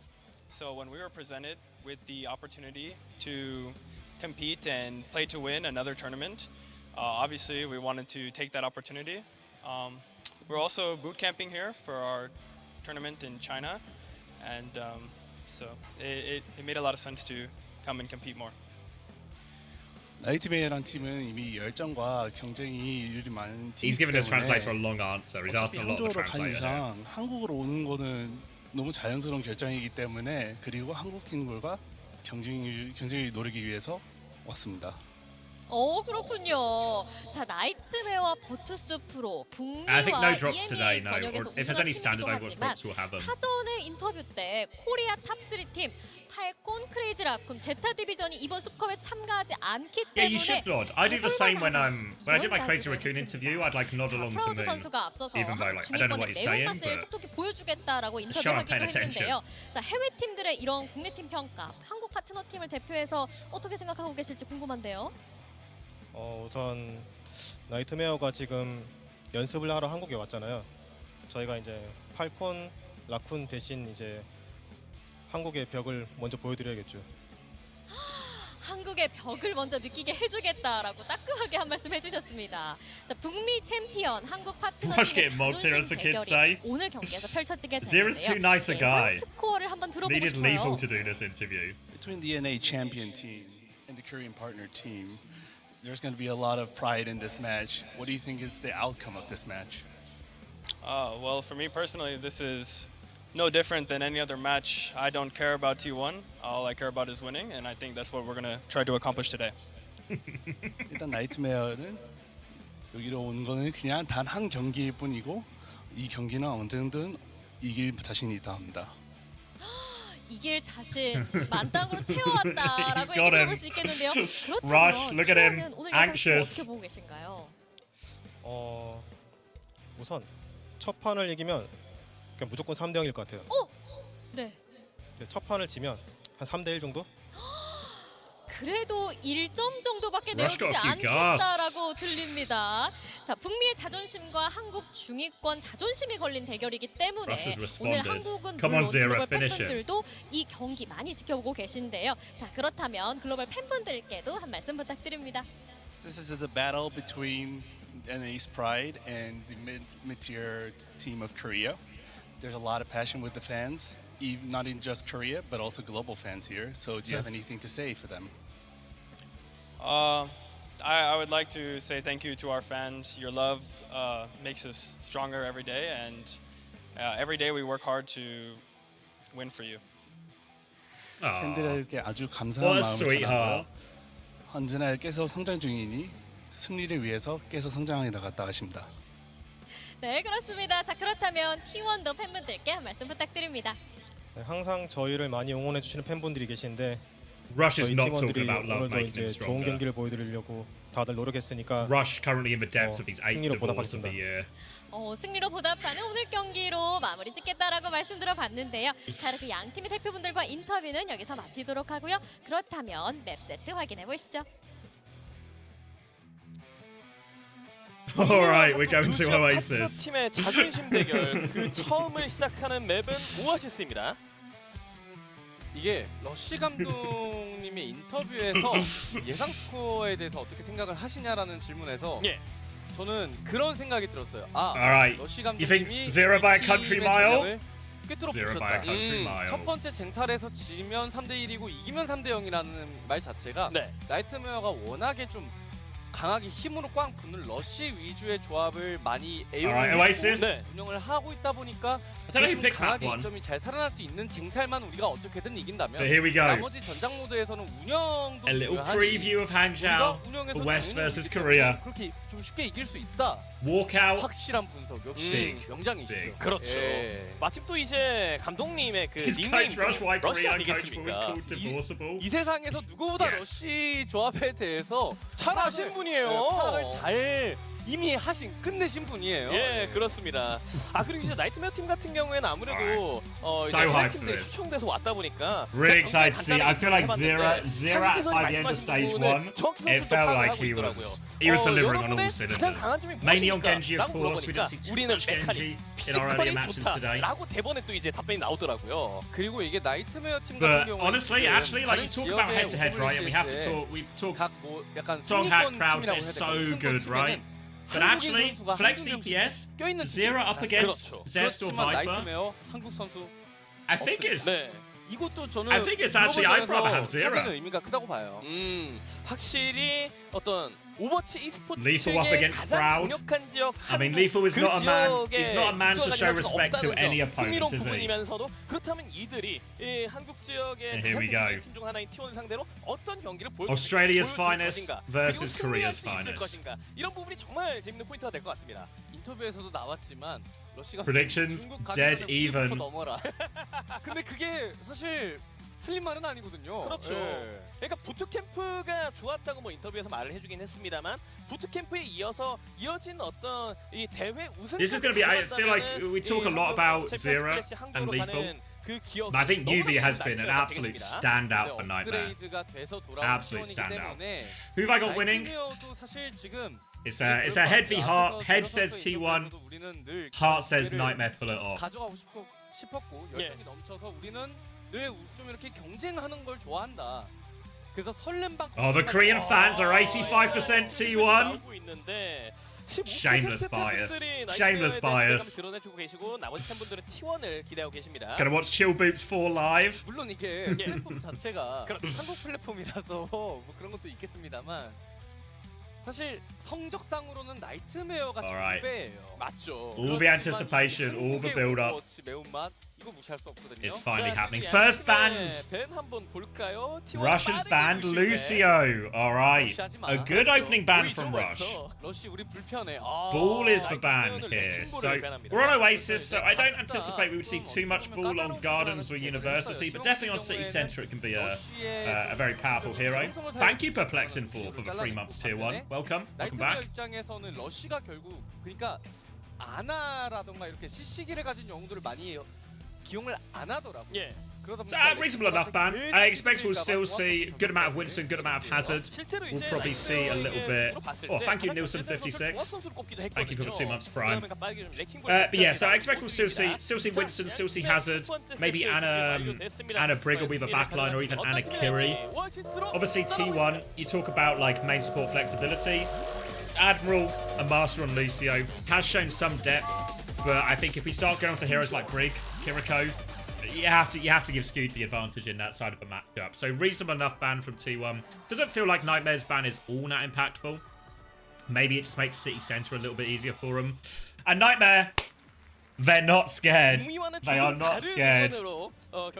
We're going to go to Korea. We're going to play Winston. And we will take them on head-to-head on dive. 10 seconds on the clock. West versus Korea. America's champions versus Korea's T1. Fifth as safe, I guess. TP out of spawn. Winston and a Juno is for choice for T1. So a squishier backline for T1 here. It's going to be Cass for Lethal as well. Farah from Zest, so a slower version. An early nade onto Kufa clears him out straight away. Trying to get a bit of an angle, but Nightmare have the high ground. Donghack's going to jump and bubble that bow. They take a bit of a back step. Nightmare's backline. They'll clear that bubble. They'll go forward.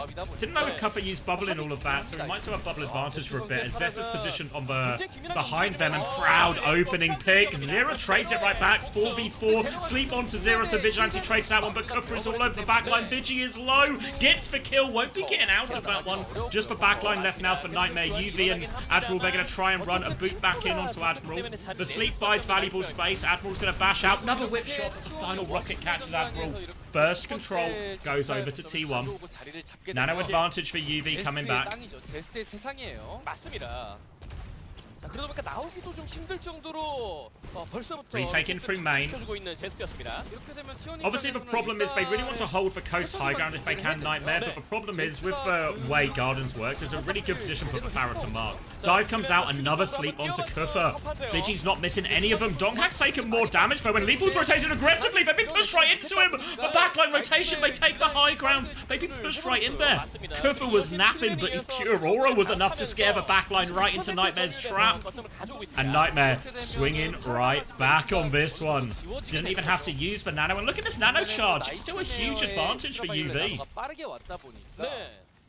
Primal advantage, Barrage nearly up for Zest too, so they have some ults to work with here, but Nightmare do have the early opportunity. Do they realise it? Do they choose to go aggressive? Kufa already staging outside. Zest is coming behind, so they've rotated underneath. Donghak's going to bubble onto point. He'll get cleared out there. Nade catches Admiral only. Sleep onto Kufa. It's a nano onto Lethal. He wants to push for Winston. He's walking forward. They've all scattered though, and Kufa dies. Oh, they tried to nano Lethal to burn through the Winston, but it doesn't work. And now Lethal is stuck in a bit of an awkward position. Pulse Bomb is a miss from Zera. UV is on the run. Everyone is over him. UV is trapped in a corner. Nowhere to go. The failed nano turn costs Nightmare, and T1 getting that retake without having to use a single ultimate. Zest now has the Barrage. Vigi can even pop a nano onto that one as well, which is going to make Nightmare's backline have an atrocious time trying to do any of the rotations they've done so far in this map. They're going to try and retake from main, try and play the longer sightlines, make that Barrage engage a little bit trickier for Zest. Lethal swinging out, but not too deadly at this range, even after the patch. Donghak will stage above. All the ults to work with as Lethal keeps probing. Nano comes out, the anti's good, but it doesn't matter. Lethal can't find the trade kill, a little bit too wide for Nano. Barrage is converted. Zest actually survives as well. Vigi was able to hit the nade from downtown, so as soon as that anti faded, he was getting all the healing in the world. They convert that Nano Barrage. 2 ults for Zero though. Not the end of the world economically for Nightmare, but this will be their last chance at a retake. Have to win this one. Kufa has the Primal, Admiral has the Rally. T1 have the same ultimates. It's going to be High Noon versus Overclock though. Zera's staging on the left-hand side of our screen right now. Kufa is coming underneath. Vigi's been so good with the sleep so far. Donghak's going to go first though. Kufa just biding his time, trying to jump on the Sojourn. Soft jump though. Primal off. Crowd knocked to the low ground. Can't find anything to shoot. Kufa is sleeping now. Zera is with him once his sleep fades. Kufa and Zera can go again if they want. Donghak is still priming the backline. He's only just popped it now, which is straight onto UV. The backline has died. Kufa does trade Vigi, but the High Noon is being juggled. And Donghak gets such a later primal there. The sleep is good from Vigi once again. And even though he goes down eventually, buys much more time for his team to work with. And T1 take the first round in the Winston head-to-head. A little bit unfortunate in some of those situations. They nearly counted out the Nano Barrage, turning with the anti. A little bit more damage. One more shot from Lethal might have saved the backline from that. But we're certainly starting to see Donghak flex a little bit of his muscles. Nothing spectacular so far from Donghak, but a lot of the key to Winston is just at uptime, right? Can you kill the backline? Obviously, if you can, great. But if not, can you just keep it contained for longer? We saw in that last fight, a significantly later primal coming out from Donghak, just keeping that backline on lock.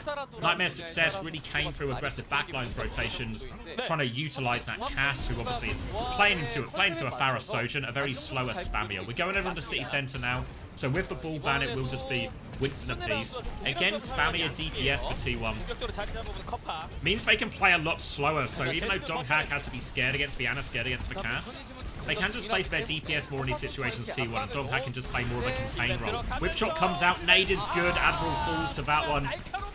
Lethal has got full pocket here from his Ana, but Donghak can finish that too. Nade is good, and UV and Kufa, they just have to run. Nade does catch Proud on the way out. Zero wants to try and blink to trade it. Can't find it. First cap over to T1. Now onto the high ground. Lethal's going to swap onto the Ashe now. We saw him get through so much work back in the NA Grand Finals on this Ashe. He's going to try and do the same here. We talked about how trying to play a bit more through their DPS T1 with their composition.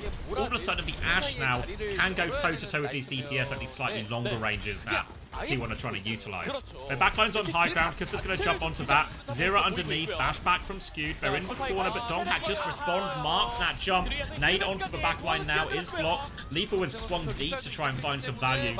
He'll get traded. Now they're pushing for the backline. Sleep and Whip Shot are good, but here comes the Farah damage. Sleep onto Admiral as well. And they set up Zest for all that cleanup kill. Quick second fight. Both Nanos going to be in play for this next fight.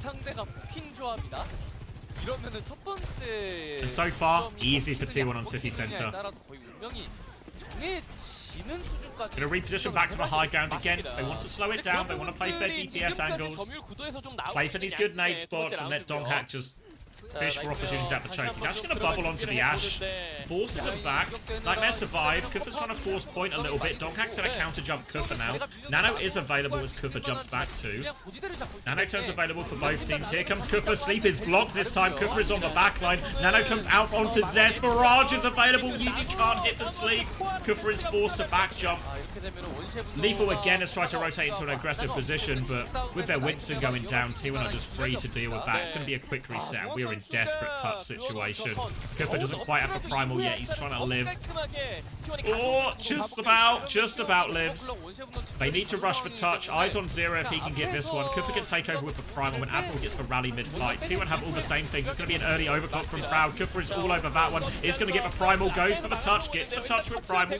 Will be able to live as well. So a bit of space for Nightmare to work with. They're trying to turn onto Kufa. Kufa has to play his life. A primal in spawn. Knocked into the cars. Yuvi trying to avoid the traffic. Hits the Sleep. Gets out of the road. Still going. Point continues to be contested one more time. Yuvi dodging all the cars. He won't miss. He will. And finally he goes down. Admiral gets the rally, but it's too little too late. The backline have fallen. They get the flip though, Nightmare. Can they really buy enough time to get their backline to a fight? Lethal is on the enemy side of the map, playing for the mini. Nearly has a bob. If Lethal gets a bob on point, it's not quite over, but he dies just before it. Donghack on the cleanup. Kufa trying to stabilize. Admiral on Juno to get his backline back quicker. Kufa's going to fall on the retake. And it'll be 100 to 9%. No more touches. T1 close out the first round. 첫 번째 세트 T1이 가져갑니다. 아 진짜 T1이 K 미스턴 조합의 운영을 I thought Yuvi, he was I thought he was going to get away with, you get booped into the cars 3 separate times, hits for Sleep. The last one is the one that doesn't invade. And T1 win the Winston matchup. 그렇습니다. 자, K 고라니만 Russian Fletter K 매운맛 보여줬던 T1 up against 첫 Weeks. 번째 세트 깔끔하게 가져갔습니다. 왜 나이트메어가 동학을 좀 견제했는지, 동학을 의식했는지를 보여주는 듯한 플레이였어요. Alright, T1 advantage to them. 무조건 뛴다고 는다가 아니다. 이것도 지능적인 그런 합을 맞춰야 되는 플레이다라는 걸 T1이 그대로 보여줬고 그대로 1대0을 가져왔습니다. T1 과연 complete 루시가 Preds 풀리는 다음 complete. 세트 나이트메어가 어떤 모습을 보여줄지 저희 잠시 쉬었다 이어지는 두 번째 세트로 돌아오겠습니다.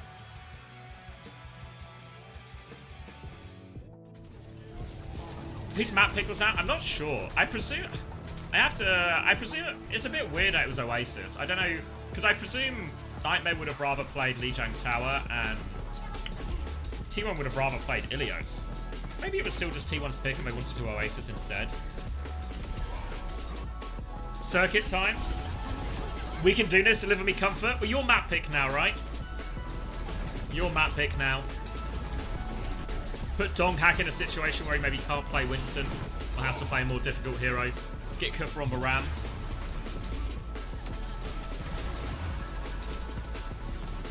Black is in. The CEO sub. Map 2 predictions going up now. Shake it off, go again. As far from over yet, right? Far from over. A Korean team wins on dive. It can happen. But now, you know, your chance to pick map, to pick mode. Want to see T1 forced into an uncomfortable situation. First to 3, yeah, first to 3.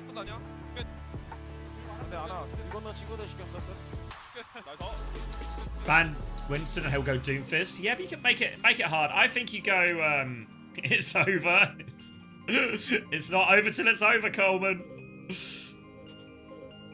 Fred's leaning T1's favour already for this.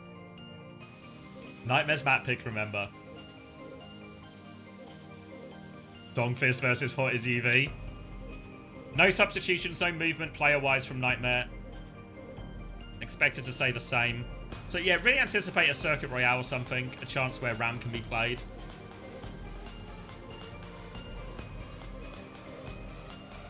Ban-wise, you could just ban Winston.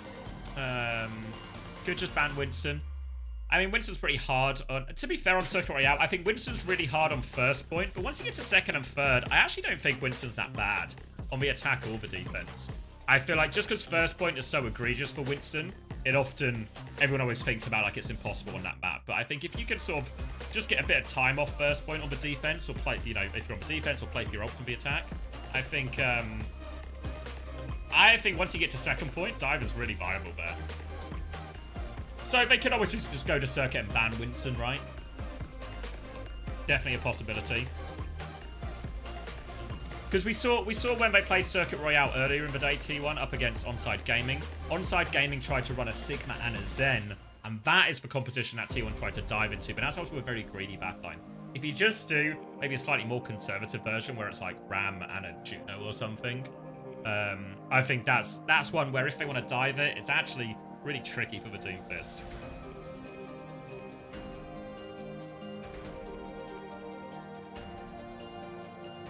Was it just me, or did Pharah seem 10 times better than Tracer last map? Yeah, we didn't really see a lot of Tracer POV. I think the biggest problem... Oh, thank you, XE Wild, for the Prime. Welcome back. I think the problem for Tracer on some of those, if you looked... It wasn't so bad on Gardens, right? Obviously, that was the closer round 2. Oh, thank you, Wasso. Thank you for the 8 months. I was going to say, I think once you get to City Centre, if you look at the position that Vigilante and Scooter were playing all the time on that high ground, it's pretty awkward for Zero to consistently connect on a lot of those dives with Cuffer, because he has to use the jump pad, which makes his path very predictable, makes it relatively easy to mark as well. Going on to King's Row now. So could Ram here... Obviously, this also blocks... we often talk about Suravasa being used to block hybrid, but this is also a version where you block the hybrid by going to King's Row. Could play Ram, maybe a Winston ban in with this. Then Donghak probably does feel a little bit less comfortable. Doesn't want to ball. It's a bad map for ball. I mean, Donghak can make Doom work anywhere, but even then doesn't feel great for Doom. Is there a SOOP Cup rephrase spreadsheet or something? Not that I know of, Cap. Ob Sojourn might have one, or have access. Alright, Nightmare to ban first. Anna is the ban. Okay. I can anticipate maybe a Winston ban because it banned for Ramattra as well. If I'm T1, I'm banning Ram now, I think. Because this is the only problem. Yeah. Well, actually, Russian Fletter not pulling any punches in this one. Yeah, so anticipated for Ram. They're going to ban the Anna instead. Because the nice thing about banning Winston here would be it protects for Ram. So question now, what Nightmare do if the Ramattra is banned? What's their side option here? A Nightmare traditionally a dive team. Nightmare are a bit of an everything team. I think really a big key to their success, as well as like a lot of individual good performances across stage 1. Oh, thank you, Broken Skies. Korea 5C utterly destroys now once how you know now is Have you heard of slingshots, Broken Skies? Have you heard of slingshots? Yeah, Hazard is probably a good shout, Tusk. But what I said about Nightmare is actually when they won stage 1 of North America, they actually did it playing a pretty wide selection of heroes and compositions. We saw Cuffer doing well on Sigma, on Ramattra, on Winston, on Hazard. Really a pretty wide, and Nightmare's biggest strength, I think, both domestically and even internationally, is the fact that they can play the sort of full range of heroes. Okay, so looks like it's going to be Hazard coming out from Nightmare instead. Obviously, again, a hero we've seen a lot of success from. Interesting to note we're on Juno, Lucio, Ash right now. So this backline feels very squishy from Nightmare. Very squishy. Door's about to open. And Nightmare are going to take their swing back. T1 though, remember, it's been a while since we've seen Donghak play too much Hazard. But he's very good at it. And again, T1 going to go for slower, spammier DPS. Pretty good on King's Road, can get these angles. They're trying to clear Kufra out of top right now as Proud swings in main. 80%. Lethal's peeking top left. A very quiet Oasis from Lethal, hoping for a little bit more from him here. Kufra's going to dive in aggressively. He is isolated in there. They're trying to pox him out. Admiral is trying to help. UV poxing. Kufra actually swings back. Hits Proud with the slash. Gets that first kill, but Zest has found a trade. Remember, trades are going to favour the attackers in these situations. Closer spawns and all that. Kufra keeps holding close. Wants to try and catch for Juno. Vigilante aware of the danger though. Zest is going to come turn onto Kufra, and Kufra is going to get ruled out. He is punished for that aggression. Juno wasn't close enough. Kufra tries to force the kill, but now with that pick, Nightmare are going to have to back all the way up. Kufra's going to respawn, maybe a chance to play for the retake. Zero is on Tracer, remember, so can tip-tap the touch. Lethal's trying to go top left. Zest dodges the dynamite.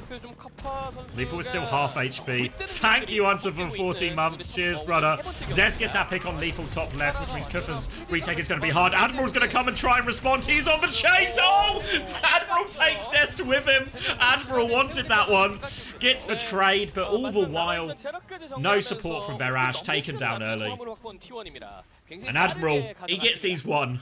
But T1, more importantly, they get the point. They have B are ready to go for Skewed 2. DPS ults, well, the Barrage mainly not too far behind. Nightmare just a little bit slower on a lot of these on the beat. Lethal's going to swap over onto the Sojourn now. Swinging up to main. Zero's already top right. Kufra's going to kill Zest just immediately. Takes him out of the air on the left. Player advantage, and Nightmare can move forward to the choke now. T1 not much choice but to concede his space. Zero's behind for Sojourn, looking for Proud already. Backs up with his team, and they can actually beat push in. No beat available, so Nightmare have to take a bit of a back step. They were cautious about their walk up. Kufra's been separated a little bit. The jagged wall is causing him all sorts of problems when he gets around the corner. Downpour to follow up, and Admiral gets caught 96%. Beat comes out. He went for one more boot to try and save Kufra. The Ray has been used. Lethal's going to try and walk forward with it, but it's going to be a wasted Ray. And the disengage was the right call. They were a bit ginger in their walk up even with player advantage, because they were aware of these ult turns. But they just get screwed over so much by that jagged wall. Admiral then overcommits, trying to peel. Now a Genji swap from Zero. He's best hero. Nicer mashup into the Hazard as well. But they have to push into both DPS ults. And both DPS ults at the same time. Kufra gets deleted. They beat back anyway. Ray comes through from Vigi. They're going to try and make it work. No DPS ults to follow it up. Kufra was deleted by the Barrage. That was their only other ult. Walking forward with this Ray. And they pop all the ults T1. And it's just not enough Nightmare can do to respond. They had the beat. Didn't save Kufra. And even then they're pushing into a Ray. Vigi has plenty of space to Ray. Forced all the way back. On to third point. 4-minute, 35 second time back. Lethal nearly has the overclock, and obviously T1, they spent heavily to cap second, so the ults are dry. They have found decent picks in the neutral Nightmare, but they've just been snowballed a bit by his ultimates. Trying to stabilize now. Lethal is swinging. Shot goes out. Proud's going to miss his one as well. Force back as the wall trade comes through. Overclock from Lethal to chase it, but T1 they're so far back. Trying to chase these kills. Hits shots onto both the DPS, but no final kills. No final blows. They kite that overclock for free. T1 about to have a beat push available. Kufra might have to try and use that downpour, but alright, Zero's able to follow up on that one on Vigilante, and again a pick in the neutral. Buys Nightmare valuable time. They walk forward. Skew doesn't quite have a beat yet. The Nightmare have to respect that when that beat timing is up, you can expect T1 to push. They were so aggressive in their match earlier against Onside. No reason for them not to keep doing the same here. They come through, wall off, and they kill Zest again, just for neutral. Alright, just a 4 neutral picks will do a lot for Nightmare in terms of bleeding time off this big time back. Lethal has to be careful as he's walled out. They're just going to try and give them a bit of a wiggle. Slash comes in, Lethal's going to deepen his position. Beat comes through in response now. No ults back, the beat is in spawn. Lethal too far forward. They do trade onto Skew, so Kufra's going to use the downpour. Does he lock anyone up? Doesn't lock anyone up. Proud with a railing back. Kufra's going to fall. Admiral and Zero are committed deep. Nearly have play, just trying to play for a trade. Zero can't find it. And just didn't have respect for the beat push there. Lethal walks up, gets walled, has to keep deepening his position, and then all of a sudden the beat push for Skewed is all too easy. They're committed so deep. They get another fight though, and they have both support ults. on the cusp here, Nightmare. It'll be Ray's to mirror, but Zero with Blade advantage. Overclock comes out from Proud on the high ground. Ray in response. Proud tries to sneak a kill up top. Downpour thrown at Proud, or thrown out from Donghag. Ray comes out. Kufa is there. Admiral doesn't quite have the beat yet. Lethal goes down. Zero still has the Blade. Nightmare, they need something soon. But Ray's coming forward. They're trying to kite it. Admiral has the beat. They're going to play beat Blade to clutch. 2v5. They're trying to do it all. Zero goes in. He gets one. Deflect comes out. Damage onto Zest. Zero stabilizes. They all pounce on Zero. He gets focused down. The beat Blade is only good for one. Lethal gets a second. It's not enough. Full cap for T1. They tried to kite for Ray. They didn't quite have the beat. Maybe Zero could have. Maybe he could have just bladed sooner. They really wanted that beat. They thought they could disengage for Ray. They couldn't. 2 minutes 20. Full cap. T1 continued to be in the driving seat. Just a few key mistakes, right? As we go through replays now, there was obviously that overextend from Kufa on first. There's the Admiral getting his one. If you can't do it with your gun, do it with your face. And then they kind of got... Oh, second was really an ult snowball more than anything. They sort of messed up, like a little bit clumsy on one of their disengages. And then third point, they had their overclock kited. What's the next fight? They had the overclock kited, and then yeah, then they got a few picks in the neutral, and then that last fight just didn't quite. They ended up using the Ray really far back actually when the overclock was popped. And I feel like when Proud pops the overclock on the high ground, if you respond with Ray, it sort of stops Proud getting value. But all of a sudden, your Ray's been used so far back and so early. Then all of a sudden, T1 just have a big Ray advantage, so when they push forward with that Ray, just overwhelming. You see Nightmare trying to scramble, disengage themselves, but can't get out. Kufa falls, and then by the time they pull the Blade, the beat, it's 2v5, and we're asking the world of Zero. 그 점에서도 좀 적응이 안 된 그런 이슈가 있을 수도 있어요. 그렇죠. Cheers, Hunter. 일단 뭐 본인들이 경기를 치른 지역과는 좀 다른 지역이다 보니까 현지 적응 이슈도 있을 수 있고요. 그렇죠. 그리고 이제 나이트메어 같은 경우에는 Oh, thank you, Heta Meme. Thank you for the tier 1. Welcome. 북미에서의 여정에 관해서 좀 물어봤을 때 우리의 메인 플랜을 좀 빠르게 잡으면은 경기를 또 빠르게 수복할 수 있더라라고 이야기를 했기 때문에 그 메인 플랜 어쨌든 안 잡히고 있다는 게 계속해서 문창식 해설이 말씀해주시고 있는 부분이잖아요. 그렇죠. 결국 본인들이 잘 해왔던 거 자신 있는 거를 경기에서 보여줘야. Wait, Admiral artwork. 그렇죠. 아 그리고 We've got it. We've got it for West. It's Lethal and Admiral. 이제 그들의 What are these guys? Obey Alliance fans? We found the only Obey Alliance fan in Korea. 런던의 그 팬덤이라고 해야 될까요? 저는 아니었죠. 채팅창에서도 그래서 런던 팬이 있다라는 말씀이 나오고 Oh, London fans. 옆에선 에스토니아, 스피파이어, 나이트메어의 자랑. Admiral has aura, the most popular Estonian in Korea. 저는 아직도 런던만 보면. Oh, they've got the little. Yeah, you're right. They've got the little London and Nightmare logo as well. 그때 잡았어야 됐는데. All right, we're going into the unpause. 이었던 추억과 함께 경기는 재개가 됐습니다. 지나간 것은 지나간 대로 노래 가사처럼 그렇게 가는 거 Okay, 아니겠습니까? Zero gonna stick for Genji. Thank you, Natsuki, as well for the gifted tier 1 to PK Rizza. 시작하게 돼요, 양 팀.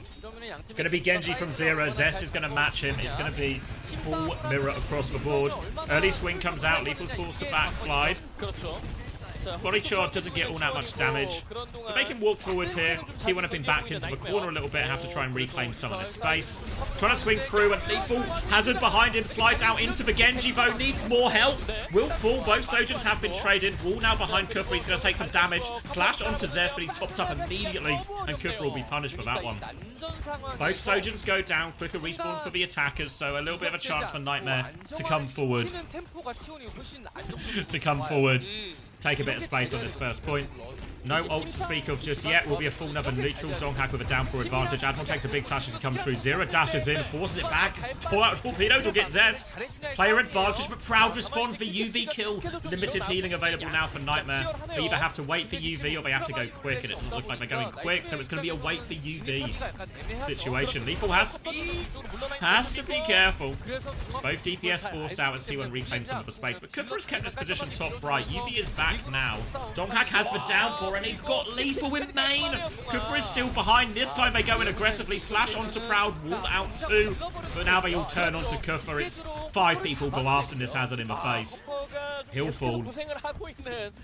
And now be no ults used for T1 in that fight either. Now they have Ray, they have Downpour. Quicker on the beat too. Gonna be the wrong end of an ult snowball here too, Nightmare. Proud, 30% ahead on the overclock. Kufra trying to peek through Hotel. Wall comes through. Doesn't fight Airs for Wall. Catches Proud a little bit, but they don't commit to this fight. Lethal's just trying to swing at the same time. Ray comes out from Vigi. They're trying to... Yuvi's going to respond now, but Kufra's taking so much damage. He just dies to that. Zero is still in the back. Dashes back into his Ray. Pulls the blade. Downpour comes out. Admiral doesn't have a chance to beat. Beat is available for Skewed, though, which means that blade gets no value. Admiral did hang on to beat during all of this, so it is ult advantage for Nightmare. They have the overclock to start the fight, they have the beat as a response to Zest's blade, and then Kufra has a downpour opportunity.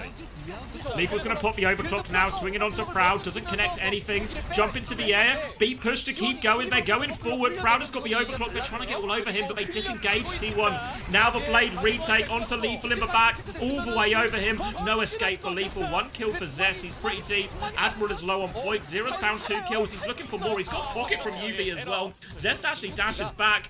Wait, where is Proud? The wall comes out. Kufra and Zero are there. They'll clean this one up. Now they can take that player advantage to point. UV was capping this entire time. Alright, they convert the ult advantage fight. First point will be theirs. Had to use 3 minutes off their time bank though, so... Need to make a bit quicker work on second to catch up. Remember, they have to cap the map to even stand a chance. Zero finding some good kills. Keeping them in this one. Nearly has the second blade too. And there will be no support ults in time for T1 to respond to this blade, so really put our attention on Zero here if they can find this engage. Also, on the defense, Nightmare were good, and Zero's actually on the long flank. He's got the Juno caught, just kills Vigilante, no blade required. Now he's on the back line, he's wasting Proud's time. Proud will slide in for the kill, but Nightmare, they've cleaned everything up on point.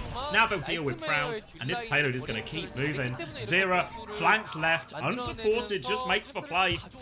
Gets that connection. Juno is not an easy kill to convert as Genji.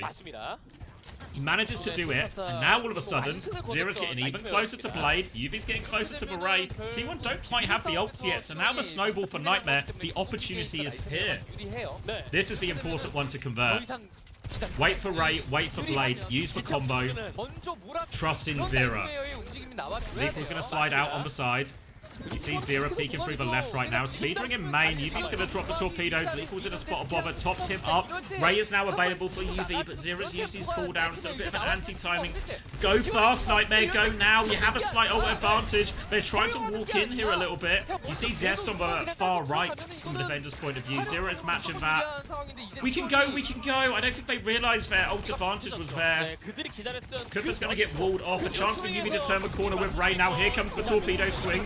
Ray comes back from Vigilante, but Skewed, he dies, 5% short of beat. The blade over the top from Zero helps seal one. They just need to clean up these players behind. Zest is awfully low. Kufra should get this one. Right click to finish it, but Donghak and Vigi, they found trades on point. They've been pulled in different directions. Oh, and somehow, someway, they've clutched it out. Zero versus a 9 HP Vigi, but Vigi's kited away. They're trying to turn onto Donghak instead. They're all so low, though. Pushing for the kill onto Kufra. Really wants it. Downpour comes out from Donghak. Has he gone too far? The deflex is there. The Downpour saves Donghak. Kufra and Admiral come in for the trades. Lethal gets 2. T1 are the one who have overextended now. Hunting down the Lucio. Skewed has beat. He's so low. Downpour is dodged. They really don't want his beat to come off. Skewed gets the beat off Blade as well. Zest is all over Lethal. Lethal can't find the shot. The ults are bailing T1 out of this situation, but Kufra has killed Proud. The fight's not over yet. Zest is going to run into that. Has to deflect through. Has to touch. Hazard is back now. Donghak is on point. No ults available for either team. A full neutral as Donghak tries to stabilise. Looking for the backline, but has to stay anchored to point. He's losing the HP trade here, Kufra. They're having to slow it down. Torpedoes, only for healing there for Vigi. Pressure onto Zest. He's forced to dash backwards. They're trying to force the objective here. Another speed drink out from T1 as they try and branch forward.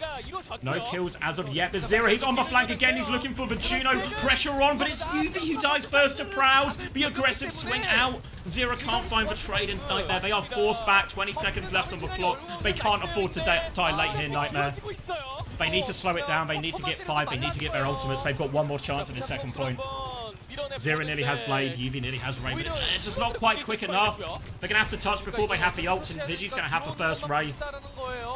They need a bit of magic now, Nightmare, to get themselves out of this situation. Coming through the choke, they trigger the overtime. Vigi is going back.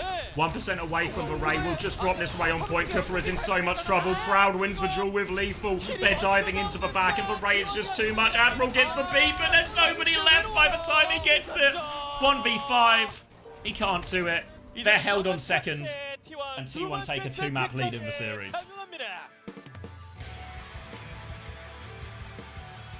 Was that a single 2-minute long team fight? Yeah, it just didn't stop. It just didn't stop.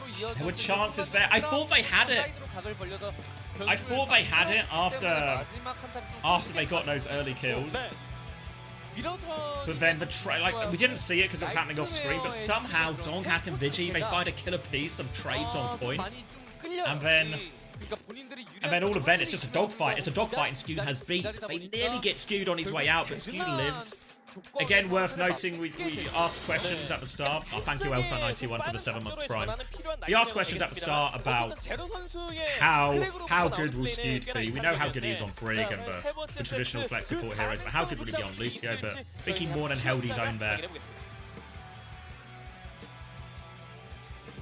But T1 in control, aren't they? In control. And now it's a reverse sweep angle.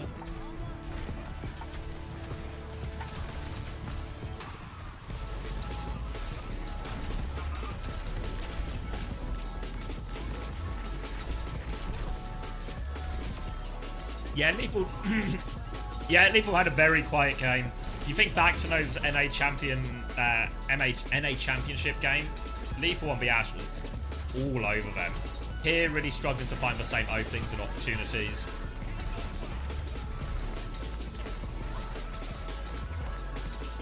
I feel like a lot of it's coming down to the ults, just in terms of when we see, maybe particularly the overclocks, a couple of the Ray pushes as well, where T1 are just able to kite these out completely.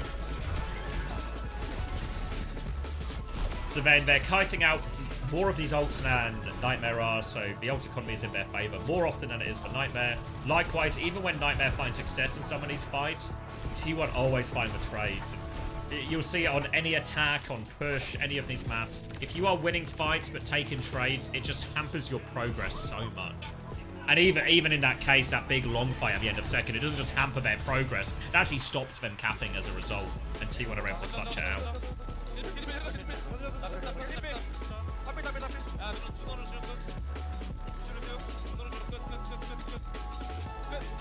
What does Nightmare want to do now? I think now, hit the Circuit Royale. Can't ban Anna anymore, but can ban Winston. Just try and get a map. And then, just try and get a map. Reverse momentum a bit. Then see what happens, right?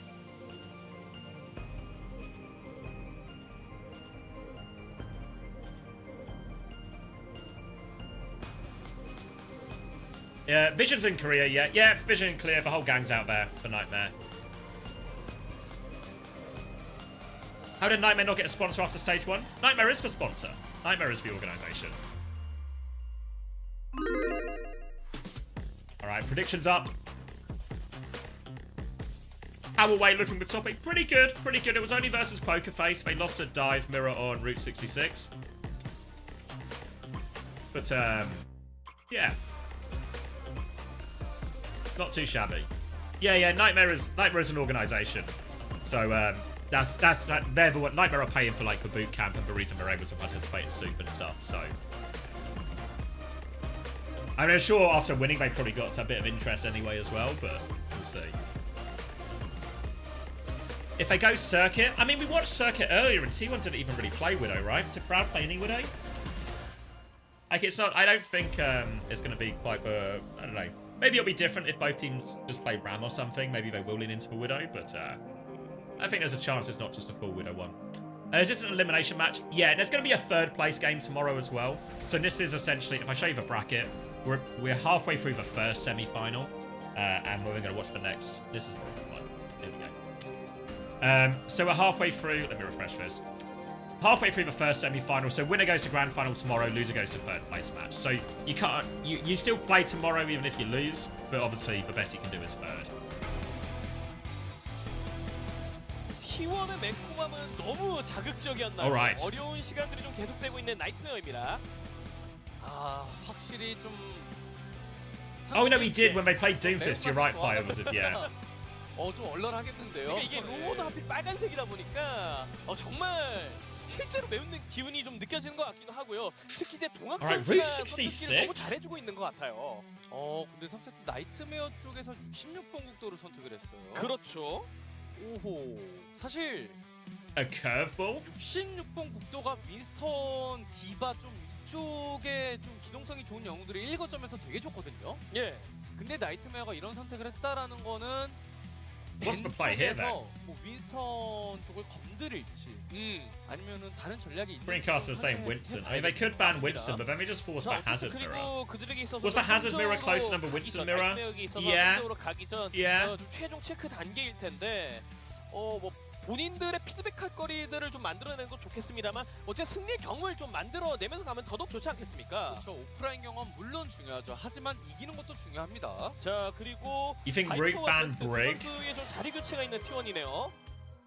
아까 봤던 그쵸 그래서 Axis for 14 months. They did! 그리고 이겨주기 위해서 Unfortunately, the only explanation is obviously that T1, but is that T1 is better than Crazy Raccoon, obviously. Yeah, I mean, Scrim's are Scrim's, right? Don't mean everything, but also don't mean nothing. Always different on match day. 자, 반면 이제 나이트메어 쪽은 다시 또 나이트메어의 Reverse sweeping coming. We've still got some true believers. Some true believers. 그리고 바이퍼 주전 되기 대 바이퍼 주전자 되기. 바이퍼의 주전자가 되기. No, I don't think any real mental boom from this, right? Like, I think as much as like we like to big up the West and that, right? And it's fun. It's fun. Like when we hear that like Crazy Raccoon Falcons, they're losing scrims. It's like fuck, maybe. It's always different on match day. The caliber of players can't be underrated in Korea either, right? Like Donghack and Proud are genuinely contenders for best in role respectively. Upgraded T1 backline as well, so suddenly the weakest part of their roster doesn't look quite like the weakest part of their roster anymore. 와 근데 그 옆에 동학 선수의 어필이 더 웃긴데요? 점 3개 보냈어요. 정말 냉철해요 이런 거 보면. 자 그리고 프라우드 선수 Is that Cope? 최고의 플레이를 What? 보여주면서 I don't think so. I think the point I was trying to make was the Korean teams have the better players and 가져가게 된다면은 are therefore winning. 확인해 볼 수 있겠죠. 저는 중계를 하면서 솔직해야 된다고. Maybe not my greatest insight. 그렇죠. 다만 스포일러는 하면 안 되잖아요. 그렇죠. 예. 거의 여기서 느끼는 분들이 계실 수 있겠죠. Sounds like Cope. 그거는 다음 세트까지 They're only winning because they have the better players. 나이트메어가 이 66번 God, if it wasn't for that. 열어봐야 알지 않겠습니까? 그렇죠. 분명히 이제 마지막 여기서 이대로 진다면은 나이트메어 입장에서는 3대0으로 지는 거기 때문에 필살기를 꺼낼. Does VP have a better chance against Wei? Yeah, I think so. Partly because I don't know if VP's stronger than Nightmare. Maybe, but Wei weakening T1 definitely. 재밌어요 이런 게. 그러니까 이렇게 다른 팀에 약간 입덕을 하시거나 응원을 하게 되는 Thank you, 경우가 Poop 있대요. 007. 그러니까 Thank you for the 3 months, 내가 Brian. 응원하는 팀은 뭐 이번 대회에서 참가하지 않는데 이미 떨어졌는데 근데 How does one watch scrims? There's no way. None of it's broadcast or anything. It's all played behind closed doors. You just gotta know a guy. T1 skill merchants, exactly. I'm sick and tired of these Korean players relying on their talent and their level of play to win games. Alright, so it's a Kiriko ban from Nightmare, and T1 are gonna ban Winston.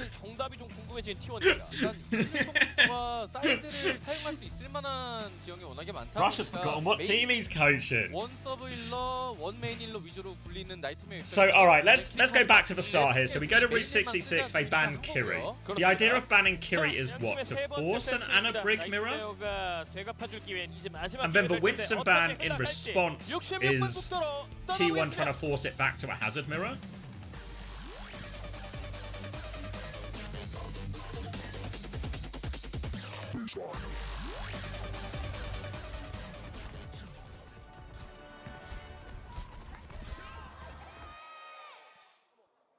Going into a pause. 높은 Or they're just trolling? 선수일 Maybe. 확률이 높겠죠. 그렇죠. 멤버가 바뀌었기 때문에. I mean, it's reasonable enough. They did literally just win the Hazard mirror on King's Row by like a pretty decent chunk. 하도록 하겠고요. 그렇죠. 예. 동학 선수 쪽인가요? 일단 동학 선수를 한번 봤던 것 같긴 한데. 크라우드 선수 Just saw Admiral cross his fingers and smokes a camera dog. This is so over. 아, 예. 크라우드 선수의 가능성이 그럼 높겠네요. 아무래도 저쪽이지 않을까. 네. 그리고 바이퍼 선수는 또 이제 교체됐다 보니까 마지막까지 좀 사운드를 점검해 주는 모습을 확인할 수 있습니다. 자, T1의 윈스턴 밴. 꽤나 좀 흥미로운 밴인 것 같아요.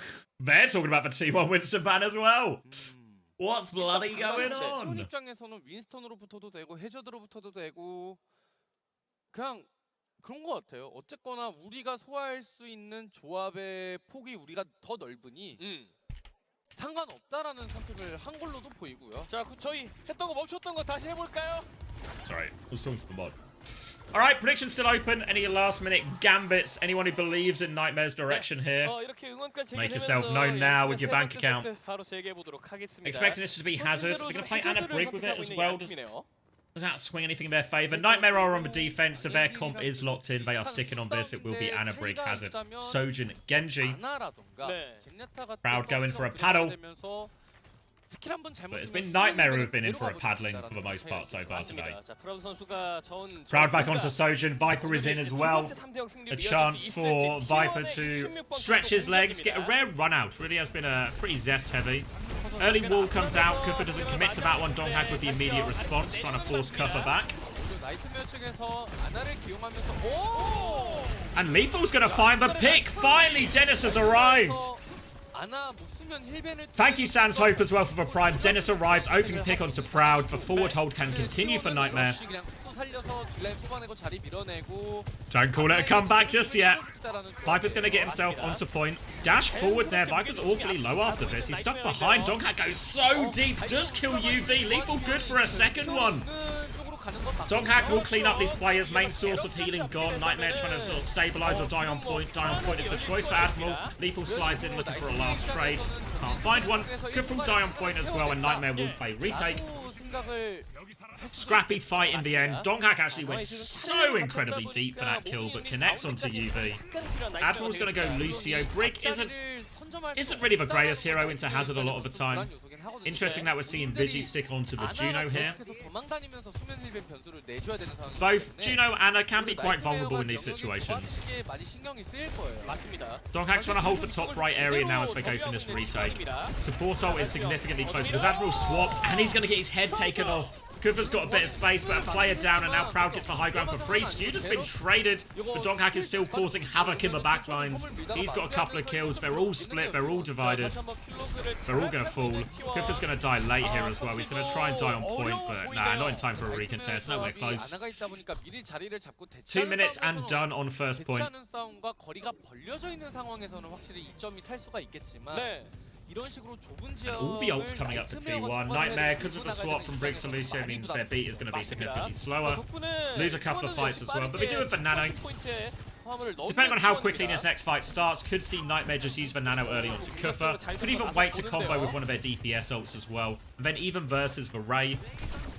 Will be a tricky fight for T1 to contend with. Might have to use the beat as well. So then you get double support ult out. And Skewed, where are we going? But tried to join Viper on this dive. Lethal was getting all the pocket on the world. Defensive nade is good. Zera gets traded, but the pocket is there. Viper and Skewed try to make an aggressive move down left, but it's just easy pickings. Where are we going, Skewed? Tried to cross such a big open space against all the sightlines there. And Nightmare will stabilize at the choke, catch up a little bit on this beat charge, but still 40% to go. They've got a Nano Blade option very soon. Downpour comes through, does catch UV, no beat to save him. Lethal is overclocked, but there's a beat in top, so Proud can just slide into that one. They're going to die on point here, play for retake. Zera is out. Kufa's trying to find a trade, goes for the wall, doesn't connect it though. Skewed will get away with his life, and T1 can set up a forward hold. 스큐드 선수를 한번 잡아보려고 했지만 또 잘 빠져나간 스큐드였습니다. Nanoblade coming back. 물론 나이트메어 입장에서도 이번에는 Obviously, this is one of the downsides of the Ana. As much as the sleep for nade, impactful cooldowns, less movement, less survivability against some of these key ultimates, and especially even just for neutral dive. Going to be a retake from multiple sides here. I think Zera's going split down. I think it's Lethal swinging main. I think someone is swinging main. It's going to be a Nanoblade out all over Proud. Chases that one down. Vigi is near too. Looking for a third kill. Still has a dash. Eyes on the hazard. Will just take that kill. Nanoblade retake. Proud had popped the overclock, but Zero makes short work of that. Nanoblade retake is good. 2-for-1 ult trade. So expensive, but they now have a forward position. Next fight is going to be the tricky one. Array Blade for T1. The key here for Nightmare is the carts move quite far forward, right? Do not let T1 use the Ray, use the Blade on point. If they do that, it's going to be an incredibly hard fight. You want to force them to use the ult early here. Wall comes out as they separate Donghack. They chunk Donghack a little bit as well, and yet not just chunk him, they kill him! They are forced right back. Good wall from Cuffer, and Nightmare quick to pounce on that separation the wall provides. Donghack gonna go ball. Alright. I mean, it's a pretty decent map for ball, I guess, or like decent enough. Donghack a decent enough ball player as well. Groggy perk available for UV, so there is still some potential. Slam comes through the blade. The sleep is good onto Viper. He's woken up, but the beat from Admiral comes out. Viper gets punished for that one. Good sleep, good beat. The Nightmare backline step up when they need them. UV hiding on a corner, but Admiral Zero. The boys are coming to save him. Donghack's going to be cleared out. He'll have to reset with his team. Good hold for Nightmare. And they can stabilize again. Donghack is already in behind. Eyes on that. Sleep onto him. Do they have enough damage to punish him? Maybe not. The nade is there. Plenty of damage onto Donghack. Just survives with his shield. Downpour comes out from Kufra as that Ray is now overclocked. Kufra dies for this. Viper is low on point. Can they kill that one? Admiral can. Lethal could really do with another kill. He gets another kill. Proud looking the wrong way. Slam onto Lethal, but he's got full pocket from his backline. UV is pivoted round, but Lucio is pushing him. He needs help. Boom! Admiral coming to the rescue, but not enough to save UV. Lethal with another trade. It's not over yet. Donghack tries to push him off a cliff. He will. The only way to take down Dennis. Admiral is going to try on point here. Zera's back in, actually. He's not going to die on point. He's going to live on point. Both teams scrambling to stabilize now. Skewed coming back with beat. Donghack has the mines to force point. He's taken a lot of damage, though. Zero nearly has the blade. UV has the nano. We're entering the final 45 seconds, and it might be a nano blade. The nano goes on to Kufra instead, though. Needs to find value with this. Beat is forced. Now potentially an opening for Zero with the blade. He has the blade. They have no response. They've lost UV. They've lost Admiral. Mines on the point. Lethal is 1 HP. Oh, they just bleed out. Not enough support to pull the blade. They trade for Nano for the beat. They set up the key blade. They can't quite get to it. Can't quite get to that timing. And they will be going to third point.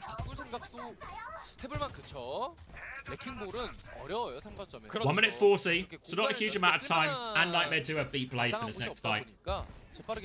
I think if I'm Nightmare here, I don't want to end up. I don't really want to spend beat and blade.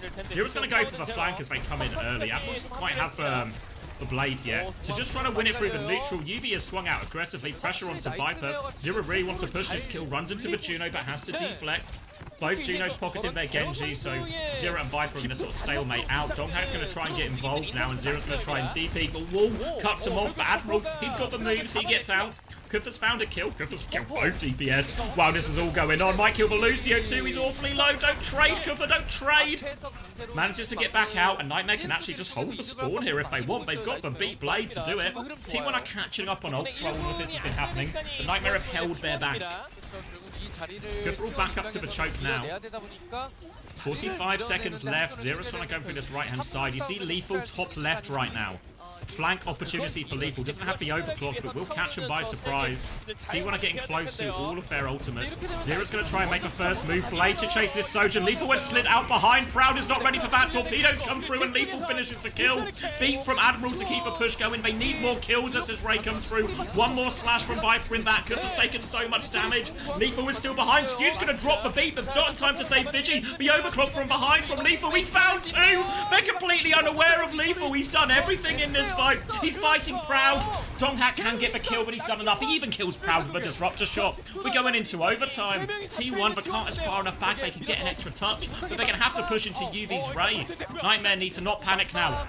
Just regroup as 5. Deflect the downpour, nicely done. Now the Ray from UV should be the finishing blow. Scooter's gone Anna to try and clutch with nade. The nade misses everyone though. Kufa is asleep, they have the Ray, it is time to go. Nightmare want to complete the hold. They are all over Donghak, they just need kills with this Ray right now. Viper will get taken down by Zero. Donghak still trying to stabilize onto point. Proud has gone so deep behind him, trying to clutch. Vigi's trying to help. Proud finds a trade. They are shutting them down on point. The Ray has expired. Have to be careful here, but it's now just Donghak versus the world. They will clean him up, and Nightmare will secure the hold on third point. 이거점 딱 그 마지막 거점에서부터 약간 나이트메어도 Okay. 감이 잡힌 것 같아요. Winnable. 우리가 굳이 왜 Winnable. 겁먹어요? It's winnable. 숨어야 하냐? 우리가 먼저 가서 길을 열어버리면 되는 거 아니에요? 실제로 그 결과가 프라우드 선수라던가 비실란테 스퀴드 선수의 지속적인 Reverse sweep confirmed. Yeah, put it to print. Put it to print. 네, 그렇죠. 특히 이제 여기 있으면 이건 진짜 울트라바이올렛. Nice as well. Definitely saw Lethal getting more involved there. Again, taking risks, right? This overclock flank at the end. Didn't even have overclock when he started this flank. Gets the job done at the end with a disruptor shot. Gets enough kills. Yeah, the sleep on second from UV. Top draw. 그리고 워낙 이제 노련한 선수잖아요. 울트라바이올렛도. 그렇죠. 리그부터 활동한 기간을 생각하면은. 자, 이제 그런 부분들이 좀 잘 호환이 되면서 나이트메어의 꽤나 성공적인 수비가 나왔습니다. 하지만 이제 T1 역시도 T1 going to commit to the same comp. The Juno, the Lucio. 몰아붙이는 그림을 만들어냈습니다. As of Genji Sojin. Creeping towards a forward hold as well. Nightmare going to start on a few different heroes just to try and see if they find a cheeky opening pick. Lethal will go for the grapple. Admiral will go for the 5-orb. Obviously, everyone remembers Admiral on Havana defense. Looking for the Lucio. Skewed. Not willing to play with fire. No option. Lethal holding this angle maybe a little bit longer than they expect, but now we'll swap just onto the Sojin. It's going to be Anna Lucio again. Coming out now. 자, 이러면 울트라바이올렛과 비질란테 선수의 픽 차이가 좀 발생하는 양팀의 조합인데요. Early space, and they're not committing to the forward hold. Dink onto Vigi actually. Is there a flank available? Oh, Lethal gets punished up there. Actually, the kill goes T1's way. No one in position to follow up on that early dink. And now player advantage. They're pushing forward, but Admiral's found a trade right back. Zero's going to get a defensive nade for boom. Donghak just about slashes back onto point. Scooter's come to help him, but now T1 drags out of position. Proud slides backwards, but doesn't make for high ground. They continue to disengage. Scooter's low. T1 desperately trying to stabilize. Nightmare hunting for more kills. T1 have got themselves out of this for now, but a bit of space for Nightmare to work with here. Slide has been forced out of Proud. Deflect out of Zero. Payload creeping forward this entire time. Zero looking for his next opportunity. Speed. Disruptor shot comes out rather. Swing onto it. Lethal. Caught at the choke. Him and UV will fall. The backline has gone down. Any trade will be good, but I don't think Nightmare will get... Oh wait, no. Proud has gone down. Sojin's always, despite all mobility, still find a way. Donghak consistently finding value on these engages. He's starting top right or around those areas, landing on Lethal. Not giving him a chance to really get involved and play the game. Coming up to our first set of ultimates. Support ults look like they'll be the first for both teams here. Maybe Donghak's down for a little bit quicker. Zero takes some space on the high ground. Lethal with a little jump shot. Oh, catches Proud on the low ground. Down he goes. Opening pick. Courtesy of Dennis. Now the slash. Skewed will fall. 2 opening picks. Just no trades now with your Nightmare. Just walk forward as a team. Get any late kills. That'll be good. T1 are going to have to play retake. They have the Ray. They nearly have the beat to do it with. But Nightmare have this nano. They have a nade to throw into that Ray as well. Looks like Donghak's coming back bottom left. A few of them. Oh, it's a big wall actually. Vigi's going to pop the Ray. Nano comes out now onto Zero. Lethal has been deleted. Can this nano find anything? Gets the blade. Pulls the blade. Skewed gets the beat off, but not in time to save Vigi. Zero looking for more. Downpour comes out from Kufa. Doesn't find all that much. Viper's blade is finding kills too. Oh, they tried to clutch. They were brave with the nano blade. Not enough. Viper now fighting Zero, but Zero's got no help. Whereas Viper has the whole squad with him. And T1 clutch that retake. The beat saves him. Donghak's going to get slept. He's top right though, so he's safe. Overclock now for Lethal. Overclock for Proud. Donghack still has his downpour. Looks like the downpour didn't find all that much from Kufra in the previous fight. Gonna need to rely on this overclock, but Donghack is gonna be flying onto him. He's underneath right now. Skew needs to be careful. Half a rail. Proud has already pushed with his own overclock. Lethal is going deep by himself, but Proud is in. He's gonna hit everything. He's gonna kill them all. Lethal's trying to do the same in the back right now. He gets one, but Proud responds. Oh my god. Proud responds. Decimated in the overclock trade. Proud hits everything. Nightmare were trying to set up that big flank for Lethal, but by the time they get ready to pull the trigger, Proud has already gone, and then it's only Nightmare on the back foot. Lethal stranded behind. Donghack has down before this final fight. 30 seconds left. Nightmare have to do it. Do it in the neutral. Kufra trying to come through this right-hand side. Viper is awfully low. Can't confirm the kill, but he has got some space for his team. Donghack still with this downpour. Skew just going to get this beat partway through this fight as well if it goes on for a while. Now leaping in, slash onto the Juno. Proud will finish the job. Admiral's killed Skew, actually. So it's not quite over yet, but low on heals, Nightmare. They need kills quickly. 3v3. Donghack's going to take the Mega. Limited healing available for both. Viper gets 2 cleanup kills. Oh, no, it's just going the way of T1. Downpour. Can't even touch. It will be a full hold. T1 secure the 3-0.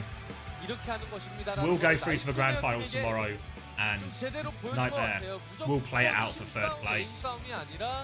순간적인 공간을 밀어내는 거, 템포 어쩔 때는 빠지고 어쩔 때는 강하게 빠르게 치고 나가고 확실히 좀 미러전임에도 불구하고 다른 점이 드러났다.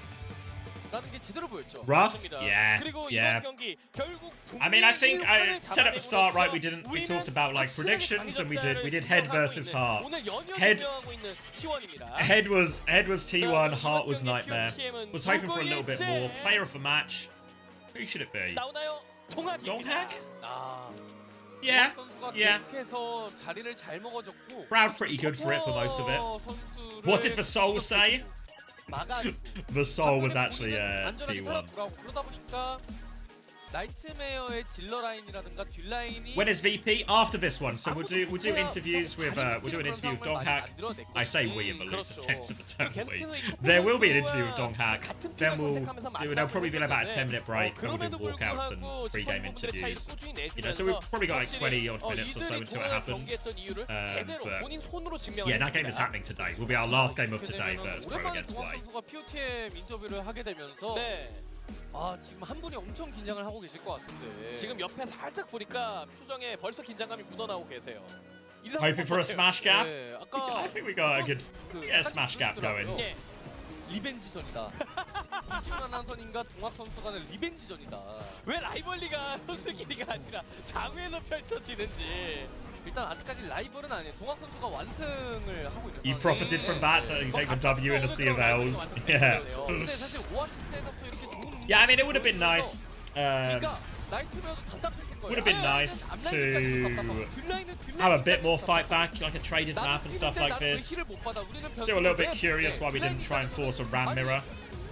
I mean, I guess maybe that's what we did try to do on King's Row, but T1 were good for it with the bans. 그렇게 물음표를 띄우는 역할을 동학 선수가 계속해서 만들어주다 보니까 킬캐치도 너무 잘 들어가줬고요. Yeah, you see Donghack there, like, you see a lot of hazards do it, but basically he dives onto the hazard, dives onto the Ana, hits the initial slash damage, puts the Ana on the back foot, then walls his own feet as a way to dodge the sleep as well. So UV doesn't hit the sleep. Obviously, because hazard can be punished a lot by the Ana cooldowns, right? Like, no way to counterplay sleep directly, there's no shield or matrix or anything like that, no way to eat it, so you have to dodge it. So using the wall to dodge it there so he can use his movement ability in. I mean, breaking news, Donghack is pretty good at hazard, but nice to see. 경기 T1이 승리를 가져갑니다. 승리 축하드립니다.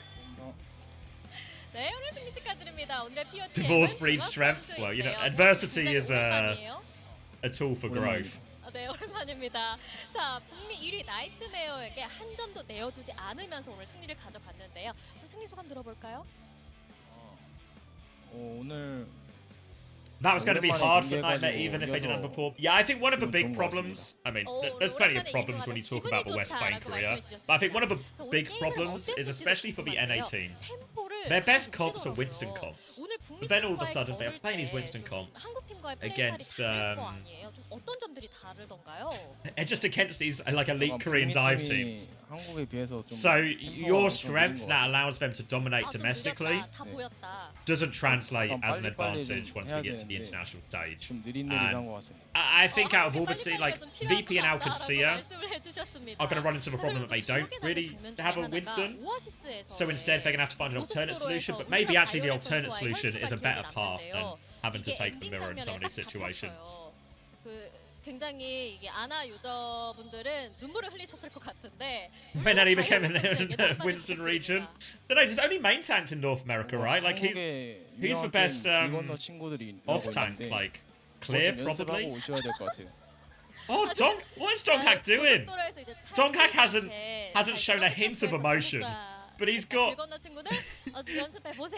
Lisa Yoon in stitches. 또 볼벤으로 시작한 경기였잖아요. 국내에서도 인정하는 동학 선수의 골이 아닐까 싶어요. 뭔가 이 볼이 예전만큼은 잘 못하는 것 같아서 아직 요즘 볼 연습하고 있습니다. 다시. 예전만큼은 잘 못하는 거 있어서 연습을 하는 것 같다. He's 라고도 actually 말씀해 주셨습니다. a smooth talker apparently. POTM 당당하게 차지하셨는데요. 채팅창에 미모 POTM이라고도 떴어요. 염색을 하셨더라고요. 반응이 굉장히 좋아요. 자, 공격력 Not gonna lie, 버프를 Donghak needs frosted 받았나, tips. Thanks, Cap. 라는 댓글들도 있었는데 염색을 하신 이유가 좀 궁금한데요. 그냥 한번 해보고 싶어가지고 바로 했어요. 그렇군요. 그렇다면 팬분들에게 Lisa Yoon loves him 헤어 컬러를 actually. 바꾼다면 이 컬러를 추천한다. Oh, yeah, I can check DMs, Chow. What you saying? 좀 강렬한 레드색으로 추천하겠습니다. 왜죠? 약간 T1 어. 레드 느낌으로 추천하겠습니다. T1 팬분이라면 강렬한 레드로 올 봄에 강렬하게 염색을 해보시라라고 또 말씀을 해주셨습니다. 자, 다음 경기는 바투스 프로 웨이의 경기가 예정돼 있는데요. 바투스 프로의 승리를 예상하는 팀 팬분들도 계시더라고요. 자, 생생한 또 냉철한 분석 한번 부탁드려도 될까요? 뭔가 웨이에 후아유 선수가 빠져서 뭔가 웨이가 이길 것 같은 느낌? 웨이 된다. 네네? VP가 이길 것 같은 느낌이 들어요. 다시 한 번만 말씀해 주세요. 웨이에 뭔가 후아유 선수가 주축이었는데 네. 뭔가 빠져서 웨이가 이길 것 같습니다. 웨이 된다. VP가 이긴 것 같습니다. 맞습니다. 네, 이렇게 It was going so well. It was going so well. 끝내도록 하겠습니다. 자, 오늘 경기 T1의 동학 선수 인터뷰 진행해 봤는데요. 다음 경기는 버투스 프로와 웨이의 경기가 기다리고 있으니까요. 잠시만 기다려 주세요. He actually, it felt like he had it, you know, but he just fumbles the bag at the end.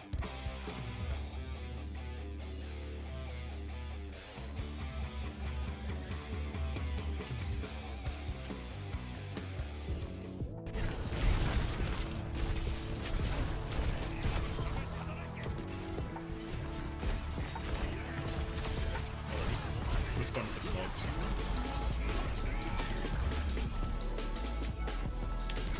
All right, NA has fallen. But EU remains strong. Until proven otherwise, of course. But we've not been proven yet. And I'm hopeful. Virtus Pro won't be taking the Winston Mirror. Might be taking the Hazard Mirror. But interested to see Virtus Pro's approach here. So let me go grab a drink, get some more water, get ready for this. We get the VOD published, or VOD uploaded rather, for anyone who missed that one. I'm sure there'll be a few people keen to see it.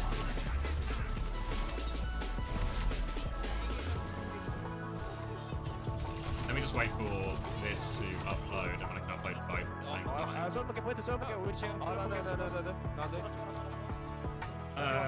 Nightmare versus T1.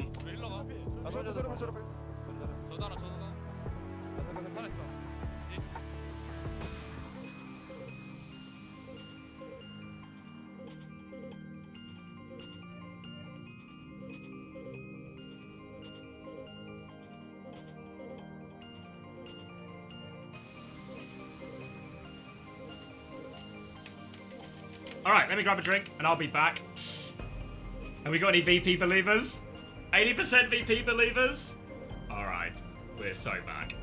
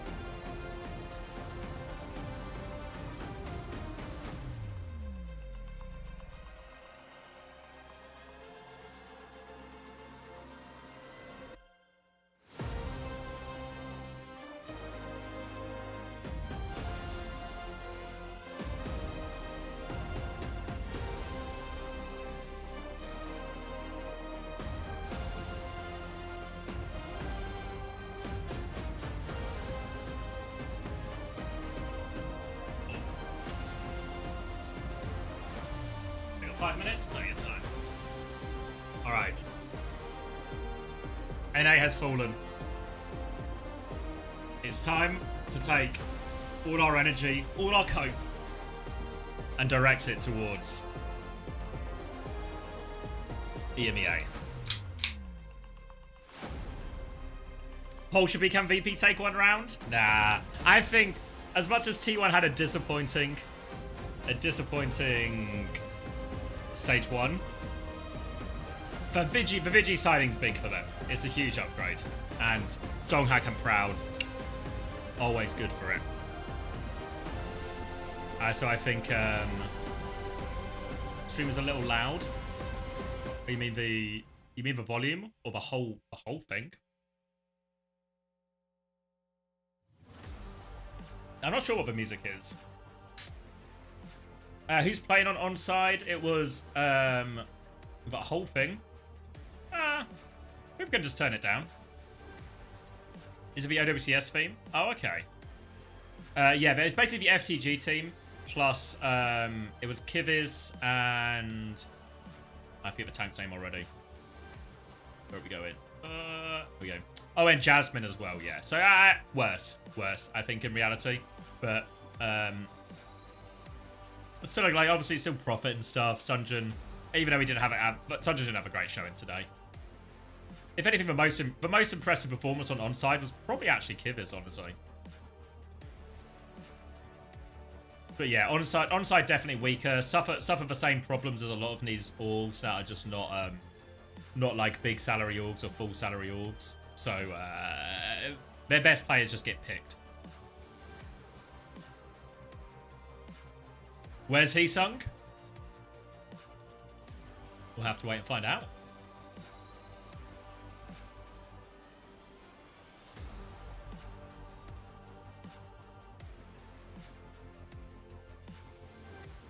Something about a team being called Crayon. It's such like a typical Korean name, where it's just sort of a random Western word or a random English word they know.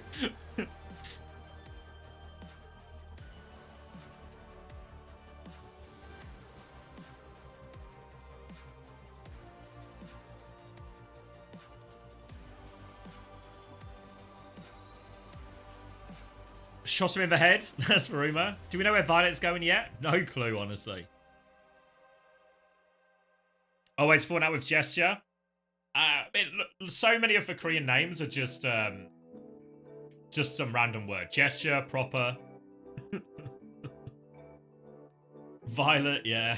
Even, yeah, all of them.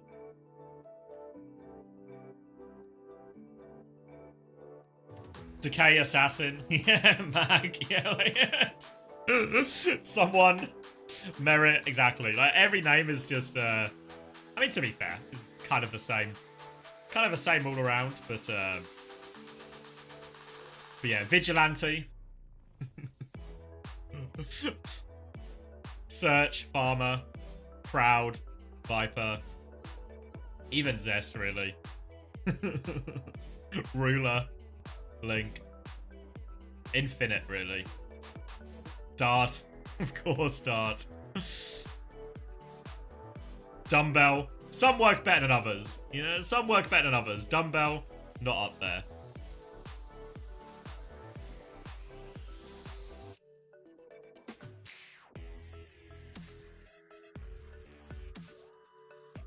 Same move, yeah, same with any reach. Yeah, like Crispy, Shockwave, yeah. I mean, it's invariably, you have to pick a word. I think the best names are the ones where it sounds like a real word, but it's not a real word. So it's kind of unique in that. Yeah, Lethal was actually a typical Korean name. Like, I used to play... It's going to be a TF2 mention, of course. I used to play with a player called Kaidos. Like, that's meant to be a D, if you can believe it. Kaidos. And I was like, this is actually... Like, Kaidos. This is like a top draw gamer name. I don't know if it's a reference to something or if it's from something, but that one's really good.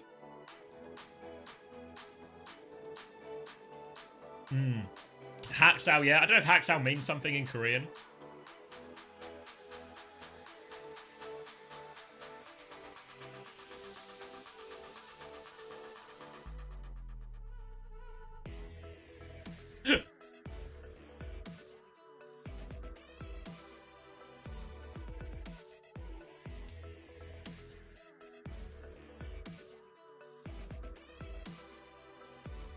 Haksao means massacre. Oh, okay. That's pretty hard, actually.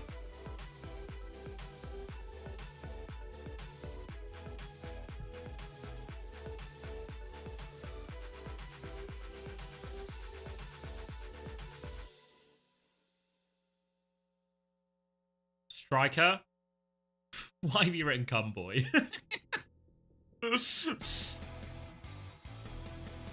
Oh. Getting some motion, aren't we? Getting some motion. Are we ready for the walkouts? 이제 EMEA 지역의 우승팀 버투스 프로 그리고 대한민국의 웨이가 경기를 준비합니다. 웨이 같은 경우에는 많은 분들이 이미 Blowjob lips. Cheers, guys. Cheers. 이 EMEA 지역의 Who are you? 과연 한국 Yeah, who is a good name actually. 보여줄 수 있을지 좀 기대가 많이 되고요. 맞습니다. 특히 저 버튼 스프로가 We're laughing like one of NA's best players isn't called Sugar Free. 모두 순탄하게 전승을 거뒀거든요. 자, 그렇기 때문에 기대되는 Yeah, I guess in reality, yeah, I think Sam said it as well. It just applies to all of them. Here we go, though. 제우와 픽사 두 한국 선수들을 좀 로스터에 포함을 시키면서 이제 로스터 정비 There he is. 많은 관심을 받았고 굉장히 강력한 모습을 보여줬습니다. 아 그리고 이 버투스 프로가 EMEA 지역 West 챔피언을 Hope. 차지하기까지에 있어서 제우 선수, 예. 이 제우 선수가 킥이에요. 이 07년생이 보여주는 이 피지컬, 미친 피지컬, 젊은이 Chains out for Gala and Shockers. 이게 어떤 유망. Alright, it's okay. It's okay. Hands in the middle. It's okay. 그야말로 좀 EMEA 지역을 휩쓸었던 제우 선수의 맹활약도 있었고 그러다 보니까 이제 버투스 프로에게도 여러 가지 물어봤을 때 제우 선수에게 기대하는 게 정말 많았더라고요. 와 저랑 10살 차이가 나는 선수인데 확실히 손목이 10년이 젊으면 Alright. 를 보여줄 수 있구나라는. Here comes Wei. Saw him earlier today. 하지만 이 팀도 Dropped him up against Poker Face, which maybe not a lot of people anticipated.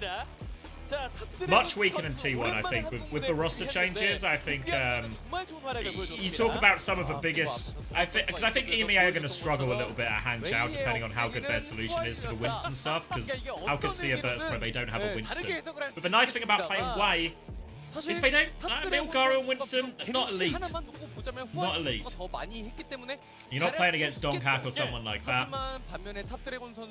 So maybe if you've got a bit more of an alternate comp to the Winston, you've got a better chance. Alright, confirmation of the starting lineups here, but no surprises on the side of Verts Pro. Of course it's the only 5 players they have.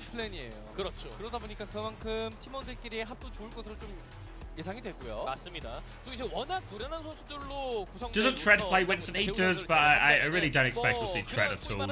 I think it will be all Ziad. That's not based on any insider information, that's just based on how Stage 1 went. Really put all their eggs in the Ziad 여기 basket. 아래 스폰 그거 해야 돼요. Look at admin. Presented by 밀가루 and 에이드의 parents. 약간 이렇게 부모님. 이런 거 좀 이렇게 해줘야 돼요 웨이도. 사실상 구단주분들이시거든요. 그렇죠. 그리고 거기에 더해지기 위해선 이 수컵 우승이 좀 필요할 것 같은데 자, 양팀 인터뷰 준비되어 있다고 하네요. 바로 확인해 보시죠. You both posted the same thing. One mind. Alright, Shocker's going to take the interview, of 오늘의 course. 마지막 경기가 기다리고 있습니다. 버투스 프로와 웨이의 경기 시작 전 각 팀의 대표분들과 함께 인터뷰 Come on, Shockers, start us off with a bang, 먼저 will ya? 버투스 프로 팀 만나보도록 하겠습니다. Ice on the wrist, ice on the neck. I mean, it's really exciting to be here.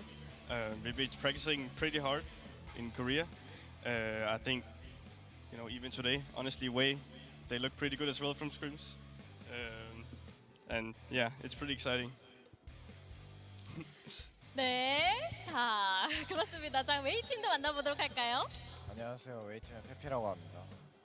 네, 이렇게 너무 반가운 나머지 우리 버투스 프로의 선수분이 이렇게 먼저 말씀을 해주셨는데요. Another translator for Shockers, is he just doing it? EMEA 스테이지 1 챔피언으로 버투스 프로가 수컵에 이렇게 참여하게 되셨습니다. 아무래도 제우 선수나 픽사 선수처럼 한국인 선수들이 있어서 친근할 수도 있지만 한국에서 경기를 뛰게 된 소감이 좀 궁금했는데요. 그렇다면 이제 한국 팀들과 경쟁전에서도 많이 붙어보고 또 하셨을 것 같은데 한국의 오버워치 실력 좀 That's a long 어땠나요? question. Surely he's As EMEA Stage 1 champion, Virtus Pro joining in the SOOP Cup. And there's going to be a lot more familiarity with having 2 Korean team members in your team, but how does it feel to actually run a match in Korea? Not to mention, you must have had practice within the Korean service as well. How do you feel about the efforts of Korean players? I think we've been trying really hard, like all of us. I think the level is also really high. Like the ME team here is really good. But it's exciting to play here. I think I really like Korea in terms of Overwatch, but also the country itself. Like everything here is so nice. So yeah, it's really exciting. 일단은 한국 경기를 해본 경과 한국 사람들도 엄청나게 열심히 하고 너무 잘한다고 말씀하십니다. 심지어 이제 한국에 오면서 이제 기대가 많고 여기 너무 좋은 곳이라고 생각하시겠습니다. 네, 그렇습니다. 자, 그렇다면 웨이팀에게도 여쭤볼게요. 버투스 프로가 3대 0으로 이기겠다라고 발언을 하셨는데 탑드래곤 선수가 우리가 이거로 3대 0으로 승리하는 모습 보여주겠다라고 말씀해 주셨거든요. OWCS 아시아 스테이지 1에서 4위를 기록하긴 했지만 한국 4등이 EMEA보다 더 잘한다. 아시아가 더 강하다. 아시아 지역의 오버워치에 대한 강점 한번 얘기해 Thank you, 볼까요? Power Quaker. 일단 탑드래곤이 그 유럽에서 이제 버투스 프로한테 지고 와가지고 화가 좀 많이 나 있거든요. 그래서 이제 또 약간 복수심이 좀 있고. Doing good. Excited for these games. 세계 EMEA's 최고의 hope. 지역이 And we're 아시아라고 ramping up. 생각하고 Hangzhou land next week. Promotion relegation 열심히 해서 tomorrow. 이겨보겠습니다. More soup tomorrow. 열심히 해서 이겨보겠다라고 말까지 들어봤습니다. I didn't. I said thank you, Genius Rachel. Thank you again. 경험이 아직은 Thank you 없는 again. 웨이와의 맞대결이 이제 펼쳐지는데요. 서로 재밌는 경기 하자고 상대방에게 한마디씩 해보겠습니다. It's a match between the best team in EMEA against Wei, who does not have any global experience. Do you have anything to say to Wei? I think Go good on. luck, but I also respect them. I think they're good players, so I just hope for a really good match. Pulling his punches. 엄청나게 좋은 Pulling his 팀이라는 걸 알고 punches. 있고 좋은 경기를 기대하고 있습니다. 좋은 경기 Nothing but 기대해보겠다라고 respect from 말씀 들어봤는데요. Mickey. 그렇다면 웨이 팀도 한마디 부탁드립니다. Okay, good luck too, and let's play Rain Mirror Comp. 똑같이 응원하신다라고 또 이렇게 말씀해 주셨네요. 자, 양 팀의 Alright, the gauntlet's been thrown down. 분들도 응원을 보내주시고 계신데요. Wei are happy to take Ryan Mirror against the EMEA. They Now will we truly also have regret that fans decision. Very excited for the match between the two teams. Do you have anything to say to them? I mean, honestly, I just appreciate fans like wherever they are, here or back in EU, but especially in Asia. I think like that's some really dedicated fans, so I have maybe extra respect for them. So yeah, thank you guys so much, and hopefully we'll get a good win. 일단 한국이든 해외이든 어딘지 너무나 감사하고 엄청나게 존중이 많습니다. 네, 그렇게 들어봤습니다. 자, 그렇다면 웨이도 팬분들께 한마디 부탁드립니다. 또 결승으로 가는 마지막 대회인 것 같은데 오늘에 재밌게 보시고 승리 드리겠습니다. 감사합니다. 재밌게 보시고 승리 드리겠습니다. 이렇게 또 말씀을 해주셨는데 약간 비행기 기장님 같이 Best ever place, right? 말씀해주셨어요. Yeah, but he's from 자, EMEA, 이렇게 so 양팀 he's got it, you know. 대표분들과 He's just 인터뷰는 got 여기서 it. 마무리해보도록 하겠고요. in his 그렇다면 blood. 마지막 경기 맥세트도 확인해 보시죠. Hey, Asbo. Alright. 자, 복수심을 Oasis map number one. 탑드래곤 그리고 It feels like 조정팀의 it's time. 자존심을 지키고 싶을 버투스 프로. Is Hunter working? He certainly is. 오아시스입니다. He's taking stock of all of this and recalibrating his plans. Recalibrating his plans for the major. Is this land? Yeah, we're at the same arena they use for OWCS. 이렇게 되면은 사실상 웨이도 방심할 수 없는 거죠. 그렇죠. 하지만 웨이 사실 어떤 지난 스테이지의 OWCS 코리아에서 best ride is like saying Hanbin has a Winston. Oh wait, it's just in the blood. It's birthright.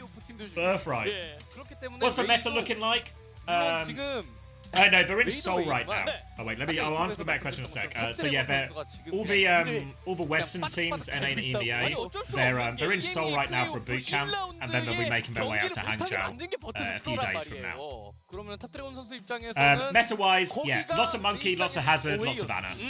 내 홈에서 어디 한번 맞아봐. Bit of ram in places, but obviously Virtus Pro we expect maybe a bit more of a unique look from them as well. All the non-EMEA teams at the tournament are probably quite happy with a Winston Hazard meta. I think Virtus Pro obviously they're okay with Hazard, but really not happy with the Winston side of things. So expect maybe to lean into the Diva a little bit more here. Hey homosexual, afternoon. Here just in time to see EMEA salvage for West's reputation. 좋아하시는 분들이 되게 많더라고요. 그리고 어떤 버투스 프로라는 구단 자체가 사실 FPS 종목에서 워낙 명가다 보니까 The Mayweather OCS drops. No, I don't think so. It should be active from Friday. I don't know if they'll have them on tomorrow, maybe for the promotion relegation. But I think for the major, definitely. Am I doing interviews? Yeah, I probably won't have time / access to get to everyone, but I'll try and squeeze some out. Been doing a lot of wedding planning this last week, so a bit behind, but also the wedding is on track, so it's good for it. 사실 그 녀석은 우리들 중에 최악체다. 그런 거죠. 네, 그런 느낌이 분명히 있을 거예요. 물론 웨이가 최약체는 아닙니다. 절대 아니죠. 그렇죠. 네. 자 그리고 Never seen Garland not smiling. I mean, same thing. Met him a few times at a couple of events. Like, 이벌레라고 해요. always ear 자, to 그리고 ear. 양팀의 Just a happy guy, you know, a happy 이번에 guy. 20% 팬분들이 버투스 프로를 80% Right, 팬분들이 let's 웨이를 get his stream title updated. 아무래도 Versus 네. 홈그라운드. 그렇죠. 홈그라운드 버프가 있는 웨이다 보니까 네. Pro 그렇게 versus 높은 확률이 나올 수밖에 없을 것 같아요. 그리고 저 중에 10%는 아마 탑 드래곤 선수 Alright, 중심에 alright, 배팅하신 alright. 분들이 아닐까 싶어요.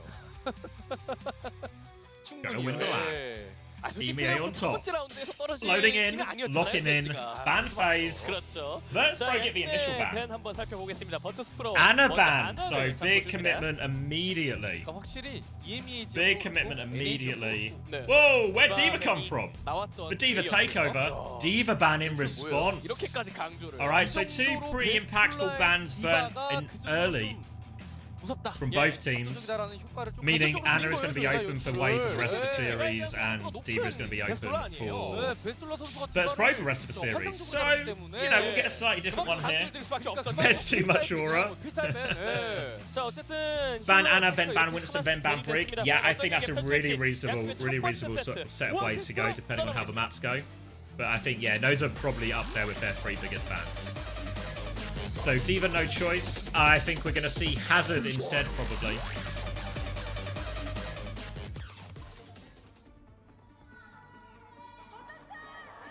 Obviously, we saw Top Dragon make his debut for Wei earlier in that 3-1 victory. Milgar is immediately locked for Reinhardt. He's threatening it. We are on university, so could run the Hazard here, really no problem if you're Virtus Pro, but also a small enough map similar to Control Center and Lijiang that other alternatives are available. Milgaro is going to play Ramadra, it seems. Top Dragon on Genji. Orisa from Vestala here. Playing for a cheeky spear off a map to begin with. No TP coming out on the side of Virtus Pro. They want to be 5 people before. So Top Dragon will be there early. And actually, they're not fighting for top at all, Virtus Pro. Not taking the TP, playing from main instead. Right, press close. Swinging in, shield up for Milgaro, trying to get poked. Slow onto the backline. He wants to go through left-hand side. Shockwave is going to have to kite. Got a slightly different way than the rest of his backline. The Virtus Pro are all okay, not too much out of that first swing, but Wade do have control of the choke and the point. That's just going to try and respond. Got a bit of an angle here on the Ramadra, so Milgaro's a bit isolated. Shield up in main as he's getting poked from all sides. Milgaro has to use his form. He's moved back. More angle. Vesta's going to try and interrupt that block as well. Fixer's dealt with a Top Dragon threat, and Milgaro is just on the back foot, surrounded Vestler with a more powerful position. 2 for Fixer now as he pushes forward and kills Milgaro. Virtus Pro win the first fight. EMEA is so back. Let those cope levels rise. Milgaro is going to swap onto the Hazard now. Interesting to see if we see Fixer swap after his rally. Obviously, bring it to Hazard can feel a little bit tough at times. I don't think the Orisa matches up too badly into the Hazard. Obviously, he can still interrupt the block. Going to try and come through. They lose Shockwave, but Fixer can escape. They've conceded a lot of space. Now the boot back in, and Milgaro's taking a lot of damage. He's on the run, and his form pushing forward. Jay will go for the early rally from Fixer. All that value. How on earth has he got the rally before? The first fight on the board is a rally. Go on, Fixer. Little whip shot onto Lee Soo-min. Does it confirm the kill? Lee Soo-min crawls out along the wall, gets out. Virtus Pro didn't concede for point during any of that either. No support ult to speak of yet for Wei. Gala's going to have the earlier raid. Milgaro cops an early spear as he comes through the choke. Tries to jump and clear the top area. We'll be able to position up there. Wei have control of the high ground. Vestal's used his spin in main. Top Dragon's trying to get in the back, but Shockwave, Fixer, they're all over him. Fixer wants to scrap. Top Dragon backs it up. Vestler's there as well. Virtus Pro keep control. Still have the ults. Virtus Pro playing it slow though, will take a big ult trade. Now the raid push from Gala coming through. Slide through onto the high ground from AD. Kills Jaywood, but he's taking so much damage. Overclock there. Trying to shoot back. He's got some pocket. DPS ults have been thrown into this, and they lose their DPS. No chance for Jaywood to pull the blade. And this ult has gone very badly for Virtus Pro. DPS ults invested for Wei, so it is a 2-for-1 ult trade, but the Ray is such a powerful ult. Now Wei They have the beat to answer Jaewoo's blade. They have the Ray of their own to push with. This is tough. Virtus Pro, maybe some limited options here. Potential they could just go with Terra Surge and Blade, try and combo those, make the support ult cast from Macro and Lee Soo-min very difficult.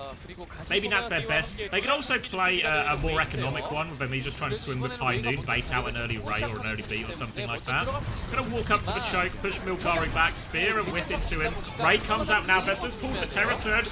Beat comes through over the top as well, both support ults invested. High Noon was there too. Vestler can't hit the mid-air spear. He's now a lone target, and the Ray and the beat will get the job done. The Virtus Pro, pretty happy with that. You trade High Noon Terra Surge for beat and Ray. And even downpour was thrown into that too. So yeah, slightly trading their weaker ults for more powerful ults. Now Jaewoo has his blade. Fixer have his second rally of this university. And this is the fight for Virtus Pro to win. Walking up, spin through. Aid is going to slide backwards. Blade to chase all over Aid. No escape. The spear sets up Jaewoo for a second. Nice shot from Vestler. That's 2 kills. Now we just need to avoid trades. And most importantly for Virtus Pro, no rally invested. They're going to have nearly 2 support ults for this last fight. And they're just trying to make the touch as hard as possible. Milkaru is on the lamb. He's trying to escape behind. Lee Soo-min's going to get the first touch. It's low. Shockwave confirms that kill. Milkaru take over touch. Rally available from Fixer. Hazard too far away. They want kills in the front. They've not found any. And Top Dragon's got the trade. The bash is good there. Top Dragon's going to dash down to the Mega, but Fixer's not done with him yet. Fixer's going to be all over Top Dragon. Cheeky teabag as Mackerel die get the final touch. And Virtus Pro take the first round. Great round from Fixer. Good round from Virtus Pro. Won the ult economy, won the neutral. Nailed their ult execution, right? Think back to the Nightmare series we just watched, then all of a sudden we were seeing a lot of situations where Nightmare would negotiate a pretty reasonable situation for themselves ult-wise, but then would have their ults kited or not be able to find the connect. Here, I think almost without fail, all of the Virtus Pro ults got value, or at least got like a net positive trade or forced more powerful ults out of the side. Out of the side of way.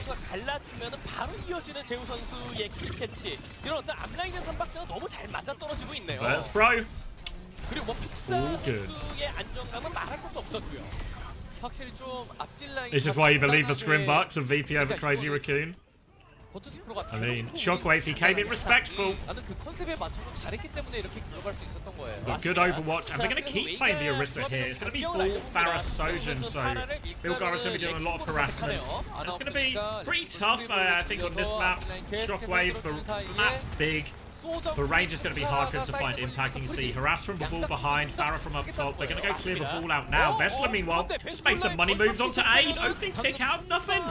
Now it's going to be a little bit easier to walk out. Shockwave still has to be careful.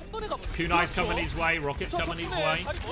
Vestler's getting poked out a little bit. Still has the fortify. Jaewoo's going to work to try and clear these angles. We talk about the spammy DPS from Way, the Soj and the Pharah. Big part of Jaewoo's job is going to be shutting down these DPS. Give space for Shockwave to play. Another slam's going to come in. Virtus Pro have control of point, and Vestler's going to keep anchoring that. Can just play slow, play for Jaewoo and Shockwave to try and clear both. But Vestler actually doesn't need to play slow. He's got the opening pick again. He's just killing people. Ball gets punished in the back line, and Virtus Pro remain in control. Javelin out, catches Aid. Doesn't find the finishing blow, but slows him down. Ult's up a little bit quicker for Virtus Pro in all of this. Double support ult, nearly a High Noon too. Fixer and Shockwave are playing on that high ground. Floating in the back is Gala, and there is a ball behind. Shockwave has to be careful, backs it up. Fixer's forced off the high ground. Way now have control of that. No ults just yet for Virtus Pro as they can see the space. Jaewoo trying to mark the Pharah. Needs to regroup with his team. He is getting pushed. Top Dragon and Aid, they combine for that. Vestler has pushed the flank, though he's looking for more barrage over the top. Vestler can't block it. Fixer bashes it to stun it, so they've traded these kills. Fixer's looking for more. High Noon invested. Fixer's going to get himself on point, deny that flip. Good bash from Fixer. Trades that barrage immediately. Virtus Pro hang on to the point, and we get into last fight territory for Way. They've got Aid going on to the Ash. Slightly different hero, similar style, but a Ray Terra Surge combo. Way have the Kitsune Rush. We don't have the beat yet to deal with this combo from Virtus Pro. Slam's going to come in, flashbang is there, right click available as well. Double flashbang there available for Shockwave, and he, yep, catches Milgaru. Big opening pick, pressure onto Maka. He has the Kitsune Rush, but he's so low. A's gonna die. Shockwave just walking around. All the kills for him. No ult. Ray on point. Where you going, Maka? No chance to get support ults in this, and Virtus.pro have blown them out of the water on City Center. Top Dragons is floating. Can't do anything about point. And Virtus.pro take the first map. Game is done. Here's Smashy. 디바 조합이었는데 웨이가 디바 밴을 했음에도 불구하고 마지막 세트에서 100대 0이라는 압도적인 스코어를 보여주면서 승리를 했어요. 맞습니다. 야, 그 웨이를 상대로 말이죠. 그리고 Fixer playing very well. Yeah. Can't be understated. Great round for Fixer. Vessler as well. Vessler have 2 opening picks from the Orisa. Like, a big part of, I think, the Orisa's job is just to try and pressure the enemy DPS and backline, make their life difficult, try and create space for the Virtus.pro backline to live. But if he's there finding kills and everything as well and opening picks, we'll take that. We'll take that.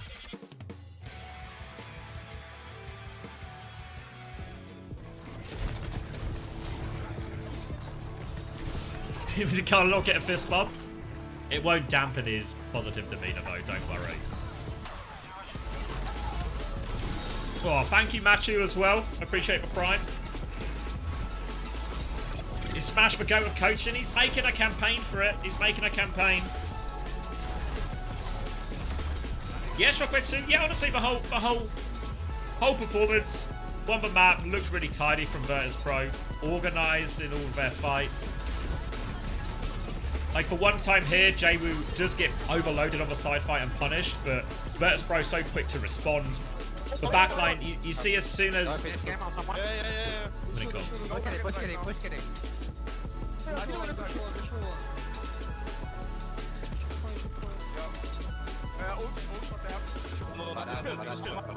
Mine's coming. Just kill.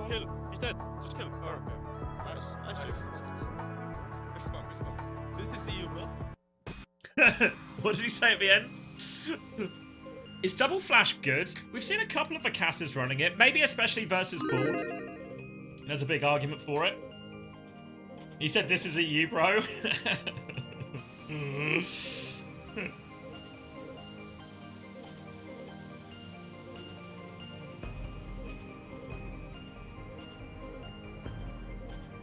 Want to hear Fasher's opinion on... Wait, what emote is that?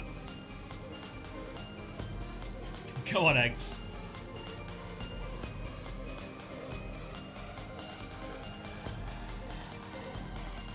What's the advantage of Bull? Yeah, just more chance of hitting it, I presume. Yeah, because I feel like Gunslinger should be good, but maybe it just... Oh, you said you wanted to hear it. Sorry, Eggs. I thought you were offering. Not that you wanted it.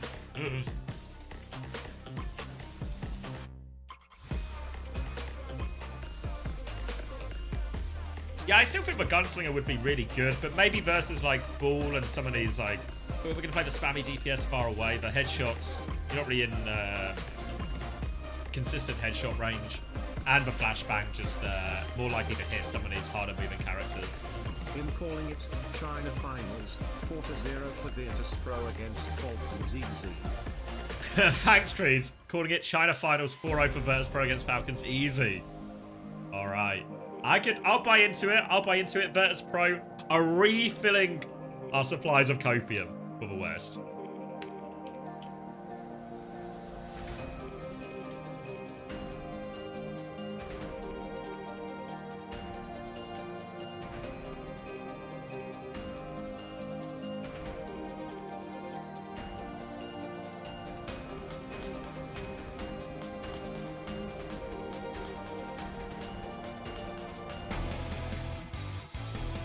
EMEA 지역의 단단함 그리고 리거들의 노련함 이 두 가지가 웨이를 제대로 덮쳤던 첫 번째 세트였습니다.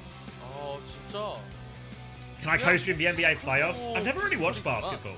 Of all the sports I've watched bits of or got into for a while, basketball was never one of them. 과정에서의 약간 그런 불협화음이 거의 없었다는 게 의미가 컸죠. 맞습니다. Wait. Why are you going to Circuit Royale? Wait. Is Peppy gonna be in? They want the Sigma beef? They want the Sigma mirror? 이렇게 되면은 차라리 그냥 Oh shit! And it's we thought this might honestly I thought this might be something Virtus Pro would be keen to opt into, but it's way have full confidence. Full confidence on in their Sigma player. What if it's a Rhine mirror? It could be. It could be. Ban Sigma go Rhine. But alright, people were asking the question when Pepe was playing in stage 1 and doing God's work really on a lot of doing absolute God's work on the Sigma. Asking, is he better than Vestler? Thank you, Fourth Leg Nick. Appreciate the 8 months tier 1. Pepe is in confirmation. It's happening. It's happening.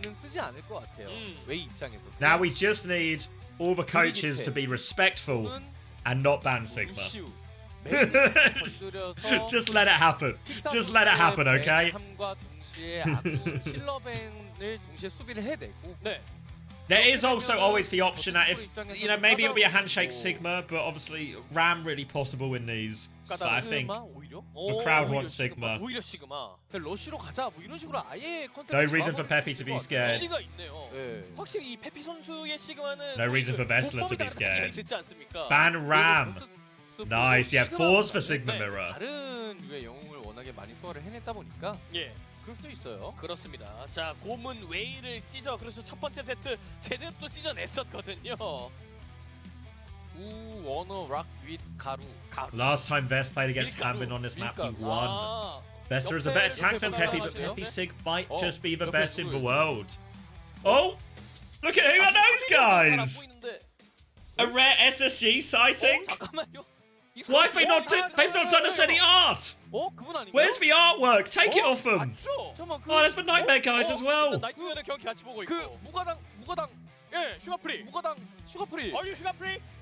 Look at this poor woman in the middle of the two teams as well, who just looks stranded. 슈가프리. 슈가프리. 동료들이 그렇게 또 함께 왔네요. 아, 부트캠프 같이 왔나 보네요. 저는 순간 괜히 못 알아보면 실례니까 잘못 다른 사람 얘기하면 실례니까. Alright. 저도 막 사람 얼굴을 잘 Ramatra is banned by way. Sigma is protected. One of Sigma's main counters is gone. Virtus Pro, what is the decision? Did they ban Farah? Yeah, Farah always good on Circuit Royale, reasonable enough ban. All signs pointing. All signs pointing to a Sigma mirror. Farah's an annoying hero for Sigma to deal with as well, so all signs are pointing that direction. 문창식 해설이 좀 말씀해주신 방향과는 약간 다른 설계가 나왔는데 이 Alright. 설계가 어떤 결과물로 Nightmare and SSG in the crowd. 흥미로운 구도가 나오고 All 있습니다. watching. The Americans are here. 서킷로엘로 떠나보겠습니다. Being shown how it's done when you have to take on Korea. And alright, here we go. Eyes, Virtus Pro on the defense. Vestler has pressed the button. Pepe's pressed the button. Gala is going to play Ilari as well. And here we go. Sigma GOAT reputations on the line. 시그마 미러전 되게 오랜만에 보는 기분이 드네요. 예. 요새 경쟁전에서도 시그마 미러전 그렇게 생각보다 많이 안 나오고. Pepe versus Vestler. Vestler has beaten Korea before on this hero. But he's not played against Pepe before. 진짜 너무 피곤해요. Predictions about to close. People believing in Virtus Pro. We're going to get a pause. Hold for keep the predictions open as we go into a pause. 7.1 seconds still on the clock. A chance to build a little bit more anticipation. Everyone seems to be looking at Pepe's computer as well. Got to make sure his settings are right. 어떤 이슈인지 들어온 대로 말씀을 드리겠습니다. 끄덕끄덕하는 거 보니까 된 거 같은데요. This one is going to have repercussions for the best Sigma in the world discussion for a long time. 자, 일단은 페피 선수의 설정 이슈가 나오고 있다고 합니다. 설정 이슈. 예. 그쵸. 시그마도 되게 오랜만에 나왔거든요. 그렇죠. 네. 그리고 이제 그랜드 파이널로 어쨌든 Peppy misses rock. I'm gonna hit a pause. 정말 작은 것 하나라도 놓치면 안 됩니다. 아우 확실하게 해야 돼요. 예. 네. Oh, quick on pause. All right, all eyes on. 자, 빠르게 좀 해결이 Looks like it'll be 됐습니다. Bat Zen on the side of Wei. Shockwave starting on the Soj and Jay on the Mei here as well. So the Sigma's life will be very difficult. Top Dragon had a pretty good Mei earlier as well. Nailed all of these blizzards. Aid starting on the Widow and oh my god. Immediate shot onto Shockwave. And it's a disengage for Virtus.pro. They avoid getting walled, they can keep backing it up. The Sigma battle hasn't really begun, but the hitscan battle has. Shockwave will roll back out as Virtus.pro will just concede meters to get back to full strength. Aid's going to keep swinging. Full scope shot. Shield comes out, little grapple back. Top Dragon's got this really deep angle actually. Can Virtus.pro deal with this? They need to shoot him back. Gala's getting harassed from that angle as well. Rock connects onto Jaywu. Virtus.pro gonna have to concede a bit more space now.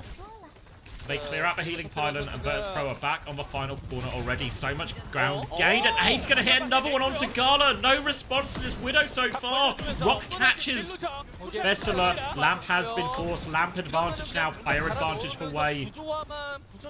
Vixen nearly has the quicker window because of all the extra damage they've taken. Peppy will hit for Rock. Matrix up just in time for Peppy to save him from this window. They are backed into the corner. Shockwave has been cleared from that side. They disengage the window successfully. Vesta's going to try and push for a bit of an advantage. Fluxes are nearly there. Rock is good onto Lee Soo-min. Can he finish the kill? Jaywu there. Shockwave has killed Aid as well. And Vestala finds the space off the back of that window and most importantly finds the kill. Jay's going to get traded late, which is a pain but not the end of the world. He can get back. Ult advantage for Wei. They've got this Blizzard advantage is big because it's quite difficult for Sigmas to avoid this a lot of the time. Worth noting, while the Transcendence from Lee Soo-min can do a lot to mitigate Blizzard, Virtus.pro don't have the same luxury with a lot of their ultimates. So we're going to be about avoiding it for Virtus.pro. Can't afford to have their ice blocks forced early here.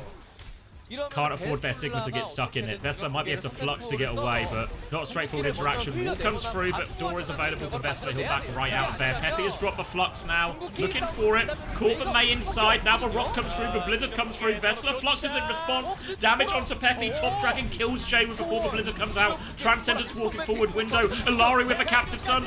Trying to turn, but Aid trades for kill. Gala still they get the trigger, but no one resources. Shockwave the last one alive. Can't contest the point. Peppy will snuff out this danger. Pushing for a late kill onto Shockwave as well. I don't think he has another slide. And Peppy will finish off him off. A lot of ults in the end there. Transcendence does so much work. Obviously means no chance for any kills in the flux, really. And the Blizzard, the slightly quicker Blizzard, the late trade onto Jaywu, probably the difference maker as those ults come up. Now though, double DPS ult and a window very soon for Virtus.pro. A chance to stabilize onto second. If you get the stabilize onto second here, avoid the snowball. Very easy to hold from that point. We saw that earlier today when we saw Surgeon Royale. The high ground is key on this second point. Swinging up now, Jaywu has the Blizzard for this opportunity. Window comes out as they force the DP. Lee Soo-min was wide swinging at that point as well. Nowhere near cover. Vixen's pushing for a few more kills. Vestala's pushing down there as well. He's got the bat trapped in here. I think no way out for Maka. Shockwave will claim that kill. Takes down Top Dragon too. Peppy's got nowhere to go. Rocking a finish for Vestala. Aid with a late trade. So a bit, Wei's walk up will be a little bit easier now, but they're still walking up into that Blizzard. Top Dragon about to hit a lap here on the Blizzard with the second one of the attack. Peppy nearly has a flux. Vestala toe to toe. It feels like the damage has actually been neck and neck between these two. Wall onto Gala. Great wall, actually. Gala's in so much trouble. Can they get him out? They can't. There's no one to break for wall. Gala goes down before the fight. They need Blizzard value now. Top Dragon still pushing. Cheeky little dig. Blizzard comes out. Counter Blizzard from Top Dragon. Vestala's going to freeze. Lamp comes through. Short work of Vestala will die. No one traded. Oh, they give it at least even on the other side. Peppy invested for Flux. Finds nothing. Overclock from Shockwave, but there's a shield up. Peppy is still low below all of this. Another dink onto him. Fixer's got a bit of an off angle here. Scattered fighting. Gala is now back on the flank. He's taken a lot of damage already in this force back. They'll slow it down for now. Virtus.pro have to concede a bit of space, but they can stabilize. They're still trying to peek as best they can. Jay's going to wall defensively to stall this one out. Window coming back from Maka, but Vestala's got the flux. He's caught the bap in it. Maka's taken out of the air. Flux connects. Rock is going to force the ice block as well. Vessler can get out of this too. The rest of his team is still pushing up. Baits out the Rock. We'll get the cleanup. The rest of Virtus Pro there. Wall there from Top Dragon probably causes them more problems than solutions, but it was a 5v2. They'll get reset. 1.5 minutes left on the clock. And Virtus Pro now have Window and Captive done for this next cross. 그리고 웨이도 지금 사실 에이드 Transcendence to respond to this. Window as well for a bit of space. But the problem always for the attacking team here is just dealing with that high ground. Look at Gala. Did Aid see him go in? I think he did. He is staring down that angle relentlessly. They are pinging him too. They know when his Captive Son is coming from. He's going to get poked out. Gala has to be careful. He commits for Captive Son. Rock going for it. Gala gets the Captive Son off. It kills for Lamp. Rock onto Peppy in main. Aid finds the trade onto Gala. Transcendence to push now. Dig comes through. The Window is there, but they have to disengage the Window. Transcendence, look at Lisu Min, he's gone so deep, he's going to kick Fixer in the face. Blizzard out now on point, Peppy will freeze. They get the kill, Window on the high ground. They're going to shield it and walk forward. They want to get back around. Vessler still has the Matrix, and Chewu's actually just hitting everything on the May. Getting booped around. Rock hits both supports. Full reset. Happening a lot off screen, but Jaewoo's finding important kills in all of this. Good Blizzard as well from Jaewoo. Flux now for Peppy. Blizzard now for Top Dragon. They have the ult to win this next fight. They just have to not lose anyone on this rotation up the high ground. That's the tricky part for Wei. Grapple shot from Aid, no opening pick. Peppy has no shield, continues trying to walk up. As for Flux, Vessler is floating around, trying to find a bit of space here. Might even start with Flux just to try and force some cooldowns. Wants to force that ice block. Blizzard underneath, potentially. Top Dragon's going to drop it. Wall and Lamp is out. Vessler's going to freeze. Jaewoo gets the defensive wall, doesn't save Vessler. Oh, Fixer gets caught in the Blizzard too. And Wei have cracked it at their last chance as we head into overtime, and they've cracked it without using any ultimates. Or without taking any trades, rather. They use all their big ultimates. So they have no ults for this snowball fight, but they have the position, and Virtus Pro, they can overclock early for space. They can bend Flux to try and finish it. Can they get the touch though? Vesta's going to have to rush it. The wall is there. The wall might be enough. 1.8 meters. Vesta's trying to get on it. No, the cap goes through. Boot back. They can't get out. The overclock can't break the wall in time. Wei are going to extend it. Top Dragon taking this fight. Good Lamp from Fixer, and Top Dragon's going to have to concede for space. Virtus Pro didn't get the touch on second. Will forward hold here. Have a lot of ults to throw in. The overclock ends up being a bit of a waste. They've actually got a wall off onto Jaewoo, so they overload the flank. Lisu Min with the pick. They've got the space for Top Dragon to walk into now. Now, all of a sudden, the angle fight starts to go in Wei's direction. Flux onto main. Catches only the Sigma. Vess is going to try and use the movement to push the flank here. Goes for the rock. Blocked by the ice block. Aid is low. Finishes that one off. Needs to deal with the May as well. Shield out. They all come to help him. Vessler needs to try and get out. There's a window there too. Rock onto Peppy. Hits Peppy. Lamp comes through. Transcendence. They're using everything. Captive Son hits everyone. Do they have the burst damage? Rock misses from Peppy. Garner is committed to this. Elysium has found the kill. Vessler has died. Shockwave slides in. Only gets one. Fixer is still up there. Getting marked by it. They find their way through. The Transcendence. Have to say, Transcendence versus Captive Son value so far, incredibly in favour of the Transcendence. Gala's not been able to find too many useful timings for this. We're heading into overtime again, though. Thank you, Stainless, for the 14 months of Tier 1. Oh, careful, Shockwave! Aid doesn't quite have the charge to kill him. Blizzard's available in this last fight for both mates. It's going to be a battle of the Blizzards, and Lisu Min has got Kiri to Suzubat. Flux round the corner. Vessler can't find the cancel. Walks into the May. Blizzard have a choke. Top Dragon dies. Blizzard came out. Still converts a kill onto Shockwave. Even freezes Vessler late. Aid has this high ground position. They need to try and deal with that. Gala is shooting back, but can anyone clear it? They're just trying to get the kills on point. Deal with the Widow as best they can. Peppy is so low. Suzu comes through. He's got the Matrix. He's still walled. Window in Maka from the back. They're all dying on point, and they do get the hold on third point at the end.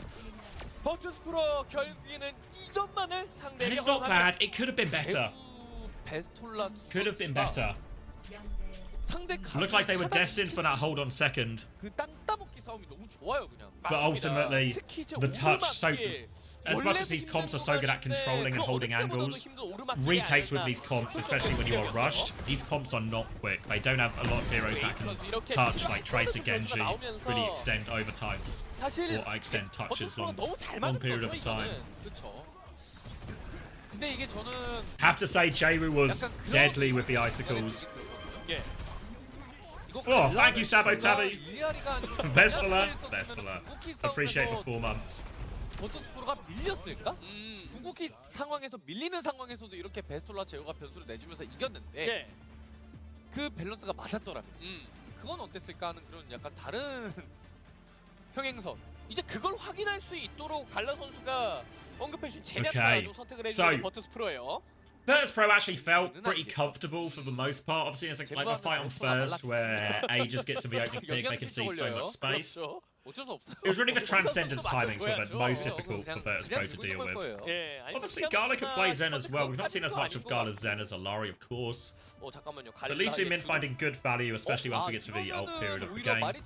It's going to be Mei, Widow, Zen, Bap again, Wei sticking the exact same comp. We'll see what Virtus Pro decide to go once they get out of spawn. Not sure if they'll actually commit to a double hit scan. No, Jay we're back onto the Mei. Just a Sonic. They are sticking with Juno Brick though. So now this comp it's got a little bit more motion, a little bit more speed. They can really play for much more aggressive wall trades onto Peppy here. Obviously, they concede a little bit in terms of sightlines to the Widow and Zen.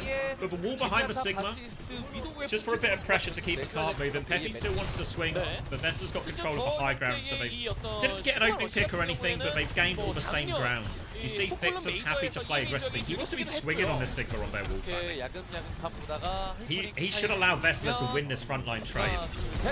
Coming through, bash through, wall there. Does get into the room. Fixer is still swinging, forcing him back. Now the rock onto the flux, the body block as well from Vestler. Lamp is not in time from Maka and Vestler and Fixer. We said they were frontline advantage, but Vestler drops the rock, cancels the Matrix. And I think some narratives are about to get written about the best Sig in the world. Force back, first point in a pretty swift time from Virtus Pro. Age trying to find a cheeky opening pick. They're going to wall that off and start bullying Peppy back. They just want to keep the snowball going, Virtus Pro. No ults just yet.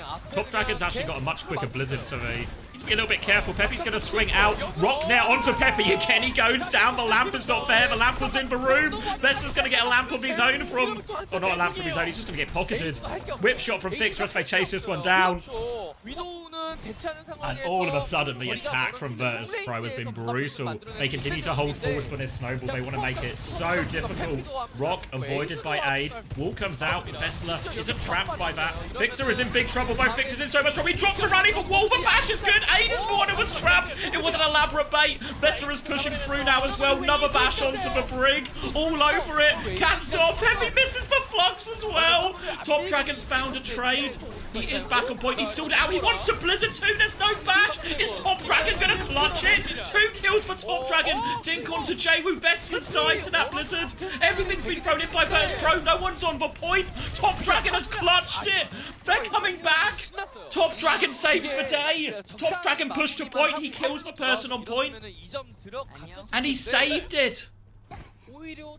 They were trying to push, but Top Dragon finds the kill.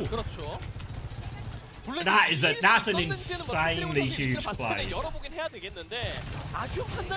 And now all of a sudden, we thought Wei weren't going to get a chance at this big forward hold because Virtus Pro was going to snowball them so hard.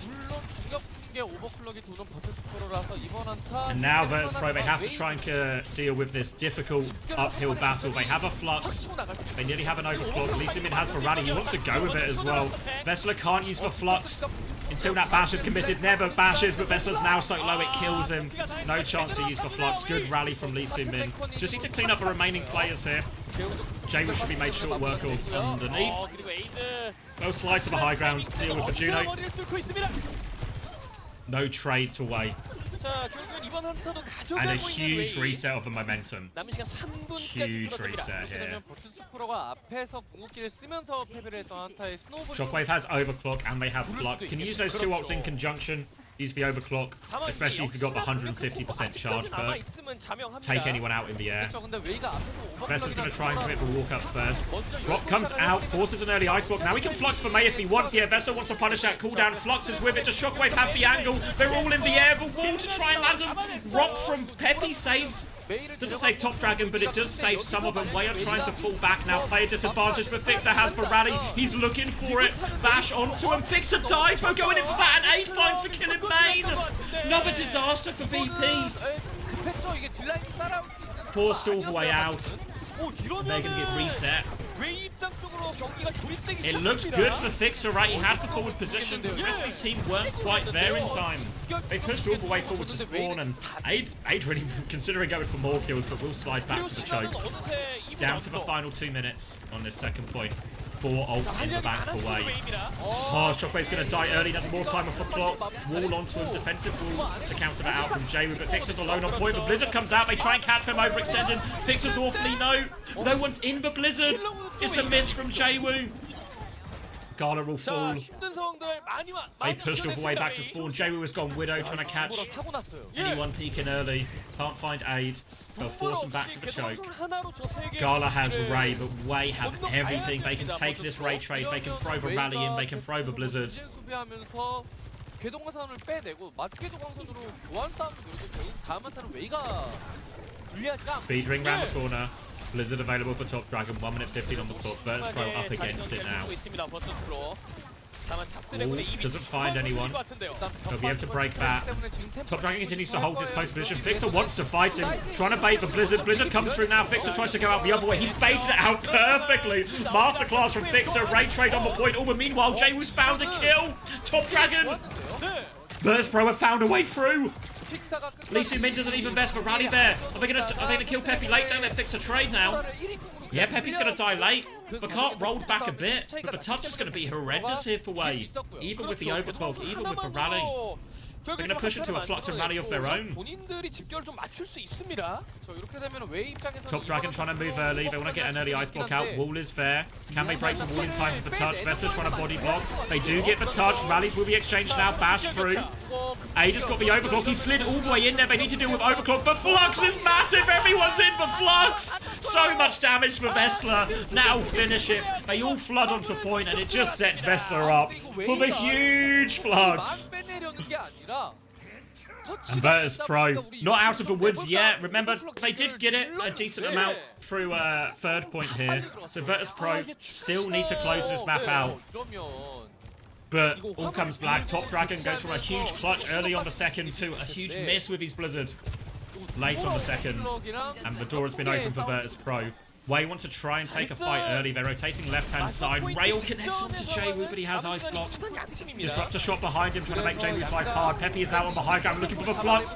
Goes for the Juno instead. Garner in a lot of trouble. Doesn't get killed by that one. Shockwave has popped the overclock. Hits the dink onto Peppy. He's low on the high ground. Jaywoo is pushing these people on the high ground. Shockwave has done so much damage. No kills just yet. Vestler is in deep. Vestler needs all the help. Fixer is coming to save him. Vestler is so low, but here comes the pocket. Here comes the Blizzard. All of Virtus Pro arrive. The Blizzard is massive. And Virtus Pro, they're going to take Circuit Royale. They're going to make it 2-0. Vestler was in so deep, but the boys were coming. Jaywoo had the Blizzard. They all flood into that room. And they close out Circuit Royale. What a recovery. Shockwave is laughing. Shockwave is laughing.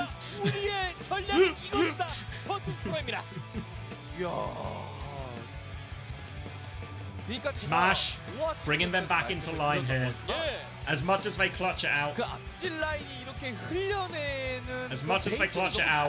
need to make sure they keep it tidy, keep it disciplined. Series isn't over until it's over. But a good recovery. Oh, thank you, David Prince, as well. Thank you very much for the 3 months. I just came here from rewatching Rock vs. Blade. What absolute quality whiplash. Yeah, you're going to need to see a doctor out of that. You're not going to be able to, you're going to be in severe pain for a while. 2 very different series. Virtus Pro.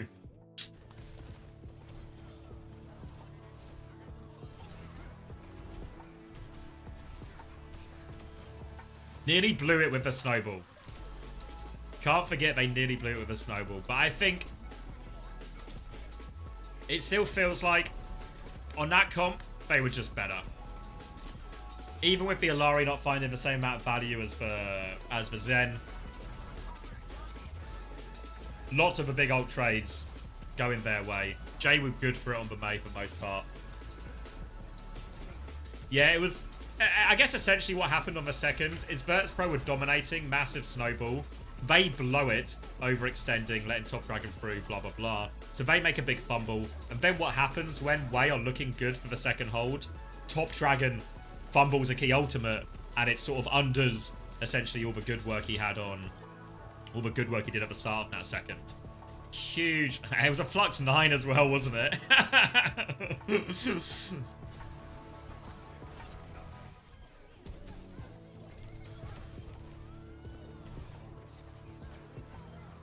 Lots of these plays from Virtus.pro where someone, you saw it on Oasis.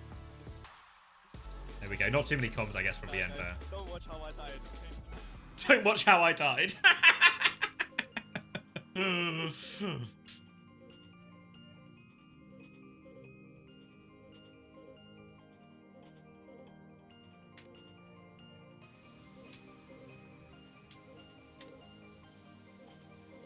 Can we watch how he died?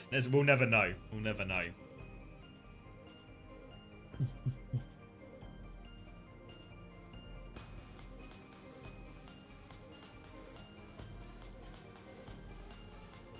Coach Smash is going to have his voice go hoarse because of yelling at Fixer even when they win. That's what you want, though, you know? Do you remember when Gen G won?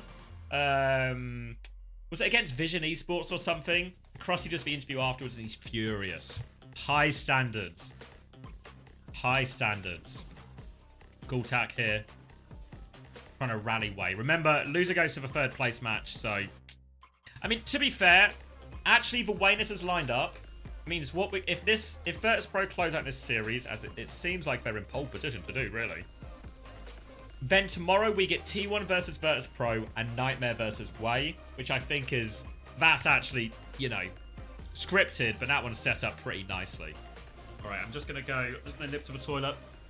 I'll do an ad break when I'm gone. And then we'll get the map picks, the roster selections, etc. for next third and potentially final map. Oh.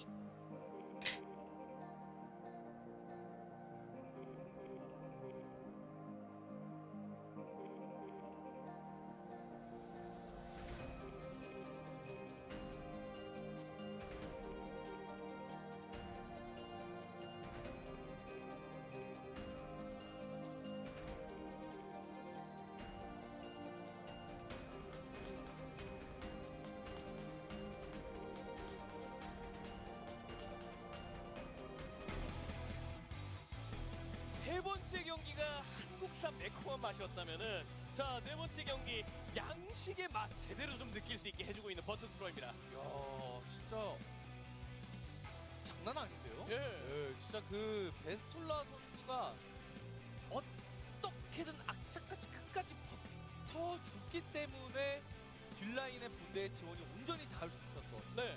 거기에 중력 붕괴도 계속해서 유효타로 만들어냈고요. 그렇죠. 특히 이제 뭐 베스톨라 선수가 메인 재료로서 Oh, 역할을 수행해줄 때 where are we going? 간이치 제로 Runa Sappy. 진짜 맛이 Been a 제대로 while since we've seen a 살아있어요. Runa Sappy, 재호 eh? 선수 메이도 그 베스톨라 선수가 약간 변수를 허용을 Predictions open. 자리가 밀렸거나 리스폰을 Virtus.pro up to 70% favourites according to the good people of the chat. 역할을 다 맡아서 해줬거든요. 이게 메이다 좀 제대로 보여줬던 제우였고 자 양팀 맞이한 세 번째 전장은 루나 사피입니다. 러쉬 템포로 한번 우리 기어를 한번 올려볼까?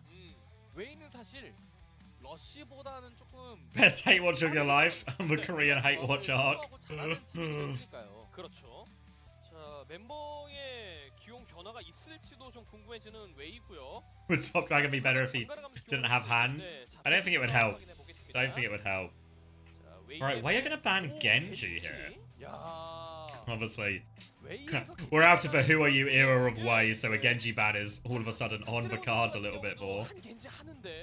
Ram ban coming through from Virtus.pro. Interesting. Would have thought Virtus.pro would be happy with a Ram to come out and even match it up. It took me almost a year to realise London Spitfire and British Hurricane were named after the British fighter planes. Supermarine Spitfire and Hawker Hurricane. Yeah, I remember one time I was wearing, I don't know if you guys remember it, but do you know the white London Spitfire hoodie I have? and it's got like the small London Spitfire logo, but it just says like Spitfire on the back, and it's got like a lot of like plane-esque insignias. There was one time I was wearing that. I was at an airport, and some guy comes up to me. Obviously, you know, he sees I'm wearing the hoodie, and he presumes I'm wearing the hoodie because I've got some kind of interest in historical aeroplanes. And he starts talking to me about historical airplanes, and I'm like, oh, I'm so far out of my depth. I didn't even have the heart to tell him. I was I was like, didn't even have a heart to tell him. I'm really sorry, mate. It's an esports team. I just sort of let him talk and was, you know, oh yeah, like nodding along. Oh yeah. I was like, I can't tell. This poor old guy, because he was like, he comes up for it, he's buzzing about it, you know, and I can't let him down.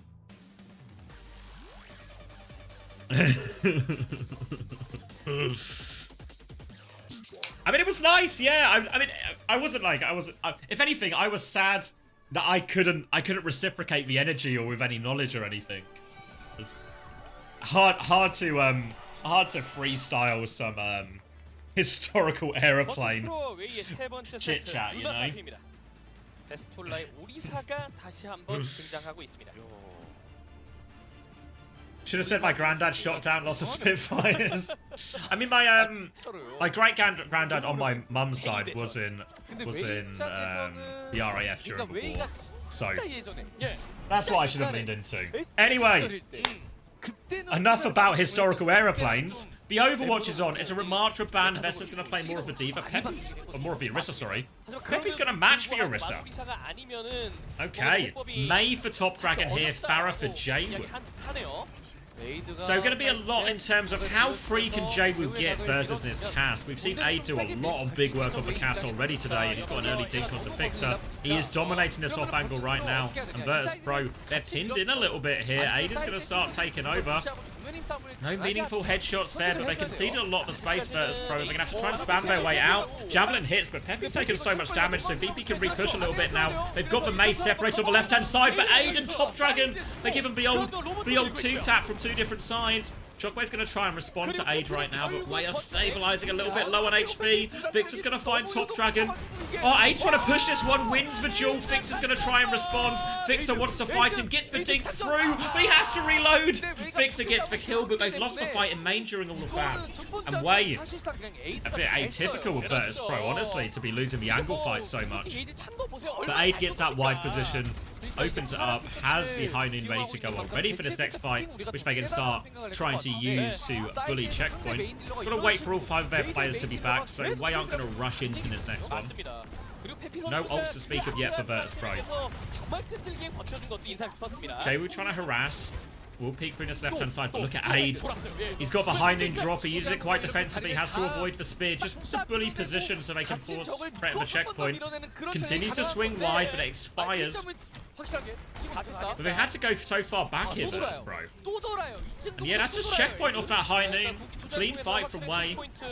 Aid is now hiding on this high ground. Do they know? Wall comes out. Aid can't land a single shot onto Shockwave, though. He's going to deepen his flank, still pushing forward. Finds one dink onto Jaywood eventually. Peppy's killed Shockwave in main, so it doesn't matter. Aid's doing a whole lot of air, really. But his team are good for it nonetheless. Aid, come on, mate. Come on, mate. Just at least don't trade. At least don't trade. Okay, Way are good for the fight. Aid had the flank. He took some attention. He made some space. You know, it's not all about hitting the shots. But so far, Way are dominating this Runa Sappy. 83 meters and counting. Coming up to a big ult fight portion here. Jaywood's going to swap to mirror the May. But because he's only just swapped, Top Dragon has a huge May advantage. A Terror Surge Blizzard could be brutal here. Rally onto the high ground, looking for it. Oh, Lee Soo-min gets bash gapped by a mile. Terror Surge has been dropped from Vessler. Peppy's still walking forward. And after that, I don't think we're going to be seeing any more ult investment from Way. And Virtus Pro will get a chance to walk out a little bit here. Did have to invest 2 for 1 in that ult trade, so we have plenty of ults in the bank coming into this next fight, which will be around middle. Virtus Pro can finally put some meters on the board. Boy, do they need it. They've got the Ray for this next fight. The problem really is that Maka can match for Ray, but Blizzard is really powerful into the Ray too, and Way are trying to take this fight quickly. Virtus Pro might have to try and play this fight slow and wide, maybe even disengage. High noon swing from Aid initially, and that's going to bully all the space. Fixer's shield is up. Gala responds with Ray right after that. Vestler's making some money moves. Pressure onto Aid, but here comes the Blizzard. Fixer and Gala are out of it. Ice block available. No one freezes. They've kited it. Vestler has this angle. They've lost the robot here, Virtus Pro. And they're going to swing with High noon. Can they get it around the corner? Not quite. So much damage. Aid is dead. Completely, Lisu Min is completely separated here as well. He's going to just try and die on point. Full pocket. They're going to drag that one out. Need to be careful. They've actually lost people on point. Hurry up and get these kills. Jaewoo and Shockwave will finish that off at the end. They'll need to pick Fixer up from spawn. They've still not gained any meters, Virtus Pro, but the ult economy now looks like in a much more manageable situation. Jaewoo has the Blizzard for this next fight. Peppy has the Terror Surge, which can help him live the Blizzard and maybe stop Jaewoo making too many aggressive moves. We saw Top Dragon 0 frozen on his side. Cass has got to be the main target here, the most catchable with the Blizzard. Looking for his angle now. Can't quite close the distance. Terror Surge available from Vestler. He's going to force the Ice Block. Now the Ice Block is forced. Top Dragon is low. Vestler just wants to kill himself. He'll get the kill himself. Blizzard has come out from Jaewoo, and I don't see how many people it exactly froze, but everyone's dying on point, so it must have done something good. We'll give a late kill onto Peppy, and Virtus Pro forward motion has been achieved. Fixer has for Rally for this next fight. Lisu Min has it to match, but we all remember what happened last time, right? An unbelievable brig gap in the rallies. Ray's going to be available as well. Gala's a little bit quicker. Big swing factor here is Top Dragon. When you push with the Ray and the Rally, you want to be aggressive. We've seen people do that multiple times. But the Blizzard can stop all of that aggression. Top Dragon can get there, 28%. Do they want to fight full cap? Another decision for Way. Shockwave's got the High Noon. Rally comes out from Lisu Min. They're doing their own swing as well. Damage and dink onto Aid. They all have to hide for cover. Shield up from Fixer. The cancel from Vestler. Jaewoo finds the kill. Now Lisu Min on the back foot trying to stabilize. So Fixer's going to kill this. May behind. Ray was invested by Gala. Market doesn't use his in response. They're going to concede some more meters. Checkpoint was going through while that fight happened. So they can start their progress immediately. Ult advantage still for Way. So Virtus Pro, they have closed the distance. They might not be able to get lead because of the ult disadvantage here. Blizzard and Ray are really hard ults to deal with. They're only going to have Vestler's Terror Surge. And actually, Way have actually wrapped around. They want to play aggressively with this Ray. It's going to be a disengage into the spawn, but that is straight into the sidelines of Aid, who is now on the Sojourn. They get one kill onto Shockwave. Vestler's still sort of made a meal of this. He even has the Terror Surge, but they're not going to invest. Not going to risk it. 3 meters, or 3.5 meters down now, Virtus Pro. But 3 minutes 40 seconds left. All to play for. Virtus Pro have recovered from their bad start.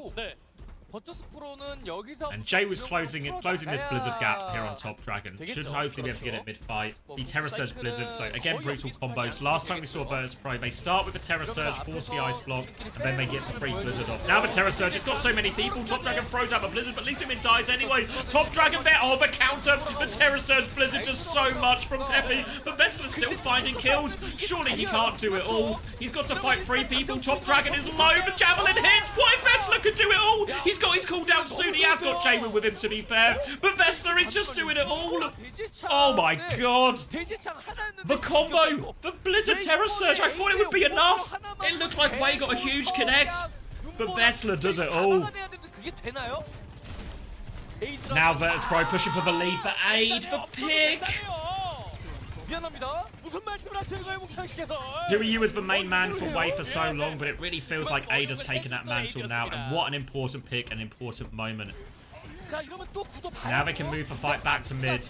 They've basically gained an extra fight before conceding lead. So even though they have to push into Blizzard, they have to push into Ray, it's still hard. They can start with Overclock. Vestler's making some money moves. Ray in response, they're trying to focus him down. Double slide from Aid, so he is long gone. They're trying to disengage, but Top Dragon not able to get out. Fixer wants to keep going, it's not over yet! Fixer gets the stagger kills. They're pushing for more. Way can't afford to lose anyone else late. Spin comes up. Fixer still wants to go for more. He's not scared at all. Vestler's still peeking. They have Blizzard. They have High Noon. They want the lead right now. They get a late kill onto Maka. Virtus.pro are turning it. Another late kill. Virtus.pro, relentless pressure. They lose Fixer on the way, but they've got the lead. It doesn't matter. And where are you going, Aid? Stuck on the coast fighting a robotic horse. No chance. Terra Surge Blizzard available. 1 minute 40 left on the clock. They push all the way, Virtus.pro. They get those late kills, and they get the lead off it. They did have to use it High Noon, but now they've got this powerful combo, the Terra Surge, the Blizzard. As we enter this final 30 minute, Virtus.pro now can slow down the game. Javelin hits Peppy, force back. Look at Fixer, he is in there. Where are we going, Fixer? Terra Surge in, sets up a kill for Shockwave. For Ray comes out, believes him in. He's frozen. He goes down. Fixer whips him into a wall. Maka is still there, and the Blizzard just find one trade. Peppy's charging those javelins, trying to find the big connect. Fixer's in a lot of trouble. Shockwave's pumping damage into Arissa though, so he wins that. Ice block has been forced. Maka is alone on point. Oh, don't trade! Shockwave lives! I think there's one more player behind. I think is it Aid? Oh no, he's going back now. I think Vestler's got eyes on him. And all of a sudden, 50 seconds left on the clock. Virtus.pro are considering a full push. Why not? Terra Surge is going to be the first ult up for Peppy. He can invest that back. But once Virtus.pro gets to this double support ult, and could be their timing to win, it's Anna Brig now from Way. Emergency, High Noon swing, defensive wall from Top Dragon to disengage. Shockwave's just going to bully the space. Vestler's walking forward.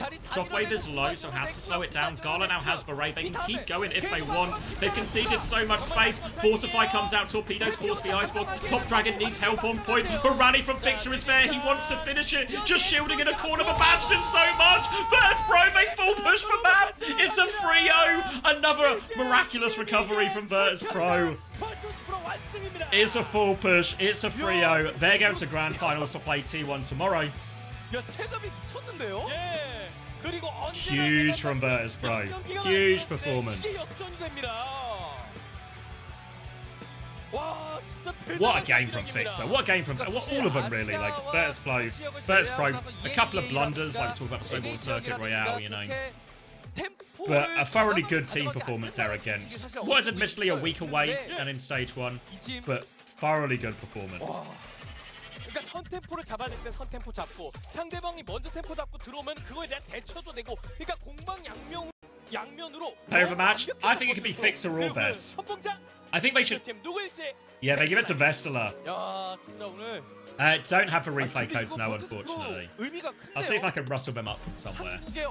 어떻게 보면은 다강팀이라고도 볼 수 있는 웨이를 3대 0으로 셧아웃을 시켜내면서 Yeah, I think there's a real argument it should be Fixer, but also because they have this interview rule, or like, you know, they always interview the MVP, it does make more sense to interview the Western player, right? It's the rule inherently doesn't make any sense, but I can see why they'd want to interview a Western player.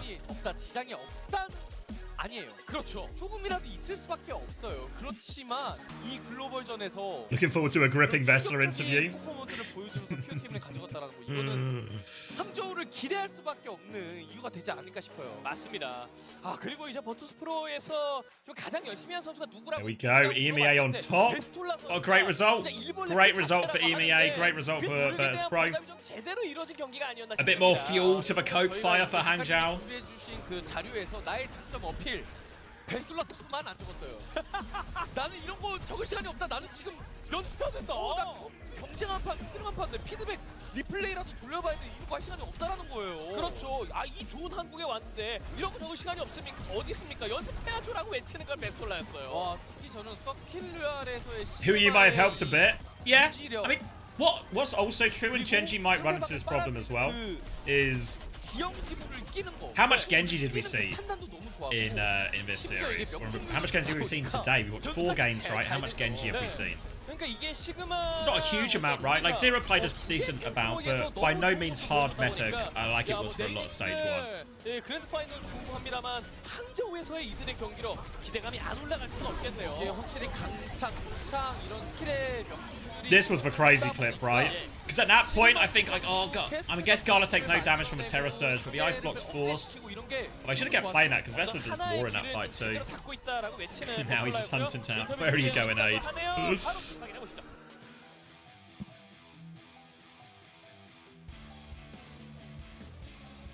Here he is, 오늘의 Vess. 마지막 경기 버투스 프로가 깔끔하게 승리를 가져갑니다. 승리 축하드립니다. 네, 자 오늘의 POTM은 베스톨라 선수가 차지하게 됐는데요. 자 한국 홈 경기에서 한국에게 첫 승리를 빼앗아간 팀이기도 합니다. 자 오늘 버투스 프로 승리 소감 한번 들어볼게요. Alright, so I don't know if you know this, but this is the first time a foreign country team has taken a victory away from a Korea team in Korea. So how do you feel about that victory? Really? Since Apex? We were quite confident coming into the match because our scrims have been good, but it's nice to see I mean, it's that, wrong, right? Because it should be scrim results since. turn into official, so we don't get It's nervous still for our own impressive, self. though, no? Because when was that? It's fun playing 2016? against the Korean team. 이거 한타전에서 집중 많이 하고 엄청나게 많은 팀워크가 들어가 있어서 너무 잘 되었다 생각하고요. 항상 한국인 팀들이랑 전을 했었을 때도 정말 즐겁게 했다고 Classic time of Asia. 네, 그리고 또 오늘 Yeah, I mean, it's still 조합적인 impressive. 우위를 It's technically 좀 wrong, but it's still really 느끼고 impressive. 스매시 코치님의 전략이 제대로 들어맞은 것 같았습니다. 보통 지역마다 플레이 스타일이 굉장히 달라서 유럽 리그에서 하다가 한국의 스타일로 바로 적응하기가 쉽지가 않았을 것 같은데. He means in Overwatch 2. Yeah, 준비하면서 it feels. 가장 많이 Yeah. 신경 쓴 점이 있을까요? So even team comp wise, you also had a massive advantage, and Smash coaches' advice has really gotten in. The strategy really worked out, and despite the regional differences, you were able to overcome the Korean playstyle. And in order to fight those playstyles, what was something that you focused hard in? It's nice that I've been playing a lot of rush comps, and then Smash is more like he's always been on dive teams, and he knows how to coach dive. So when we like come together, it really helps like cover each other's weaknesses, I think. And I learned so much in a short time. He's helped me a lot. Kind of hard to hear the question when it's echoing, but. 한국에서는 러시 컴퓨터 Go on, Vess. Leave him alone, Vess. Vess, try their best. 대해서 엄청나게 많은 집중을 하셨는데 그 집중한 부분에서 보완을 해가지고 요 조합이 많다 보니까 그거에 대해서 한국 경기에 적응이 잘 하신 것 같다라고 하십니다.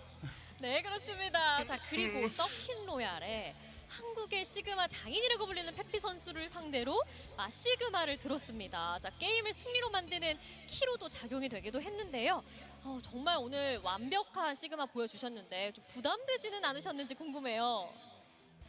So during the Circuit Royale match, you had a Sigma Mirror match, and despite going against Pepe, who is a really good Sigma player, you were able to get all your ults down, all the strategy we went through, everything was perfect. And how did you feel about that Sigma Mirror match? We knew when we coming into the match that it's gonna be their best comp and their best map, and we were kind of like scared to go Sigma Mirror. But I think it was a team diff. Like our teamwork was just better on the May comp, brick comp. Fix has such a good brick, and it's really like wasn't the sig gap but a team gap, I think. 서킷로에 들어갔을 때부터 Humble 이미 웨이가 가장 잘하는 맵 그리고 시그마도 엄청나게 잘하는 히어로인 거를 알고 있어가지고 그거에 대해서 많이 집중을 했습니다. 추가적으로 이 경기를 했을 당시 우리 자기 팀이 엄청나게 더 커뮤니케이션이랑 또 조합이랑 팀워크랑 더 잘 맞았다고 말씀하십니다. 네, 그렇습니다. 자, 그리고 오늘 EMEA 1등 팀의 품격을 보여주셨잖아요. 자, 3점으로 이겨주겠다 하고 했는데 그 말 그대로 지켰습니다. 그런데 내일은 T1과의 경기가 또 기다리고 있어요. T1에게 한마디 부탁드립니다. So, true to the EMEA's champion team, you promised that you were going to win in 3 points, and so you did. So, but tomorrow is going to be a match between T1. Do you have anything to say to T1? Well, I respect them a lot. I was thinking something funny. But I think they're gonna fall to my diva tomorrow. If it's a time mirror, I'm gonna kill everyone on diva. So good luck. It's not quite vicious. It's not quite vicious. But he's trying. He's trying. 유럽의 매운맛을 보여주겠다 합니다. 한국의 매운맛. Lisa Yoon. 이거를 반하는 Shocked. 유럽의 매운맛을 보여주겠다라고 따끔하게 얘기해 주셨는데요. 자, 그렇다면 마지막으로 이제 팬분들께 한 말씀 부탁드리는데요.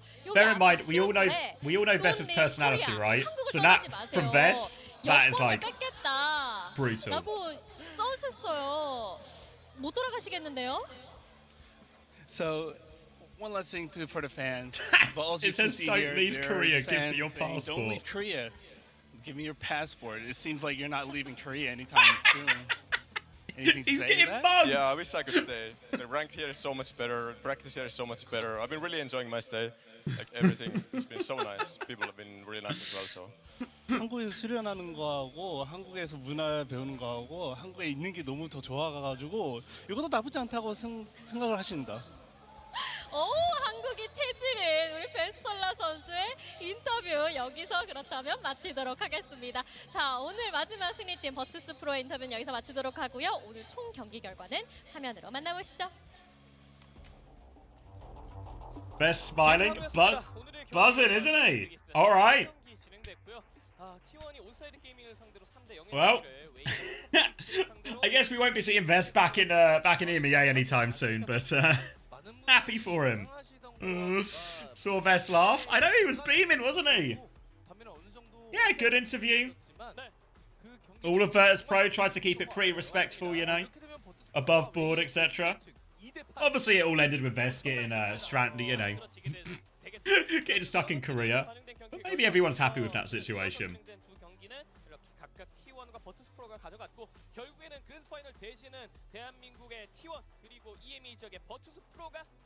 City Palace 2-2? Bloody hell. Can you co-stream it? No. The copyright authorities will be all over me if I try that one. Are you trying to human traffic Vestler? I'm not trying to. I'm just reporting on it. Most of the time, human trafficking is a bit more of like a, you know, it's underground, it's secretive.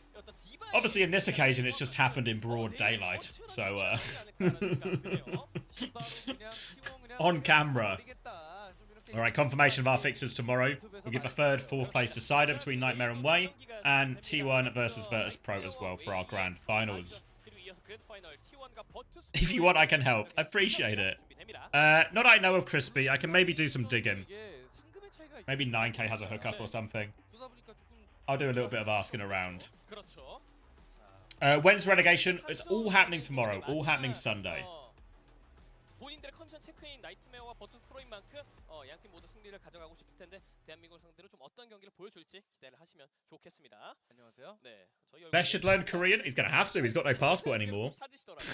근데 이게 시간이라 어쩔 수 없었는데. Anything else today? 시간이라는 뜻입니다. No. No. Actually, no. Gonna chill for the rest of Saturday. Do some more wedding organisation type stuff. Yeah, just get ready for the games tomorrow. That's the big one, right? Big one tomorrow. Gonna be ahead of a Sunday. Obviously got the SOOP Cup final. Starts a little bit later. If anyone was here right from the start, early bird getting those early worms. It'll be a little bit later tomorrow. With the off-stream matches, I'll have a clean feed for the games I want to watch. I think I'm gonna watch Quick versus Sakura and Dildux versus, I forget the fixtures now. The Dildux game. Is it versus Shikigami? I think Shikigami. I can't remember if it was Shikigami or Amplify, but yeah, we'll have a clean feed for those two games, and then we'll have like the official broadcast for the actual, for like, I guess after that first round. Yeah, if I show you the where am I going? If I go here and I show you bracket, where's promotion relegation? Here it is. So what will happen is I think it will be it's the same in NA, but like these games will be off broadcast, and then the next three will all be on broadcast. So we'll have our own clean feed for Quick versus Sakura, and then we'll have the main broadcast for everything else. So it should be a good day of Overwatch. Obviously, NA happens afterwards as well, so exact same setup for North America, where the first games we'll have to do our own clean feed, Yeah, so Shikigami versus Dilducks. And then these other 3 games are all going to be on the main broadcast, so we can have another crack again. Sakura versus Quick breaks my heart. Yeah, I mean, the nice thing about the relegation promotion is it's double elimination, right? So even if one of your teams loses, or you want, say, maybe you want Shikigami and Dilducks or whatever it might be to both go through, there's a chance that one can qualify for the upper bracket and the other can battle it out through the lower bracket too. So, yeah, pretty nice. Pretty nice. Division have a tank? I don't know. We'll find out tomorrow. VP is legacy of EMEA Overwatch? I mean, they're making a campaign for it, aren't they? All right, yeah. So, what's the plan then? So, plan is tomorrow. Tomorrow, he's on holiday. Sakura without Zorovo, he's on holiday. Ah, shit. That's not good. What was I going to say? Oh, yeah. So, plan for tomorrow. It starts a little bit later today. Today, we started at 7 a.m. So, if you were an early bird catching said worm, then it's actually 2 hours later. So, we're starting at 9 a.m., I want to say. We can do Uncle Topia again. Let me double check that. Yeah, 9 a.m. tomorrow. So, 2 hours later than today, it starts. We'll get now 3rd place into the grand final. And then the EMEA NA game, they start obviously a little bit later. I wrote it down somewhere, but double check the start time. Yeah, that'll be 7 BST. So a relatively late start, honestly. Tomorrow for those games, but we'll get through all of them. Might be a late one, but we'll get all the games. And if you miss any of the action, then that's tomorrow for Promotion Relegation Cube. That's all of it's happening Sunday, both regions. So that's everything for today. We'll be back. I'll obviously put the VODs up of all these games if you missed any of the action or you want to go back and watch any of it. But the Korea versus Korea games, the first 2 games of the day might be a little bit slow on the VODs, but there will still be the full VOD available on like my main YouTube. But the VODs channel will maybe be a little bit slower on those. And then, yeah, all the action tomorrow, again, it will all go onto the VODs as well. Oh, they're done already? Beautiful, Panda. Then, yeah, all the VODs will go up tomorrow if you miss any of the action or if it's too late for you, got work in the morning, school, whatever it is. So, yeah, thank you very much, everyone. Appreciate all the support, all the love for this. We'll find somebody to raid, as is tradition. But, yeah, really appreciate everyone turning up for this. Hopefully you enjoyed the matches. Pretty good matches. EMEA on top. Virtus Pro deserved winners. Set up some really nice fixtures as well, right? Nightmare and Way tomorrow. And then T1 versus Virtus Pro will be an absolute humdinger, as they say. Absolute humdinger. All right, where are we going?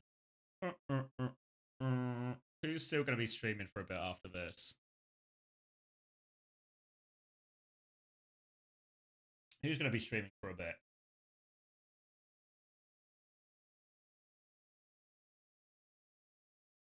OC? Does she stream much afterwards, or does she kind of do a similar thing that a lot of us do, where we sort of like turn it off? Because it's surely quite late in America, right? Back at 6 for some TF2? Not back at Light? I don't really know Light. I mean, let's try Chow, actually. Yeah, maybe Chow's a good shout. Oh, it's early in America? Oh, yeah, you're right. Oh, the Queen's Cup is on as well. Let's go Chow. He was in here earlier anyway, right? Let's go Chow. All right, beautiful. Thank you, everyone. I'll see you all tomorrow. Enjoy the action. Check out the VODs if you haven't already. We'll have interviews coming for you next week as well. But appreciate all the support. Hopefully everyone enjoyed it. I'll see you all tomorrow. Have a good, enjoy the rest of your Saturday. If it's sunny outside, go outside. Enjoy the rest of your Saturday, everyone. Take care.